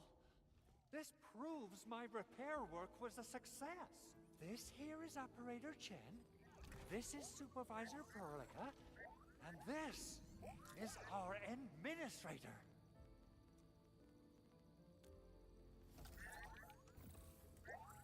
This little buddy's smart module is what Yvonne slapped together in her spare time. Though it might offer a bit of fun, the module's functions are rather limited.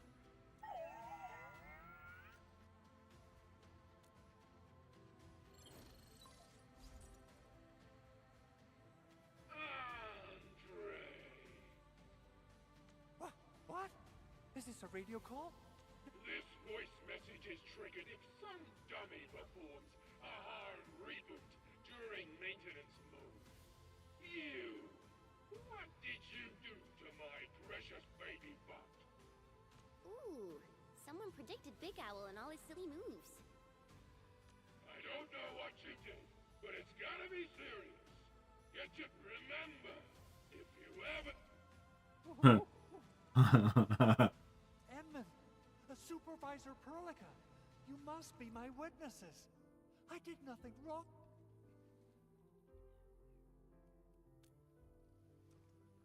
Oh, thank you so much, Edmund. Whew. In any case, I have plenty of legitimate... Even in maintenance mode, the prototype can still monitor and log ambient data of its surroundings. Thanks to the parts you retrieved. Is that why you told us to come over? Alright, stop Okay, listen. I found abnormal energy fluctuations coming from the Valley Fort. They appeared shortly. They are just too similar.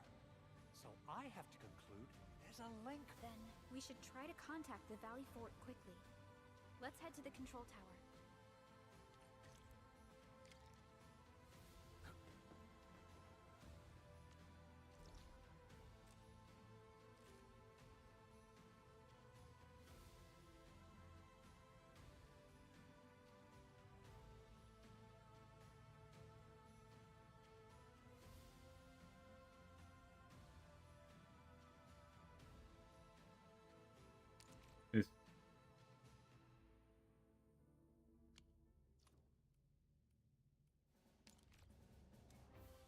There we go.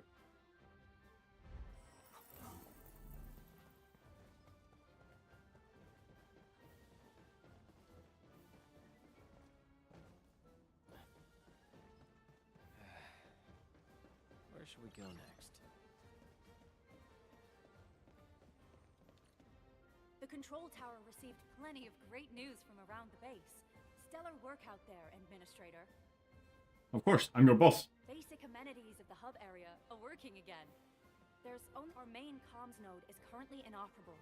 I've taken parts from other machines and got most of the node fixed, but the core it's a top secret component, and the backup part has been lost during the attack. Endman, I know I've already... Legends speak of your miraculous work with Originium equipment. We desperately need some of the... Endman, there was a time when you could directly sense the operations of Originium. You could even fine-tune Originium circuits on the fly. Modify gear, repair machines.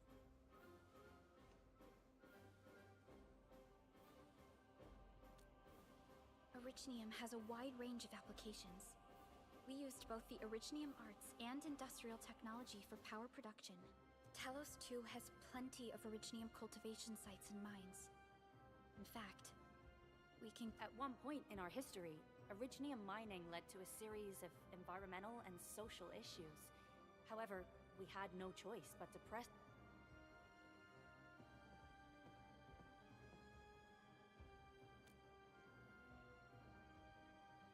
But the Endman has just been awakened recently, and wielding powerful forms of Originium arts will affect anyone's health.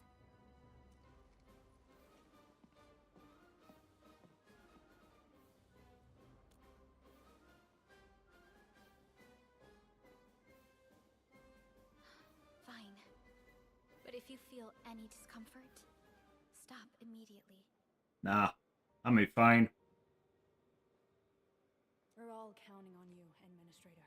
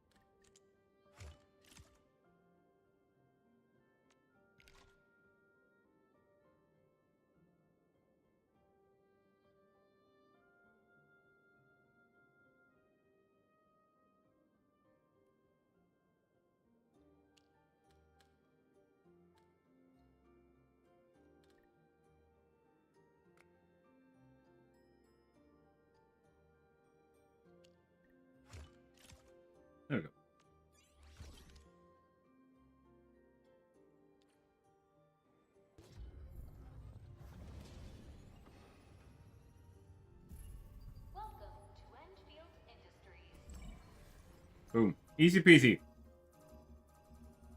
That's a lot of new messages.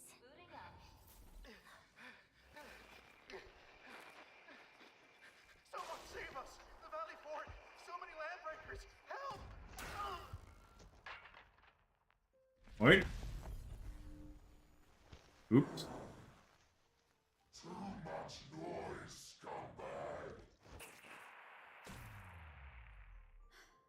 The Valley Fort seems to have fallen.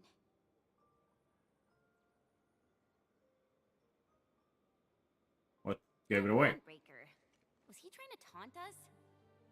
An LB mob raided Andre's basement labs. Another group attacked the Originium byproduct process. It seems like while our comms were down, the Landbreakers launched simultaneous attacks at multiple key locations throughout Valley Fort. Simultaneous attacks across an entire region. This doesn't make sense. Obviously not. The Landbreaker...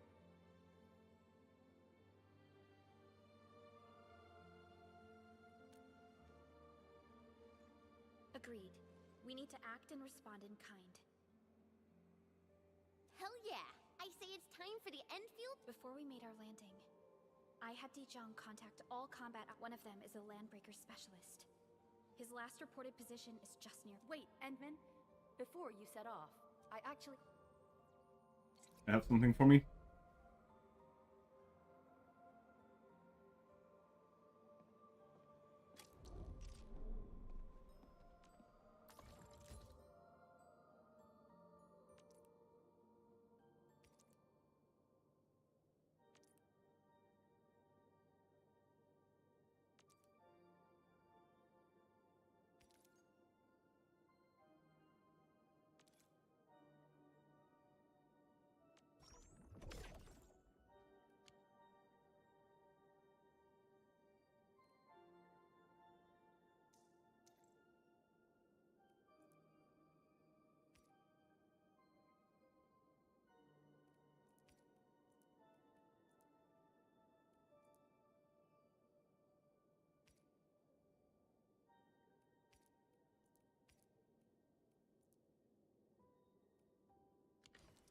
Alright.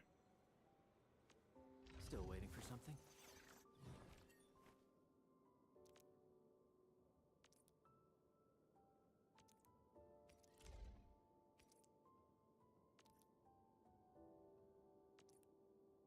A fine product of industrial manufacturing.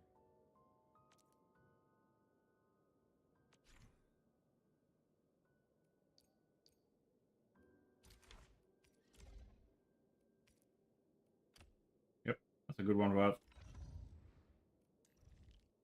You too.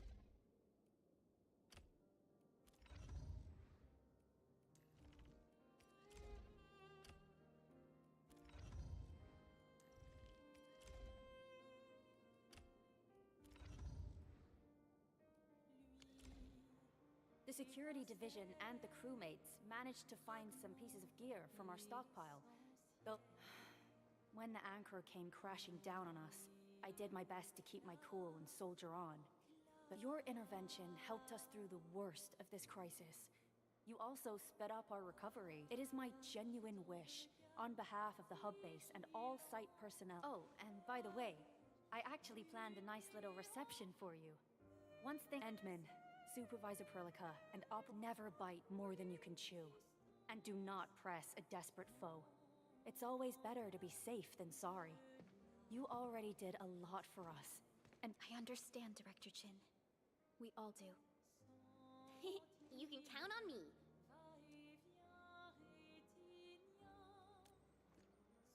We'll get to the bottom of this. All right then. Good luck out there.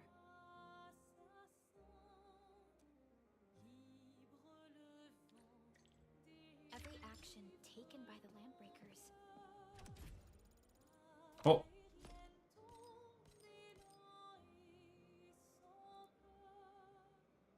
Seems to be pointed at Andre's prototype, Endfield Industries, and... See.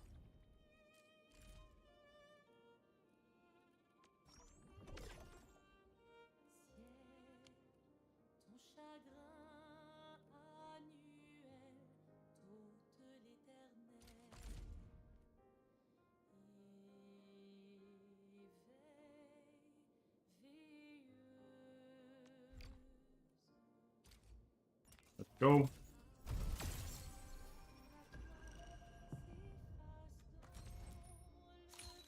O knowledge most ancient, lead us not into temptation. Oh no, but it's a deliver nerd. us from the codes of malice. I am Saihi. Oh, Sahi. Antal of OPC 7 Ooh, reporting for duty. Antal.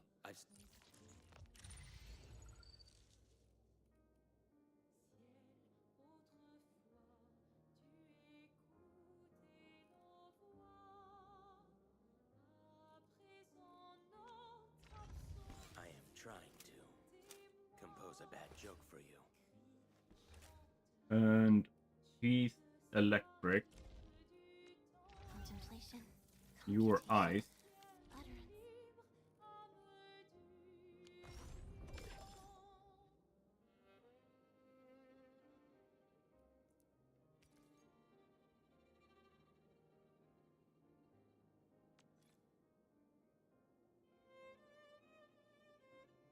All right.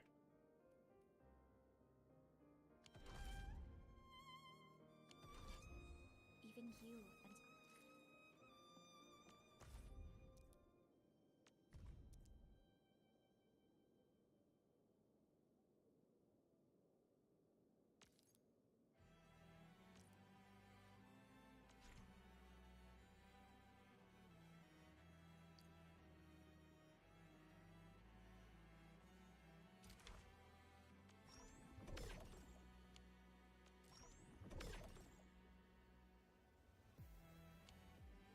All right.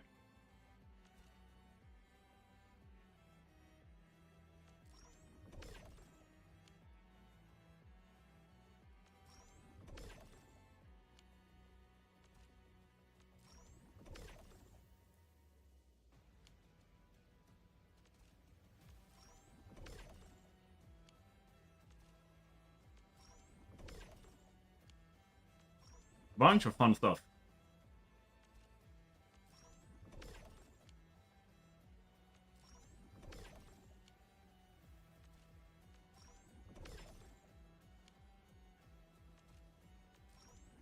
Boom.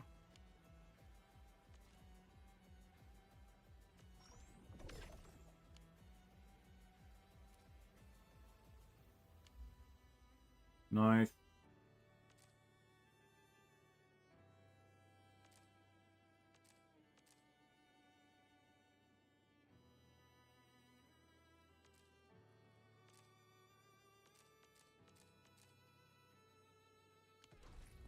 All right. Administrator, I say it's time to go and review. Originium will carve a path for us. Who's due for some bad luck this time? Upgrade.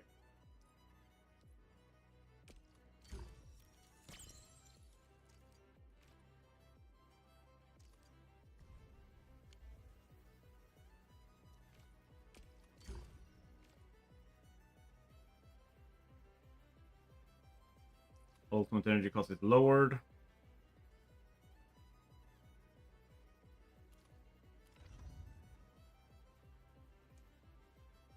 Upgrade you.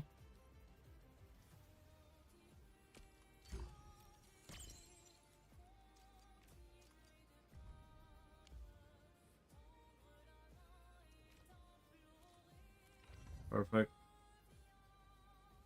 You guys also had some stuff here, right? Oop. And then you.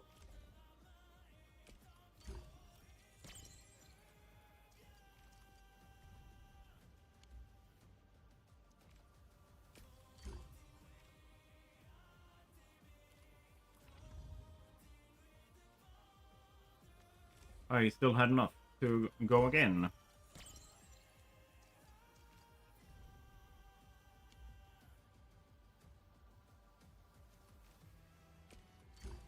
All right.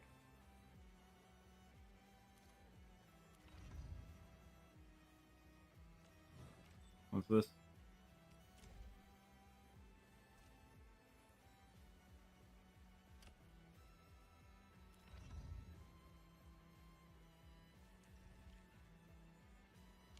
Bada boom.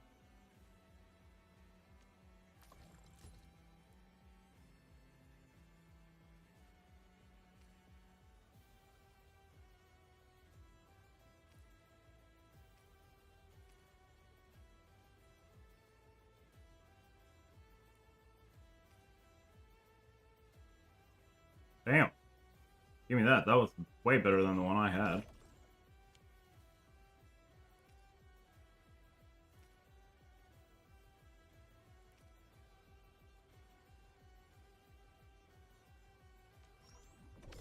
Show us one of these two. And then let's... Originium will carve a path for us. Here. A fine Which? product of industrial manufacturing. Then... Let's see, you're... Also agility. Well...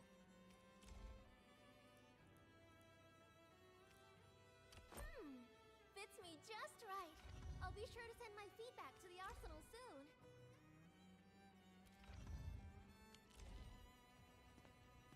And...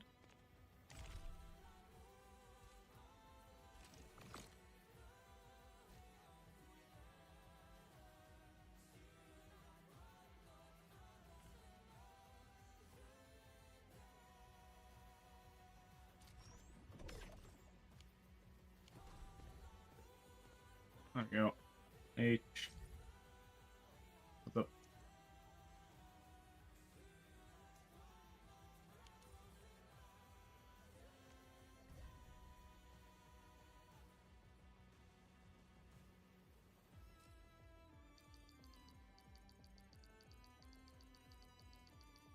Going through, getting rid of all the frickin'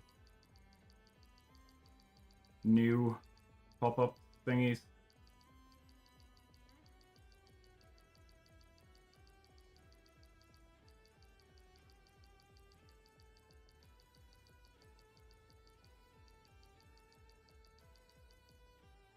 There we go. Now, I saw something here before. Yep.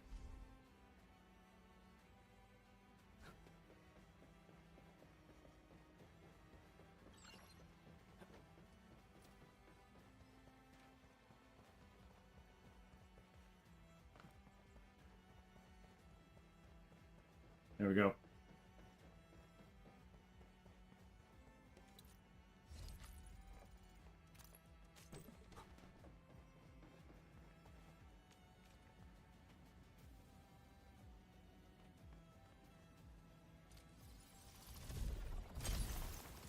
Hello.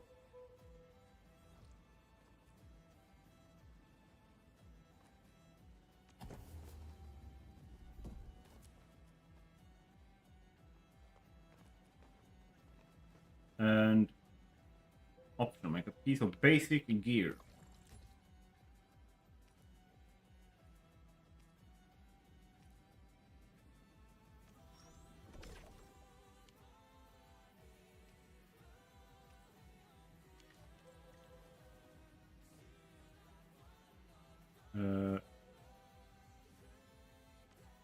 Still waiting for something?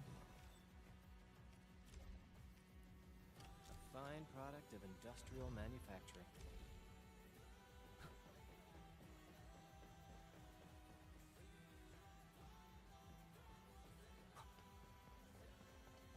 Go.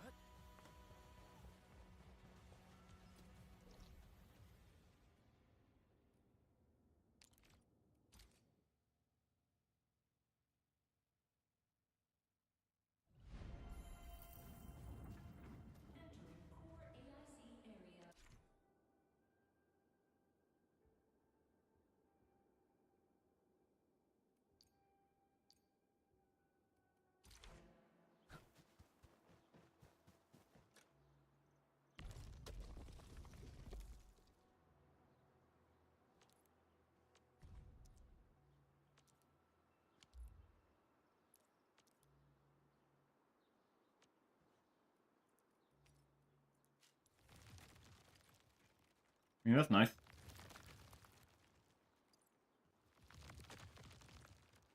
making sure that I have more.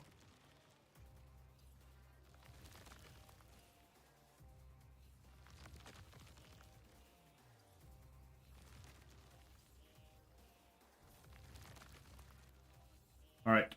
I've been streaming for 8 hours now. I'm going to stop. Thank you so much for being here.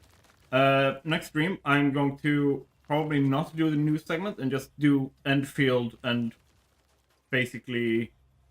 I'm going to play and make sure that I have unlocked everything to do with factory building, and I'm going to focus on getting that up and running, and so I can try it properly. All right, thank you so much.